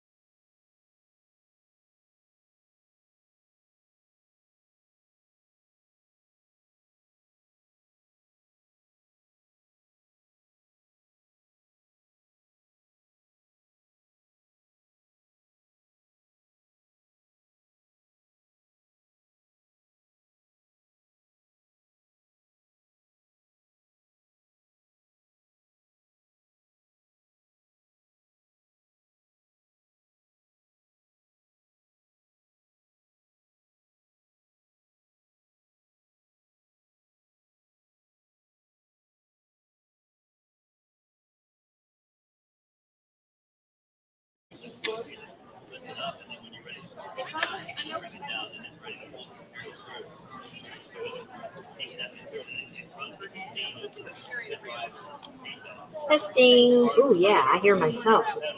I know you can hear me if I can hear myself. I think I got the microphone a little closer to my face this time. Hopefully I'm not too loud. Am I too loud? Good. All right. Hello, everybody. Woo! I'll ask you the same question I asked a couple other groups. Are you here because your feet are tired? Or are you here to be inspired? Probably a little bit of both, I'm guessing, right? Especially by this time of the day. So hopefully you're enjoying yourself. I'm really happy to have you here. My name is Joanne Banco, and I am from letsgosew.com is my website. So I like to joke and say, if I asked you what you wanted to do today, other than seeing everything in the wonderful International Quilt Festival and being at the AllBrands.com booth, you might say, let's go sew, right? All right. So if you want to look me up, that's where you'll find me. I'm going to give you like a little smattering of information today. And my topic is accessories. And in particular, the title of this little program here is called Meet the Feet. So I have been an accessory specialist for many years. I'm a brother ambassador, and so I've been writing blogs and instructional material for Brother for about 20 years now. And over those years, I've done a lot of projects and posts using presser feet and accessories. So some of the things that I talk about today that I'm only able to give you a little snippets of, you can find at the Brother website, brother-usa.com. Also the Brother blog, which is called Stitching Social with an SEW. And then of course on my website. And I have a really good search engine on my website. So if I throw out the name of a foot or an accessory or technique, and you want to look it up further, you can go to my website and just type it in the box and find out more information. So I want to start by showing you a little bit of what is in the beautiful box, just move that over here, that comes from the Brother Luminaire. Do I have any Brother Luminaire owners here? Okay, or a comparable machine, maybe? Yeah, okay. So some of you might be familiar with this box, but this contains pretty much our average, ordinary, maybe we might call everyday feet, our blind hem foot, our overcasting foot, our zipper foot, the quarter-inch foot with guide, all the things that we kind of just use on a regular everyday basis. One of the things I love about the Brother engineering is this whole idea. It's the little things. So do you see that how they made every foot in this container lock in place? How many of you have this and were already aware of that? Yeah? Yeah. It's the things you don't know, right? So a whole bunch of goodies in here that come included with the machine. And you'll find that many of the Brother machines include a lot of those same feet. So you're going to find your blind hem foot, your overcast foot, your zipper foot, and all that. But there are many accessory specialty feet available. In particular, I could do a whole program on zipper feet. And I actually did recently, and I have it posted on my website.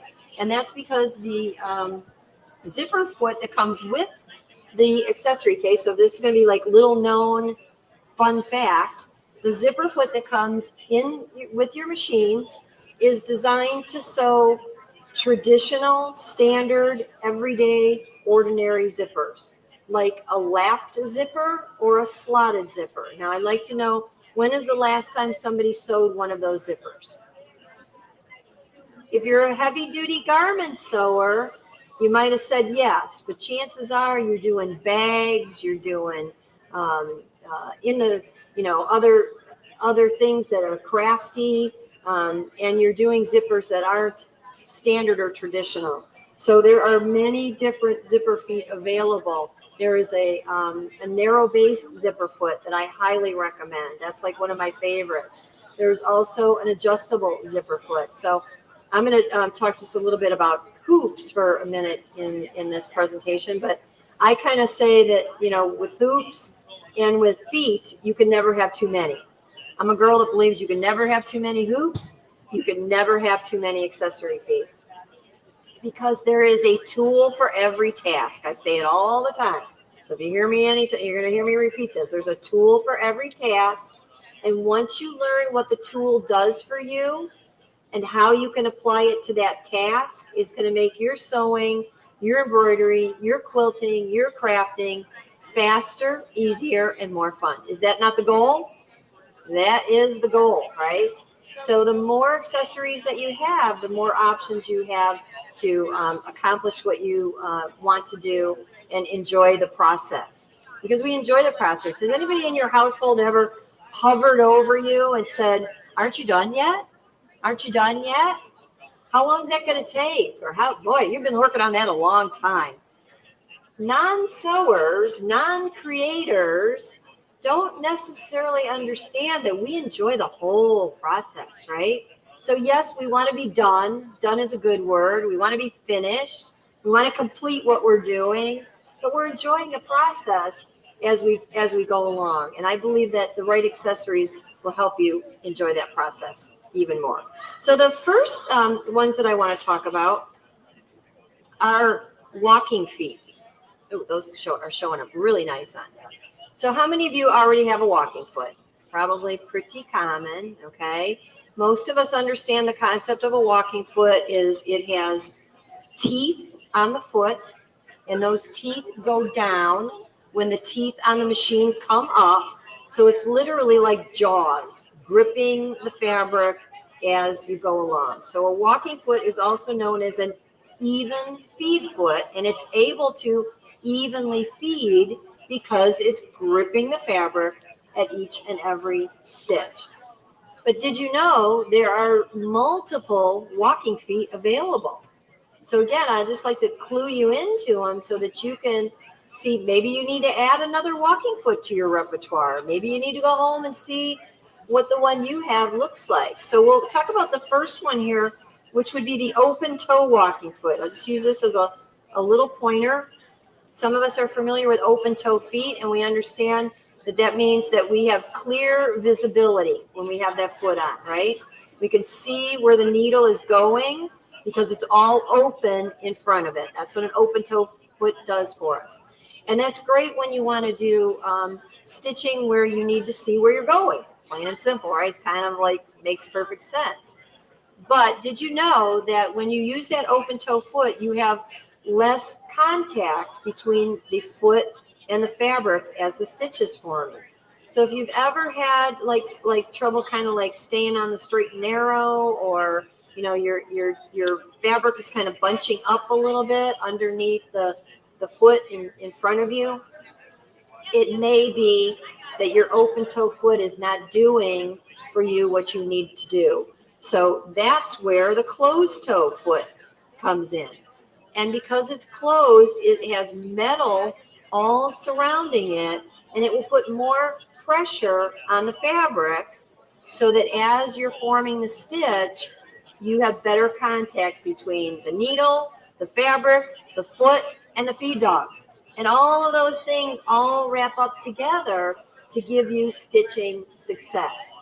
So how many of you have ever sewn on fabric that you would call tricky or fussy? Fussy, tricky fabric. We all have fussy, tricky fabric. I love to tell the story of a lady that came to me once, and she said, I'm sewing, I don't know what it was, but she was sewing something fussy, tricky fabric.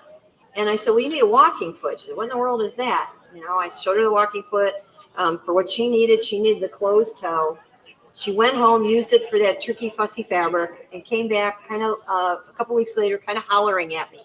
But it was a good holler. You know, sometimes just like there's good tears, there's good hollers, right? And she said, Joanne, why didn't you tell me about that foot earlier? I use it all the time.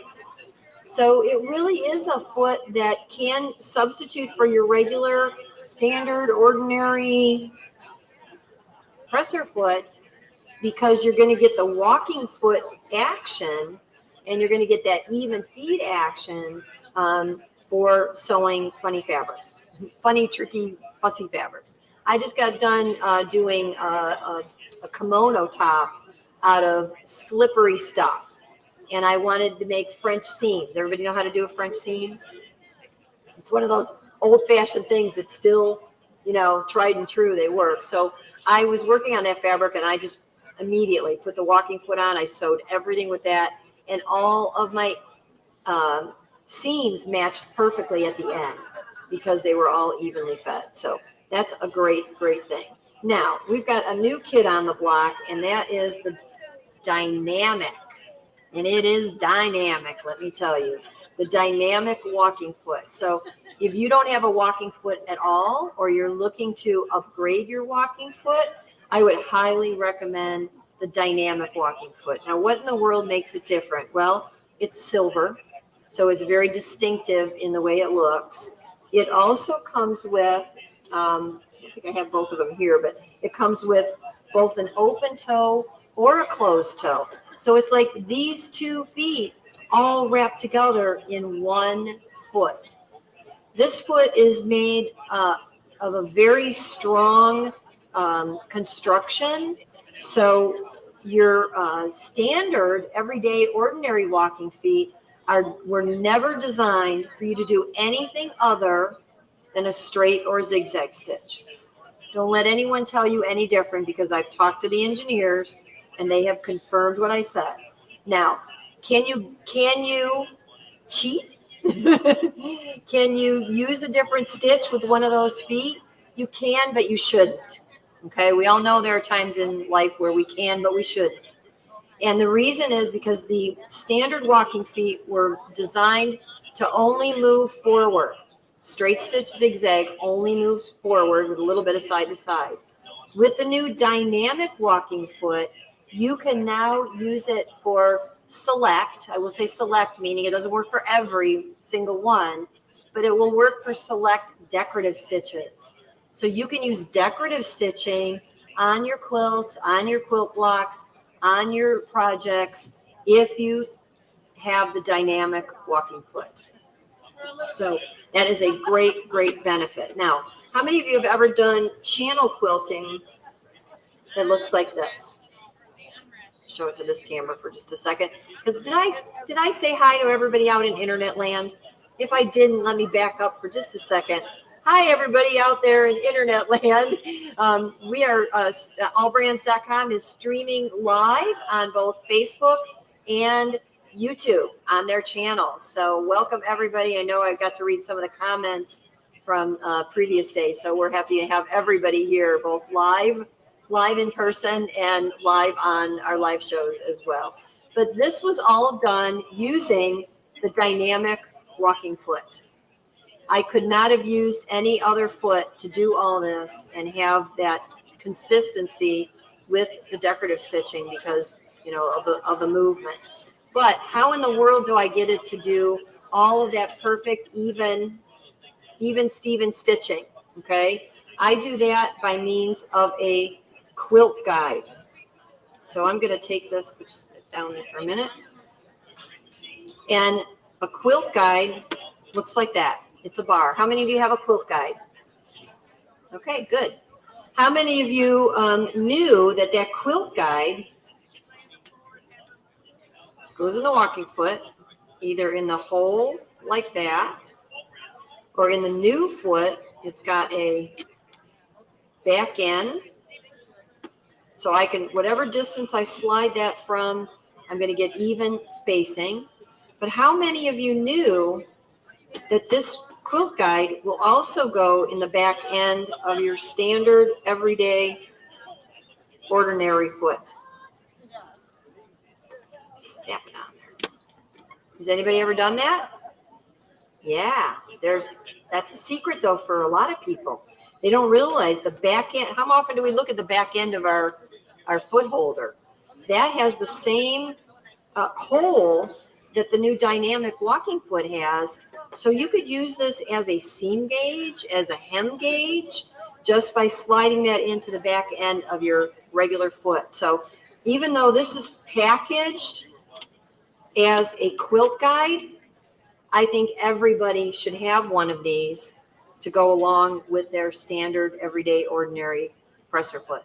How many of you ever done curtains where you needed to, or hem where you needed to sew an inch or 2 inches precisely from an edge? This will do it for you. So to me, it beats following a line on the presser foot, because you've ever done that and then like you go back an hour later after lunch and you're like, what line was I on? And you got picked the wrong line, and then you don't have even consistency. But also the theory behind this is that this creates a fence, basically, or barrier. So when you're sewing, you would have your edge right up against there, and it's like you can't go wrong because it won't let you unless you're sewing cockeyed. Anybody ever sewed cockeyed? It happens to the best of us, right? Okay, so these feet all work on virtually every Brother machine. There's a walking foot for every Brother machine. But we have a special foot called the digital dual feed foot. And let me bring that little beauty into space, okay? The digital dual feed foot plugs into the machine. How many of you have this foot or know anything about it? Okay, very good. That foot is totally different because when we have that foot, go into sewing mode here real quick, and we have that foot plugged in, we can go into the set mode of the machine, and we can find the page that says dual feed adjustment. When we select that dual feed adjustment, we see numbers. It's automatically set at 0, 0, which means the belt on this foot, and this is a belt-driven foot, is going to move at just an even pace. Some people like to call this an even foot on steroids, even feed foot on steroids. I like to call it, woo, somebody took home a new brother today. Congratulations.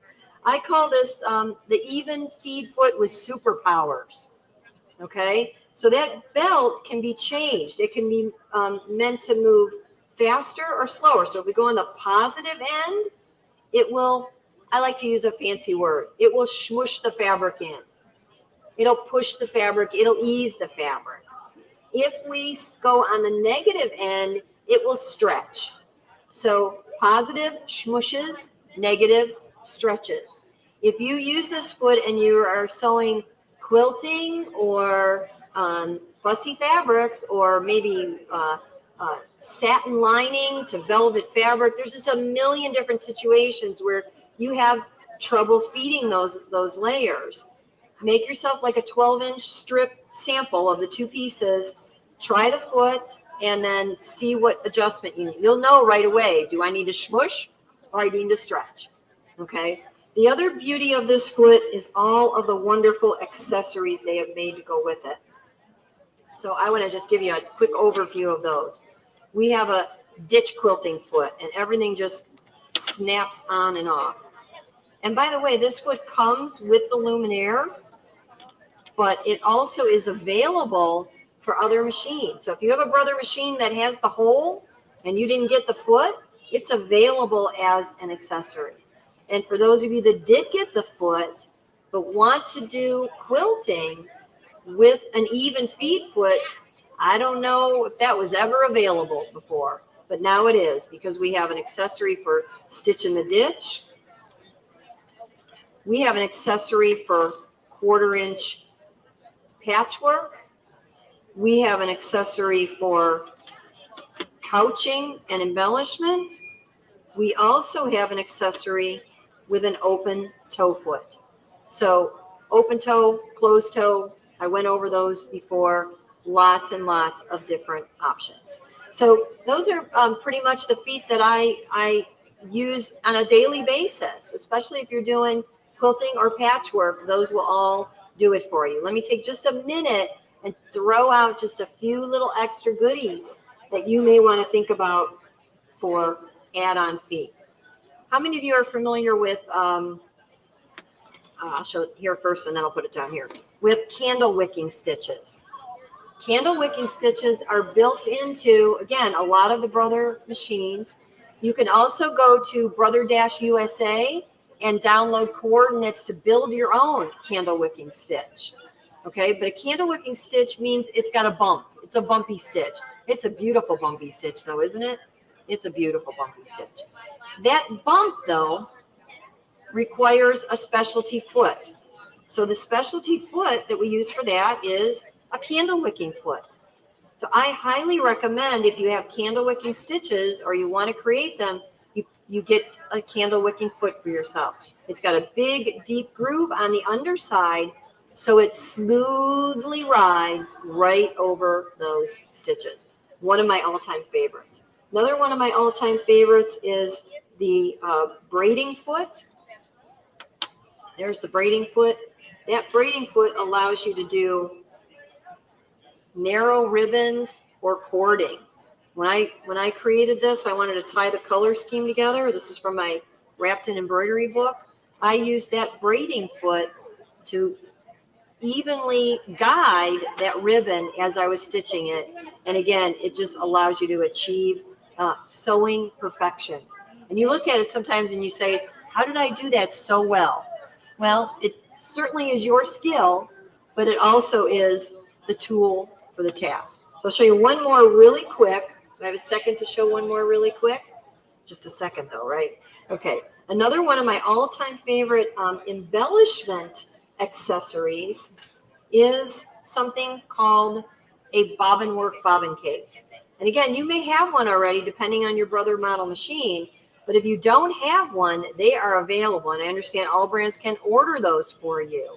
And that is another one of my all-time favorites. Look what I've done on that ribbon. Look what I've done on this hat. And I'll pass them around for you, those of you that are here to touch and feel these in a minute. Look what I've done here with that sachet. Look what I've done here with that tea towel. That is all possible by using threads or ribbon. Soft silk ribbon is a candidate that is too thick to go through the needle, but is designed to flow right through this bobbin case. So I'm going to actually put it in here real quick. And just so you can see, it's designed to flow freely from this bobbin case. So has anyone ever seen bobbin work or heard of bobbin work? It's a beautiful thing. It allows you to, whether you're doing decorative stitching, or even some machines have embroidery capability for this. It allows you to get that textured, three-dimensional look with very, very simple accessories. So I highly encourage you to hunt that one down. If you like to make your, whether it's your garments, whether it's your crafts, or your quilt blocks, embellished to the hilt so that you've got something really unique and special, I highly encourage you to investigate these feet. So I hope you enjoyed it. I hope you learned something new, and I hope you enjoy all the other shows that we've got going on here, right here at the AllBrands.com stage. Thank you. So I'll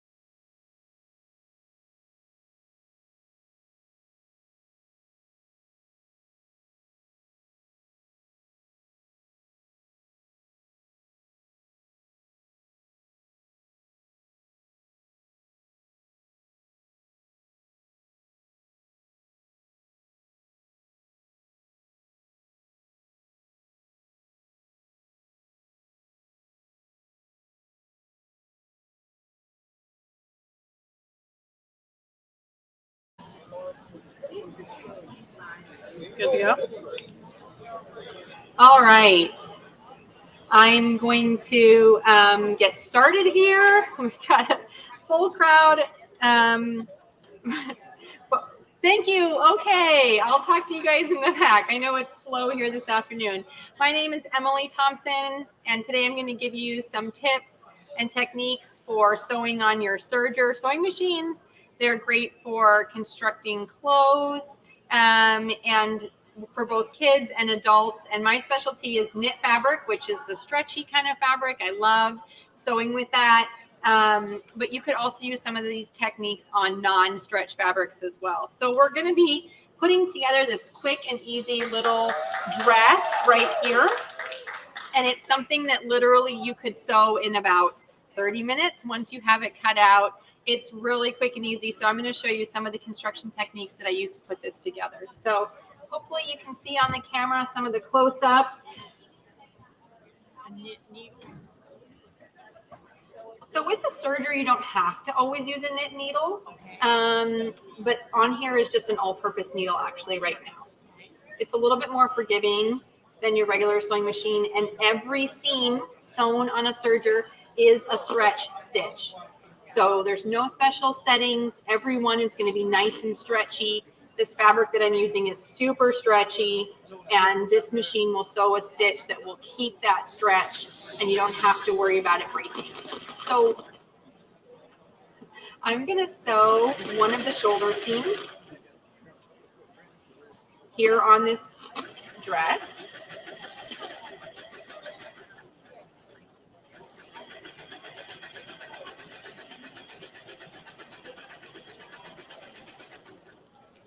And I just want to show you here, it's still super stretchy on that fabric, so you're not worrying. Can you still hear me? Okay, good. You're not having to worry about those seams popping or anything like that. Now, the next part of the construction that we're going to do is the neckband. And this is a really simple dress. The sleeves are included in the top piece. It's just 2 pieces on the top and the skirt.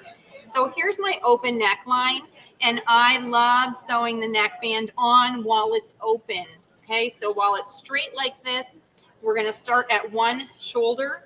We're going to sew that neckband on. It's so quick and easy, and the Serger allows for great stretch over your head, no problem. So I've cut a strip of fabric.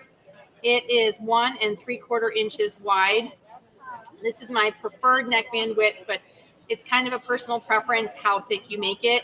Fold it with the wrong sides together, and then we're going to line it up on the edge of that shoulder. Now, while you're sewing, you want to keep the shirt, sorry, the presser foot there. You want to keep the shirt flat, but what we are going to do is we're going to try and stretch the neckband just slightly. So usually if you were measuring and cutting a neckband and sewing it in a circle, the math is that you would cut your neckband 80 to 90% of the length of that neck opening. And you are welcome to do that math and cut your neckband exactly the right size.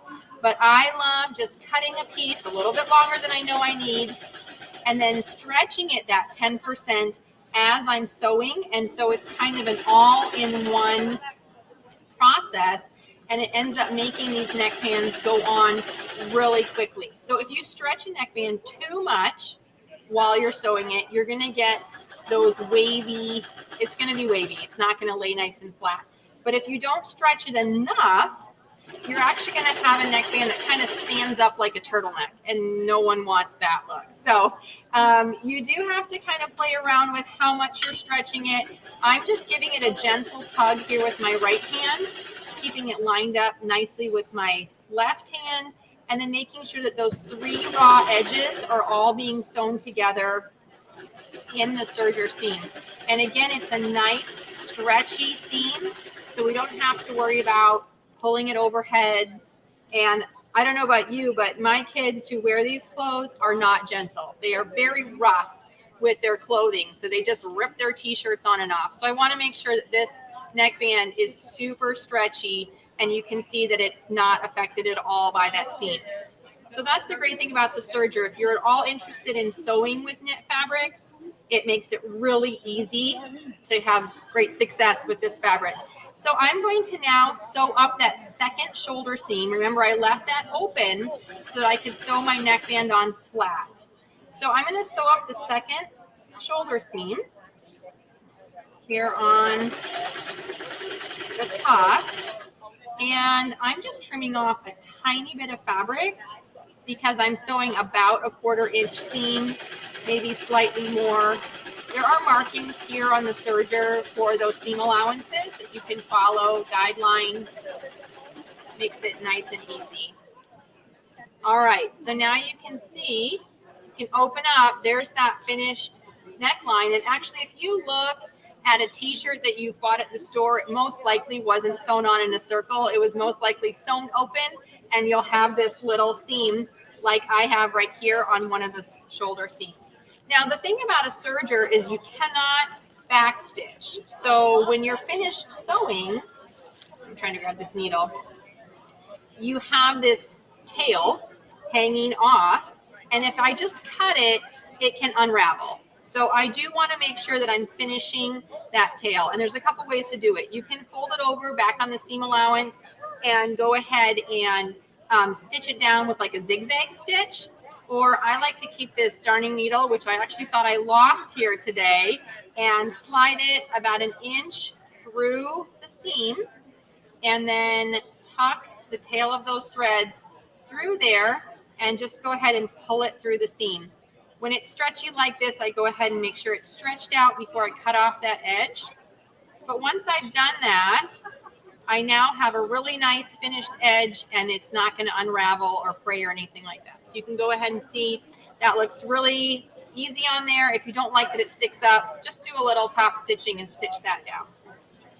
All right, so now I'm going to demonstrate that the serger can also do a rolled hem, which is a nice thin little hem. And if you've looked in, especially for kids, recently in any stores, this technique has actually come back into fashion, and it's one that my mom used to sew on my clothes many, many years ago. But it's called, I call it a lettuce hem, where the edge is all sort of ravelly and stretched out. So it kind of goes against normal sewing where you don't want to stretch out your fabric. But it looks so cute on these knit shirts. So I'm going to go ahead and finish this sleeve using that technique. I've got this machine. These are essentially the same machine, but this one is set up to do that rolled hem, and that involves removing a needle and changing some of the settings. So I just, for the sake of time, went ahead and set up 2 machines rather than doing that conversion on this one. But both can do everything that I'm doing here. It just takes a little more time. All right, so we're going to go ahead and sew on the edge, and this sews right on the very edge of the fabric. And once it's begun to get under the needle, then we're going to go ahead and start stretching out the fabric. Again, this might feel really foreign for some of you who have tried not to stretch out your fabric when you're sewing, but by reaching and pulling on both the back and the front, I'm stretching out the fabric as I sew, which is going to give us that really fun edge and that finish on the sleeve. So I've done this on the bottoms of shirts, on sleeves. It would be cute on the bottom of this dress. I didn't do it on the bottom of this dress, but it would also be cute there. The one up front, I did just hem those sleeves, but I thought it would be fun to show this as well. So you do want to make sure, you can see I'm trimming off about 1/4 inch. When you're doing the lettuce hem, it's a rolled hem and it's right on the very edge. So do make sure you're trimming a bit of the fabric as you go so that your needle has something to stick into. If you're too close to the edge, you might end up sewing off the fabric and then not having the hem that you want. Okay, so you can see here, I don't know which camera's on, but you've got that nice edge along there, and that's really cute when you put it together, how it looks there on the sleeve. Okay, so that's simple. Doesn't take much to get your machine to do that as well, but a little bit more than I have time for right now. All right, so now we're at the place in our little top where we're going to be sewing the side seams, and I will sew this second sleeve when I'm back at the table. I just wanted to show you on one. So I'm sewing up the side seams so that I can put the skirt on and put this cute little dress together. So again, we're going to just sew up the side seams of this dress. The sleeves are built in, so it's just a little curved side seam here.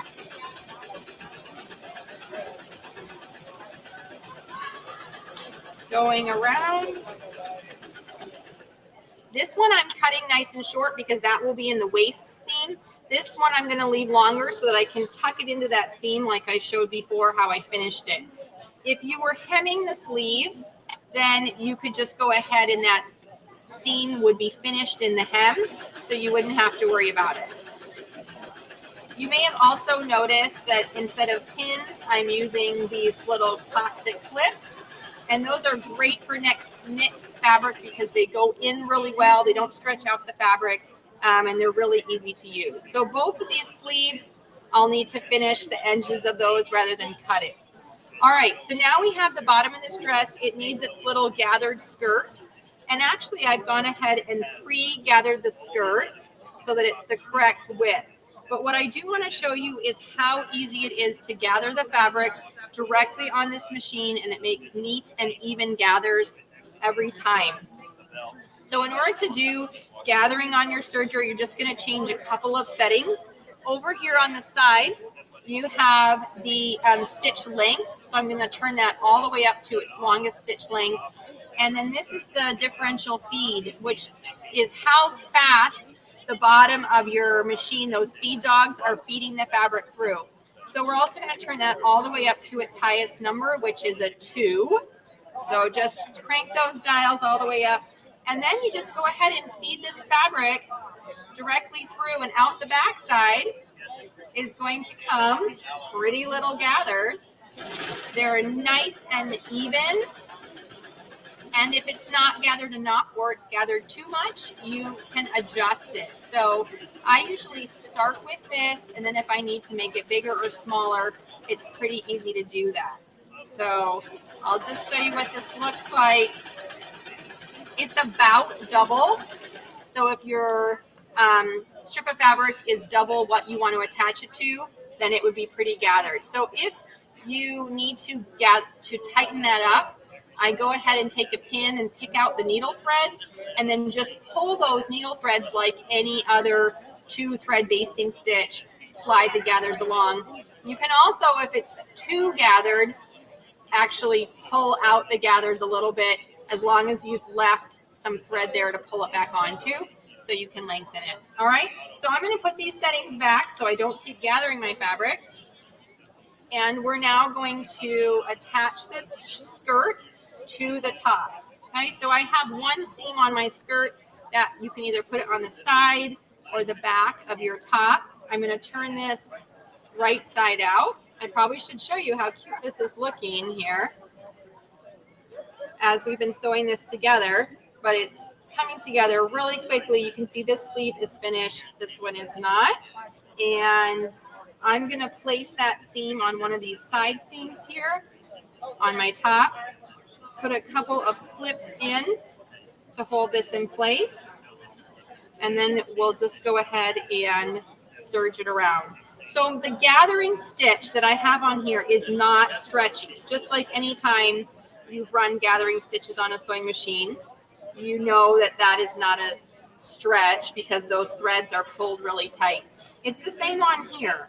So after I've put this waistband on, or the waist together, then the new stitch on here, because it's not gathering, that will be stretchy. And so if you're still having trouble with this seam feeling too tight, you can actually just go ahead and pick out any gathering stitches that remain.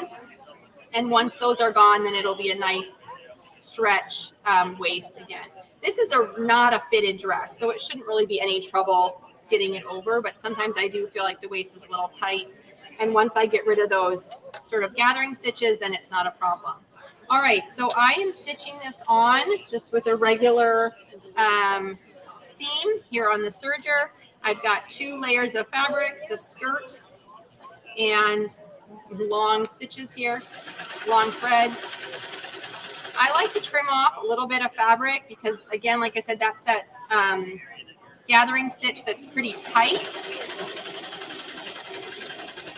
So I want to trim that off so I don't have, it saves me time later having to pick it out if I cut it off now with the blade. So that's another advantage of the serger, is it's cutting off that extra seam allowance. So I have a nice clean seam. Sewing those 2 layers of fabric together. I like to sew with the gathering side, the gather side of the fabric up. It just helps me to make sure everything is laying nicely. And especially if I have really thick gathers, I feel like it's just easier to make sure they lay flat. Now, if you're gathering tulle or a really thin fabric, I've also done more gathering, so it's really gathered by tightening up the needle tension when I'm gathering it through, and then you'll get really great gathers, especially if it's super thin fabric. So this knit fabric, I didn't want it. I just want a small gather. We're not looking for anything huge in there, but that is another option. Yeah. Machine. All right. So we're almost back around, and then you guys are going to see how cute this finished product looks. Like I said, I will finish that other sleeve over at the desk. So if you want to check it out over there, you can. But for the sake of time here, we have to keep going.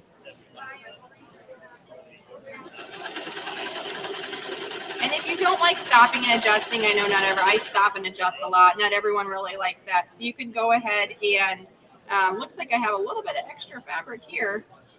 Didn't measure exactly around. You could go ahead and put a lot more clips in, and then you just would be able to sew without the stopping and adjusting as much as I am.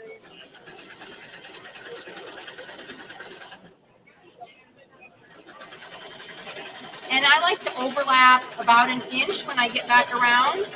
And then if I do that full overlap, I do not have to finish off my serger tail. I can just go ahead and clip it right off. All right, so now we can go ahead and turn it right side out.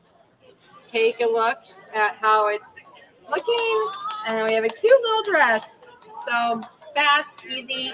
But these same gathering, neckband, finishing techniques could be applied to really anything more complicated that you are making, especially if you're using knit fabric. So let me know if you have any questions, and I'll be here for the rest of the day. Thank you.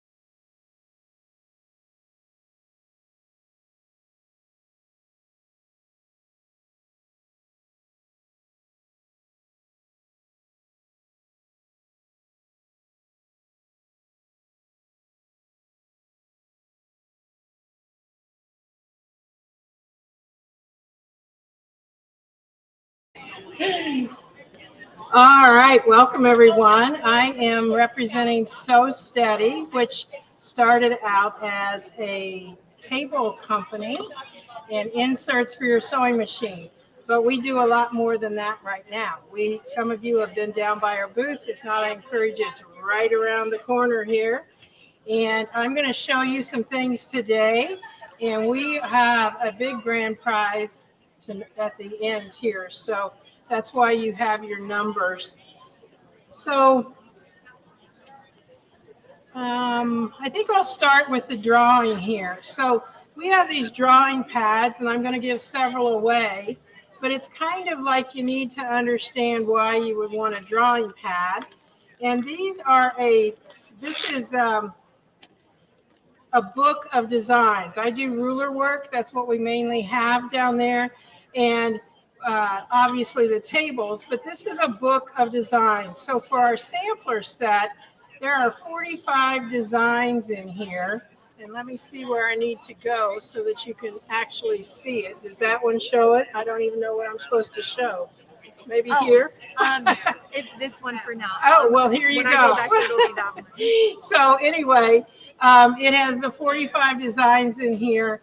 And this is going to be one of the giveaways. This is what I recommend. Do any of you do ruler work quilting? Okay. This is what I recommend as your first book. This is kind of like your first piano book. We all had the same one, most likely. But this is one of the first items that I'm going to be giving away. And so since I forgot to bring down my thing to pull out the numbers, we will just do it this way. So who in here has a featherweight machine? Anybody? Oh, that's not going to help me because there's a lot of you. How many have 2 or more? See, they don't want to admit it. Did you see them back there going, do I say yes or no? Who has 3 or more? Nobody? You have 3 or more. Well, I'm going to get another one of these books for the other person, so you can one of you can take this one. There's 2 ladies that had their hands up. The other one can stop by the booth and I'll get you one. So if I was going to be doing my own designs, and if you do ruler work, you are going to find that this is a template that is not the easiest to get because it comes in the new beginner sets. And if you've had that for a while, you won't be able to get this one unless you are with an exclusive retailer.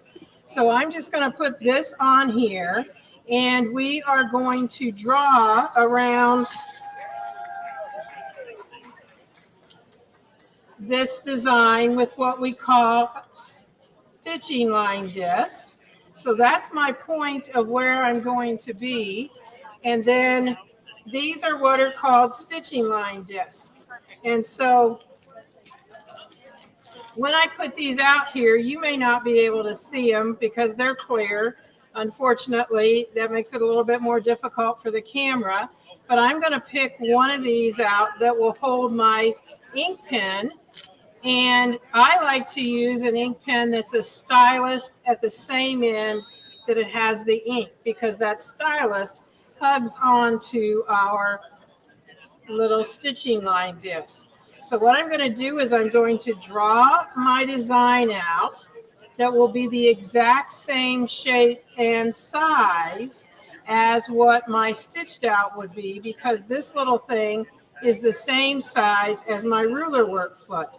So we're just going to show you what this design will look like by just drawing this out.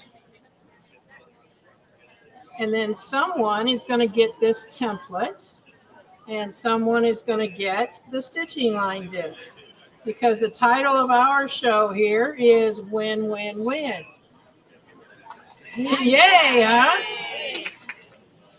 All right, so there would be 4 times the design. And then you're going to be able to do the other 8. Now I can do it this direction, or I could turn my template around. I'm going to leave it this direction so that you can see how the designs kind of start to become oh, I don't know what to say other than the fact that you're getting designs inside here that start to be really, really interesting also. And if you don't draw them out, you're not going to be able to see what that's going to be. So now that I've drawn all 8, see what I get there in the center?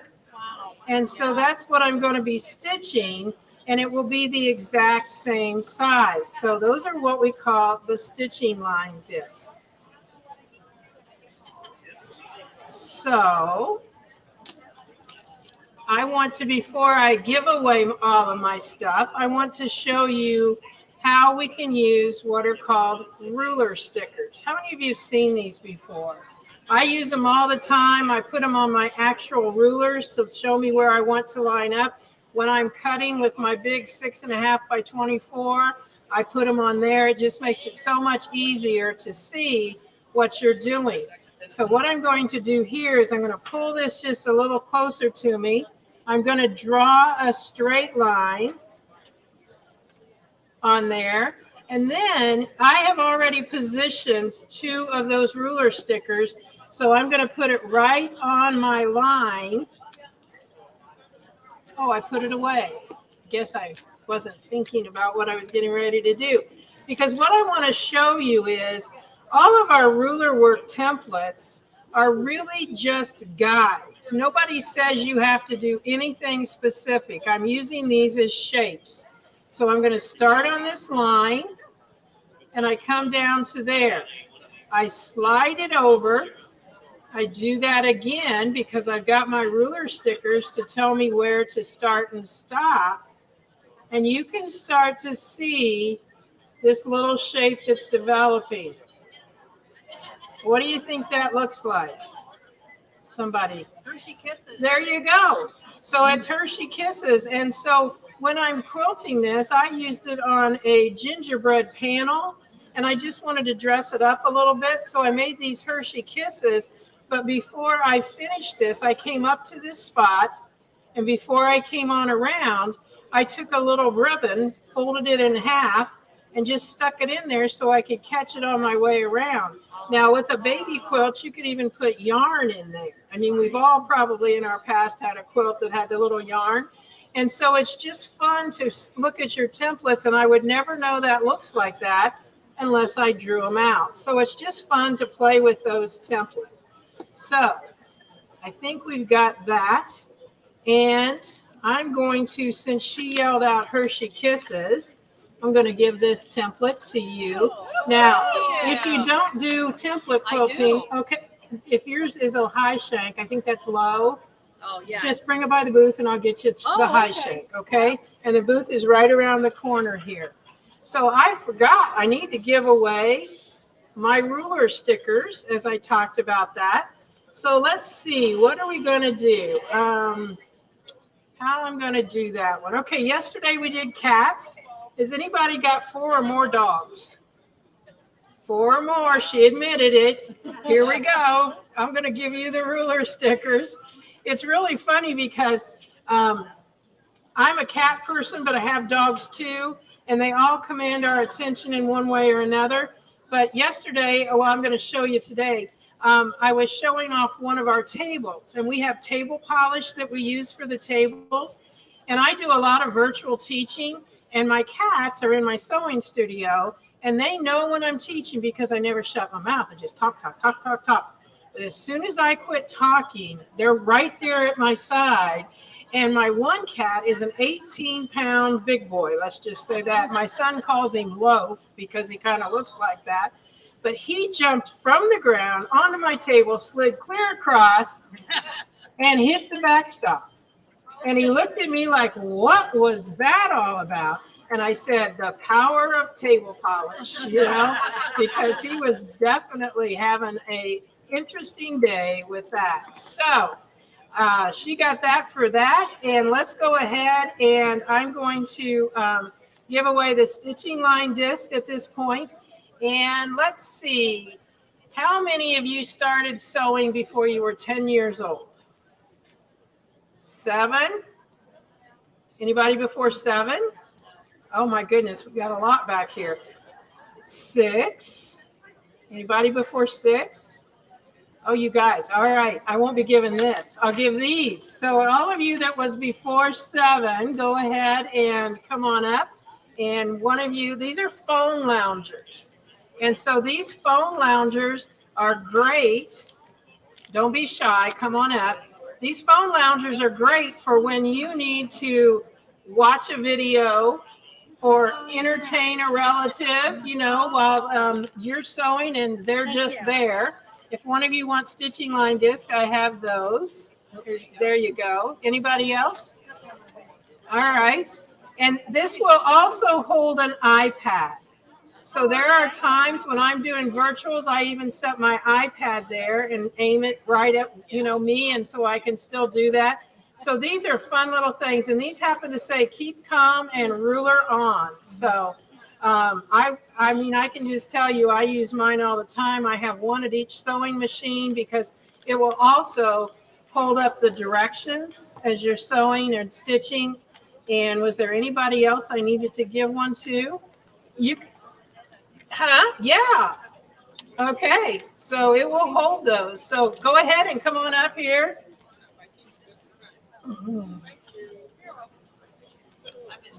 That's fine. Thank you. All right. Let's see for stitching line disc.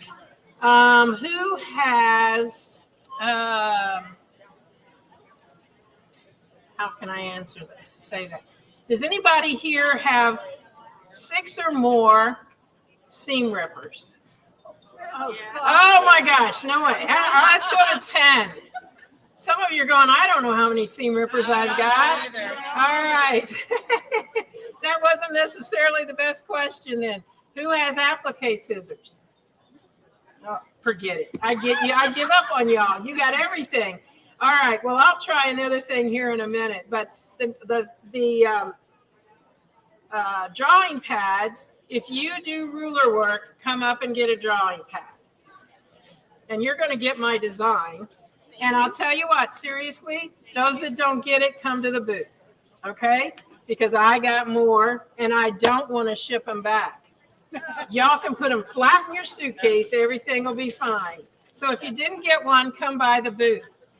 Now, last but not least, I want to show you one of our table packages. This is one of the what we call large tables.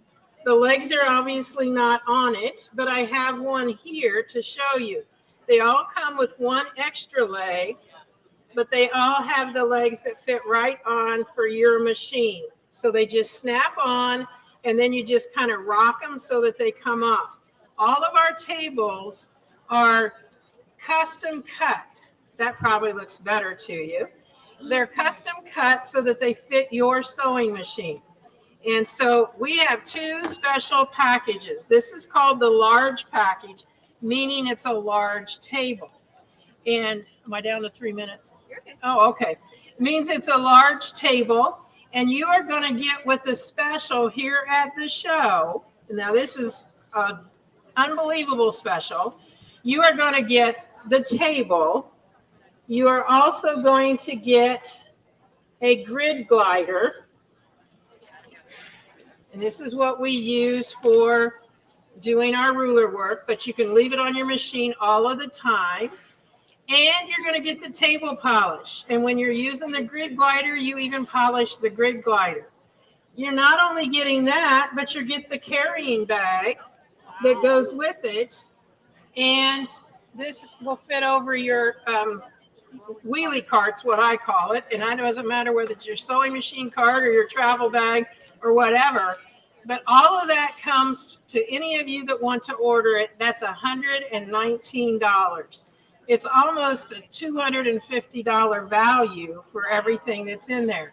Now, if you do a lot of different things that take more space than this, we have what is called the wish table.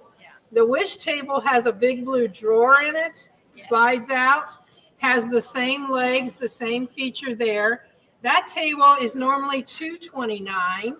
It is for the show $199. But wait, there's more. Okay? If you spend just $10 more, $209, You will get the case that fits that. You'll get 2 of our suspension arms that hold your quilt weight so that you can work. That's normally $59.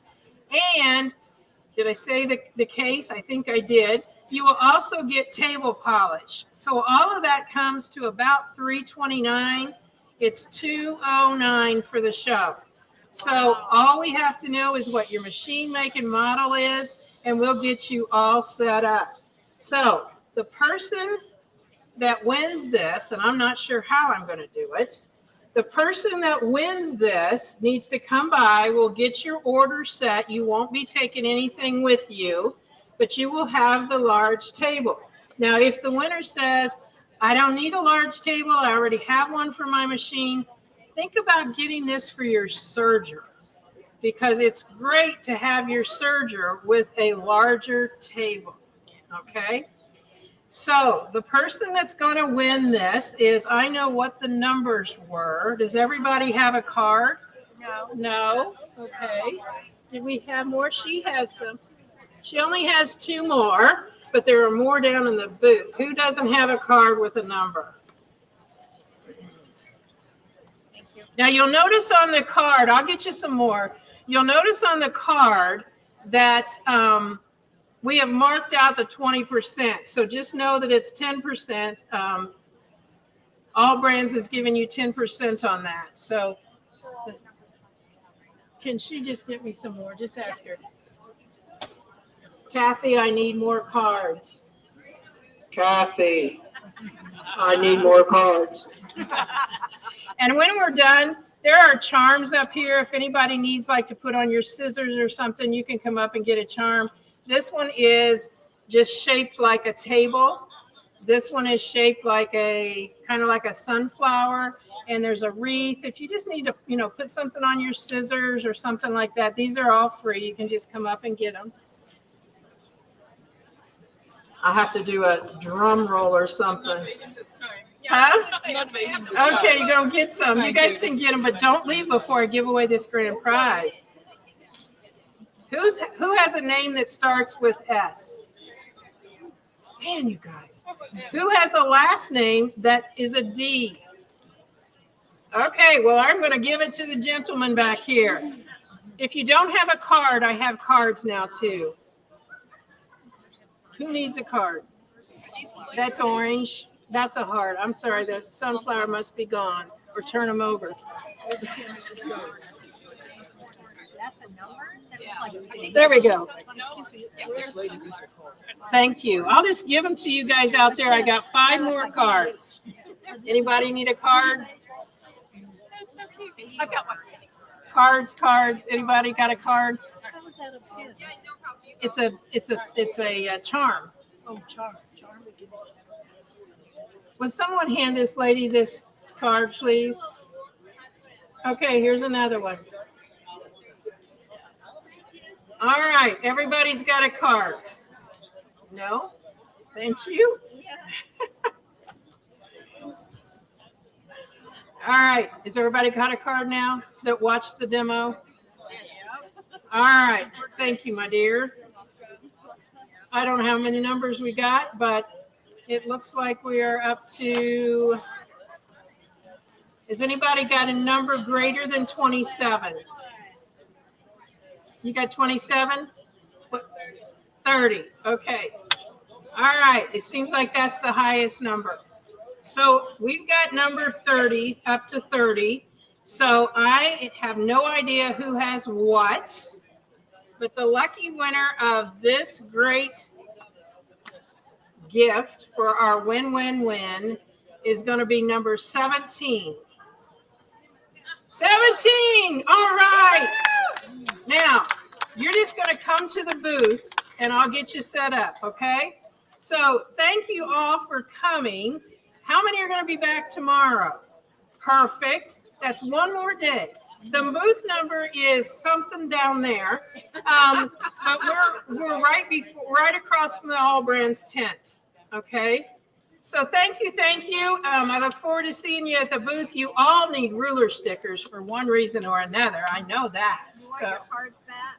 nope. You can pitch those cards. Those are the charms.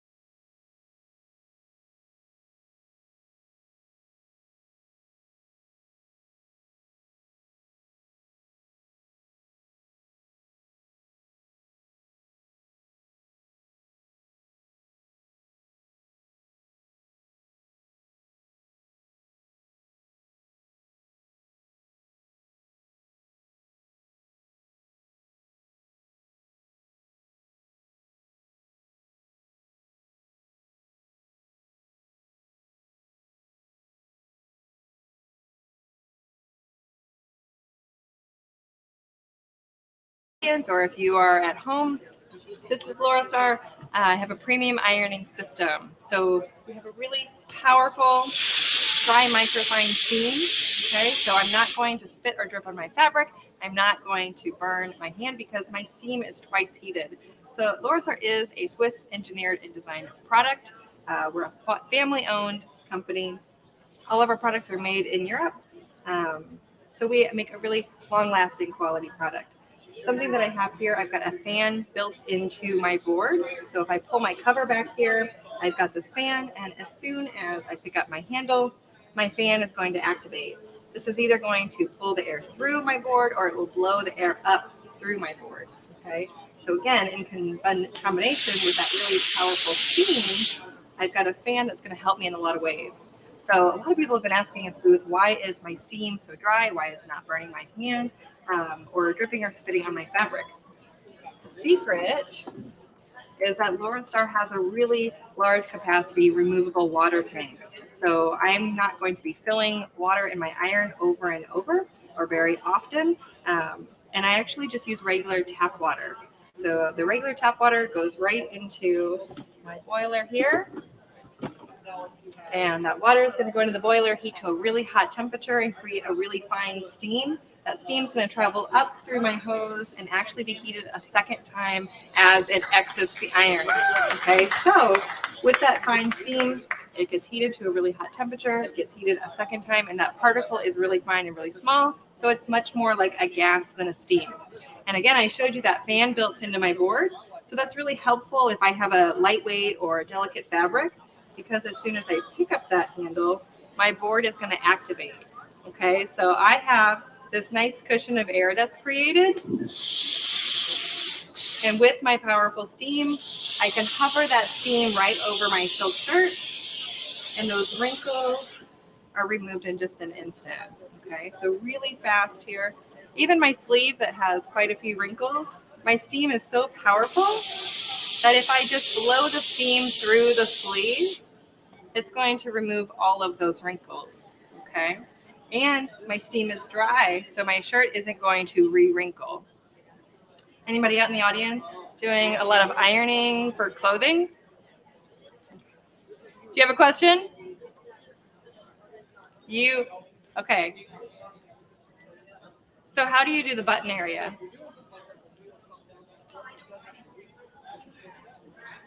Okay, so we have somebody in the audience who irons airplane fabric. Okay, I can't hear you, but I want to talk to you more in my Laura Star booth, or if you come a little closer, we can talk more. But the button area is usually a little bit difficult to iron because you usually have to iron in between all of the buttons. But I can change the direction on my Laura Star board, and that fan is going to pull the fabric down and suction it to my board. So even with the silk shirt, I can take my powerful steam and I can press on the back of those buttons, and that button area is totally smooth and totally flat. Okay, so that really powerful steam does a really great job on delicate fabrics like silk, but it also does a fantastic job on a cotton shirt, right? Cotton is one of our more absorbent fabrics. So if any of the steam is going to be kind of absorbed or held into that cotton, it's going to be this one. So again, that fan can change by direction just on the handle here. And so I've got that cushion to help me not create more wrinkles. So I'm going to over exaggerate this a little bit because cotton is the more absorbent fabric, right? But even with that much steam, my wrinkles are removed and pressed from my cotton garment, but my fabric is dry. So even as that powerful steam is in my shirt, it's dry and it's not going to re-wrinkle, okay? So I don't have to use the same trick for a cotton shirt because most people who are ironing those cotton shirts, they want that crease, that crisp edge in their garment, okay? So again, I can change the direction of my fan. I can iron and press the sleeve here. I actually get a really nice, crisp press. So that seam is going to stand up on itself and just show you exactly how strong that is. So Laura Star is a really awesome product for garments, but if I was going to tell you I ironed my clothing all the time at home, I'd be lying to you because I really use this system primarily for quilting. So let me show you a few reasons why I love my system for quilting.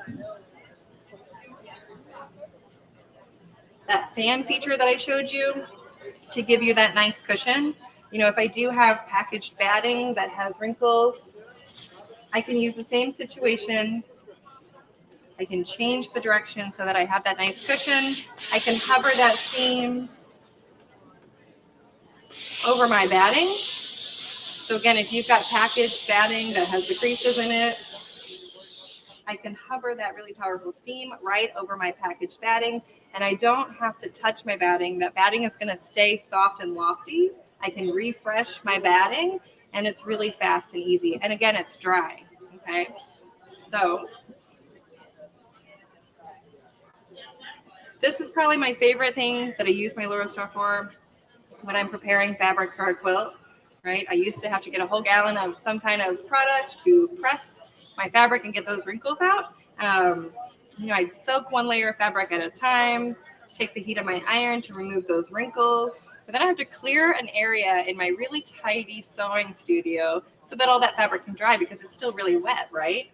But even with all of these wrinkles, even through multiple layers of fabric, again, I can change the direction of my Lurostar board again. That powerful seam is going to cut through multiple layers of fabric. I'm not using any kind of spray or fabric stiffener here. So even throughout multiple layers of fabric, my wrinkles are removed. But this goes a step further because that fan is pulling the air through the board and my fabric is dry. So this fabric is ready to use. It's ready to go to my cutting table. And even if I am repositioning my fabric, I can get through this really quickly. If my fabric is going to puddle or pool on the floor, it's dry. So it's not going to re-wrinkle in the same way. So this saves me a lot of time. Let's see. I've got a basket here behind me with different kinds of goodies. Let's see. So that was yardage, right? But most of us do have fat quarter bundles that have been sitting on our shelf for quite a few years. And when we untie that ribbon and are ready to kind of cut into it, those creases are really hard set in there. So this is where I'd probably be using those products to spray more. But even my hard pressed wrinkles, my steam is so powerful and I can really quickly get those wrinkles out. So how does that look? Wrinkles are removed in just seconds. No spray. I did one layer at a time. I could actually layer this and cut through multiple at a time. But if you come to the booth, I might have some fat quarters for you to try out yourself, and you can take some fabric home with you. All right. So I can't get through all of them and have all of your fun. But that saves me a ton of time to really get those wrinkles out so my fabric is flat and ready to cut for quilting. All right. So a lot of quilters actually won't use steam when they are pressing their blocks, right? Because that wet steam can shrink or distort your fabric. I have a really dry steam, right? So even if I am using my Lurostar and using my steam, I can get a really flat press really fast. So if I had a whole stack of quilt blocks here, I would be ironing that seam or pressing that seam, and I'd be flipping over every single block and also pressing the top. I might be using something called a tailor's clapper to really remove any moisture from that seam.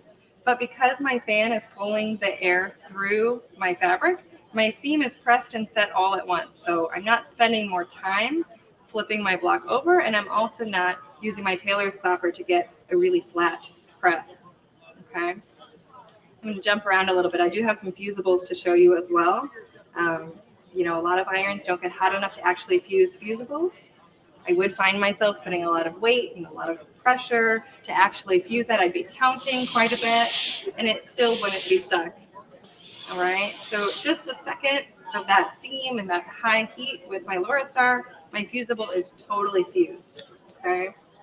If I am doing embroidery and I'm using different kinds of stabilizers that have fusible, I have no problem also. Do you use stabilizers or a really hot iron when you're doing embroidery? Absolutely. More things for quilters, because again, I think this has a ton of value for quilters. Because the board has that fan built in, it's actually going to help me hold my binding in place. So I can create a fold. I can pick up my iron. It's going to hold my fabric in place. I can create a really crisp press.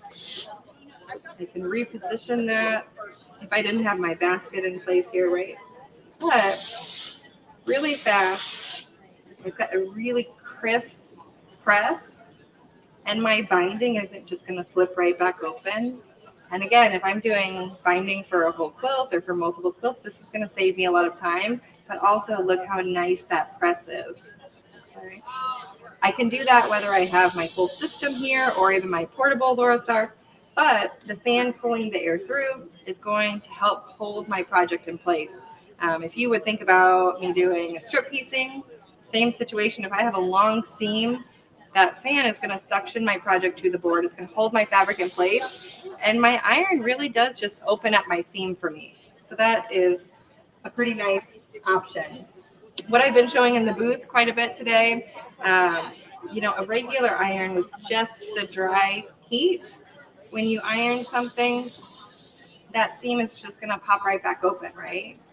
But if I use steam and I'm making a crease, I can take that right to my machine. Maybe that's a seam allowance for a garment, and I don't have to worry about doing too much pinning or too much clipping, because that really nice press is going to stay pressed for me. Okay. Let's see what else I have in here. Because Laurastar has a really fine steam, because I have a really hot temperature of my iron. So I don't have a temperature dial on my Smart U. I have one ideal temperature. So it's going to stay really hot, and it's going to work on most fabrics. Okay, but I'm also going to always ensure that my steam is going to stay really fine and really dry because of that really hot temperature. If I reduce the temperature, I don't guarantee that that steam is going to stay fine, so I might have some water drops or spinning or dripping. And that is not what I want with my Laurastar. But I do have an option to reduce the temperature of my sole plate. All of our Laurastar come with a protective Teflon nonstick sole plate. So I can snap this right on to my iron, and my steam is going to stay really fine and dry, but the sole plate temperature is going to drop by 100 degrees. So if I have a screen printed t-shirt, I know some of you out there are probably making t-shirt quilts, and those t-shirt quilts all have different types of printing, right? We've got the puffy printing and the printing that kind of crackles. We've got the vinyl. Whew, that is a whole nother element, right? But because I've got my protective sole plate, I don't have to worry about melting any of that vinyl, and I can still use my steam. So I still have that powerful steam. I can iron that. Maybe I've got a fusible because I'm doing an interfacing on that t-shirt quilt. So I have no problem with the temperature of my plate, but I can still keep that steam really fine. Something else that I really like having that protective sole plate in is when I use vinyl, right? Because if I'm doing a zipper pouch that I need to turn inside out, usually vinyl is not very forgiving, right? It's hard to manipulate. And I really like making little glitter pouches for my nieces.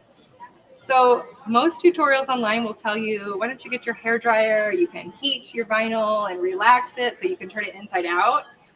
That's because no one is going to put their hot iron on vinyl, because it'll melt and it'll stick to their plate, and it's a big mess. And now you basically have an iron that's going in the trash, right? Or you have to figure out how to fix it and clean it, repair it.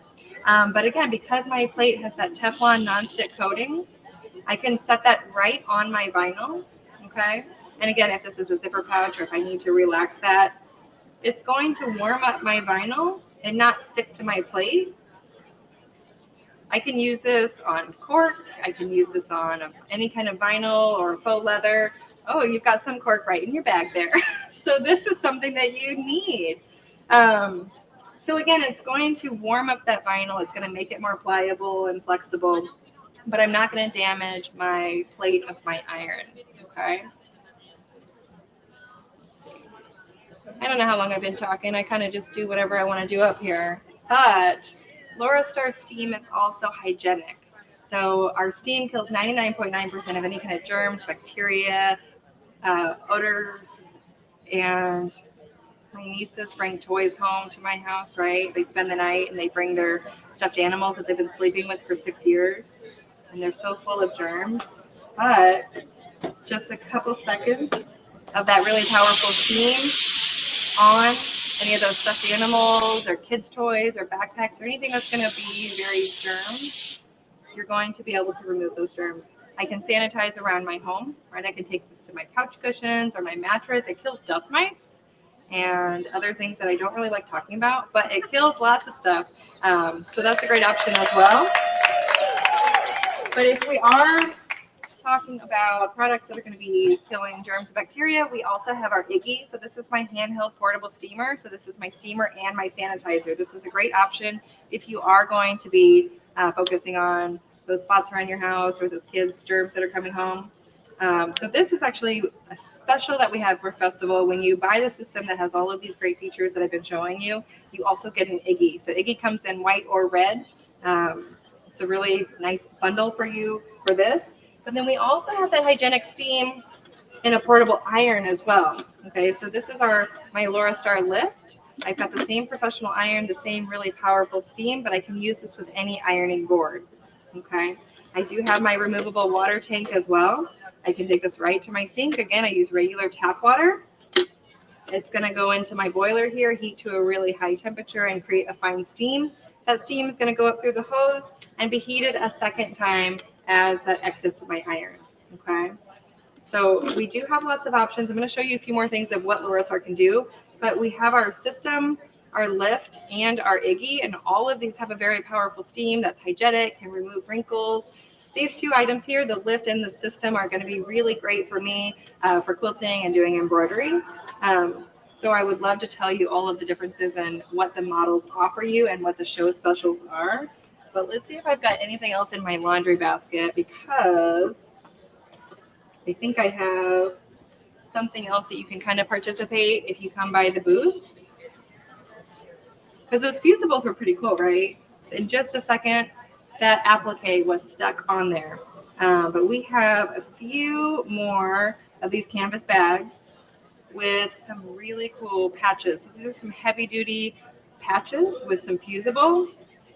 And if you'd like to try out the fusible, if you'd like to try out the iron to get wrinkles out, come by the booth and we'll be able to give you some of these kits. But I've got a pretty hard set wrinkle there through some thick canvas. So when I'm using my powerful steam, in just a moment, those wrinkles are gone, right? So that is really nice and easy. But again, as quick as it was for me to fuse my fusible applique, it's really fast for these patches as well. So with just a couple passes. Hey, Mickey. I love seeing everybody at festival. It's always like a big reunion every single year. Mickey says these are the best. And she's got some cork in her bag too. So that got stuck on there really quickly. And I'm going to put my red lift down here in the corner. So again, these are pretty fun to try out, that really powerful steam. So you can come by the booth. You can talk to me about all of the special deals that we have for festival. Get yourself some Laura Star swag, a nice bag. Do you have any questions? Is there anything that anybody wants to know about Laura Star? I can poke in here and see too. Oh, okay. This is fun. I'm probably like right in the middle of a camera here, so sorry if I'm destroying the camera angle. So this got someone's attention earlier. You know, I'm a quilter, so yes, I like nice equipment, right? And I like coming to these shows and showing off what new things we have to offer. But, you know, I also like making quilts, and if I'm at a show for a week and I get to iron and I get to do my own personal stuff, that's pretty cool. But look how flat the stack is. So again, I've got some things I prepped at home because I knew I'd be with my iron for a little bit, talking to wonderful people. Someone came by earlier and I was pressing these, and I do like my seams to press open because I don't know what I'm doing with these half square triangles yet, and I don't want any bulk. But, oh my came by earlier and she said, "What are you doing? Because I'm noticing you're not pressing the tops of your blocks, right? You're only doing the back, and they look really flat, right?" And that's what I told her. I said, I really have retired my tailor's clapper. I don't always use my wool pressing mat anymore because my steam isn't going to shrink or distort my fabric. It's going to give me a really flat press really quickly. And especially these pieces here were cut on my die cutter. And so the grain of my fabric, who knows what I did. And that's when you're really going to have most of the stretching and distortion. And these blocks are perfect. So maybe if you come by the booth, you can help me iron some of my blocks too. But my stack stays really flat. I'm saving a lot of time because I'm not flipping every single block over every single time. So I really love that. Right, I have a really flat press. Again, that steam is being pulled through the board, so I'm pressing and setting my seam all at once. But I also brought some quarter circles with me, right? Because this is where I really would have used my tailor's clapper to get a flat seam and a flat press. But even all that steam, I'm not having any shrinking or distortion. So I can get through a lot of these little piece quarter circles really quickly. And again, my steam is dry, so I'm not having any kind of distortion. So it's fun. You always let the steam out before. That's a great question. So I have a twice heated steam, okay? Because my water goes into my boiler and my steam travels up through my hose and gets heated a second time when I exit the iron. I haven't really let my iron be setting, but it's kind of a habit because if my steam settles in my iron, it'll turn back into condensation, right? So while my iron doesn't spit or drip, if it's sitting for a very long time, then I can have water on my board. So just as a habit, I just really quickly flush whatever's in my hose before I bring it to my project. And that way I ensure that I always have a really dry steam. But I'm glad you asked that question because, a lot of irons have a security feature where they'll automatically turn off. And that's great. It's nice and safe, but it's kind of annoying, right? So Laurastar has that. It will turn off after 10 minutes of inactivity, but I can also leave it on all the time. Okay, so there's an always on mode as well. And so especially when I'm at home and my iron is on all day long, that's when I can have that condensation build up. And so just a quick, easy flush is going to ensure that condensation is out of my hose and my steam is always going to be fine and dry. Yeah. So are you ready to take one home? It's really easy here at Festival because we don't have anything to send home with you. Everything gets shipped directly to your home. So if you are traveling, or if you're here from somewhere else, or if you already have a very full car or lots of friends in your car with you, all of this can be shipped to your house for free shipping, and that's part of our festival special pricing. So come by and see us at the booth. Come by and get a swag bag and test out that fusible and those patches. And Kristen and I would love to tell you more about how great Laurastar is. Okay. So thanks for tuning in. And again, we're at Houston Festival and we've been here all week. Tomorrow is the last day for show special pricing here at the show. So come by and see us if this is something that would change your sewing. Okay. All right. This is the Smart U. So this is my top of the line Smart U system. We do have a range of systems. We have a Smart I, a Smart U, and our Smart 1980. But this one here has all of my top of the line features with the Smart U. Yep.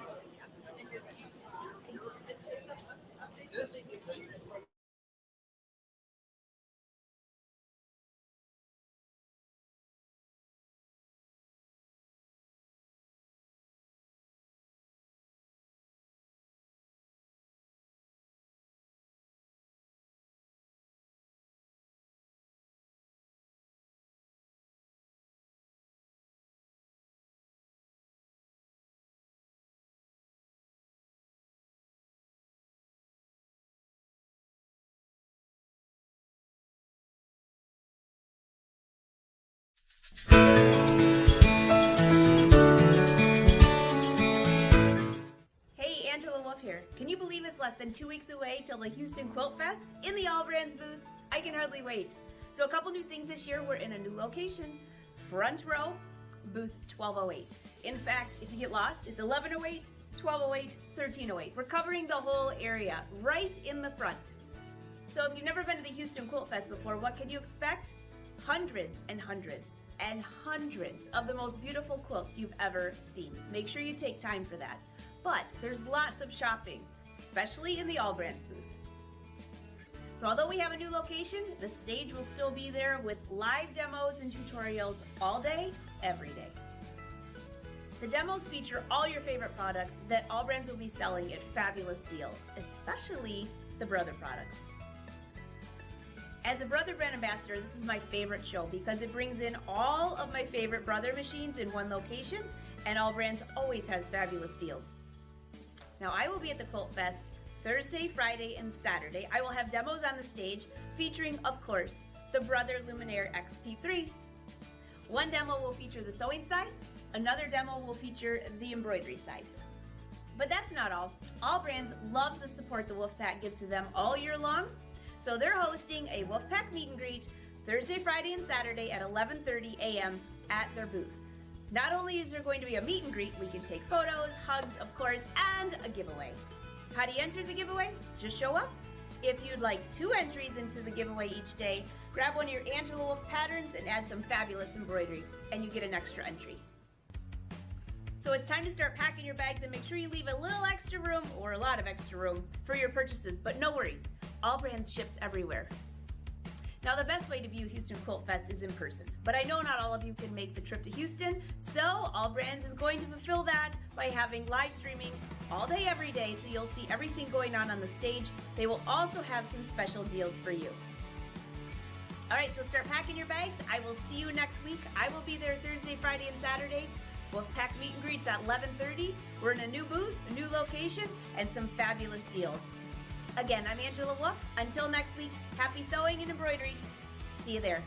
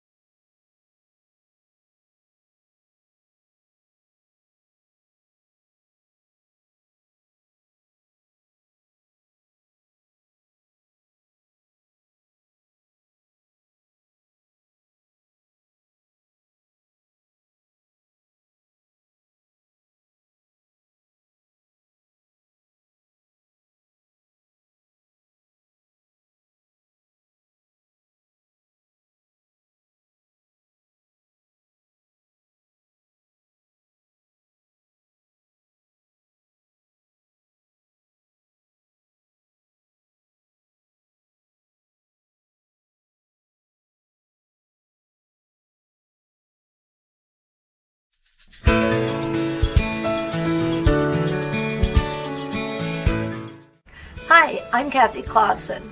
I am a promoted instructor for Westerly, Rulers, and Sew Steady. And on November 3rd through November 6th, I'm going to be in Houston at the Houston Quilt Convention. I want to get a chance to meet you. I want to thank AllBrands for inviting me. You can find me in the AllBrands booth. And I will be doing some demonstrations and we can have some fun. So I hope to meet you in Houston, November 3rd through November 6th. See you there.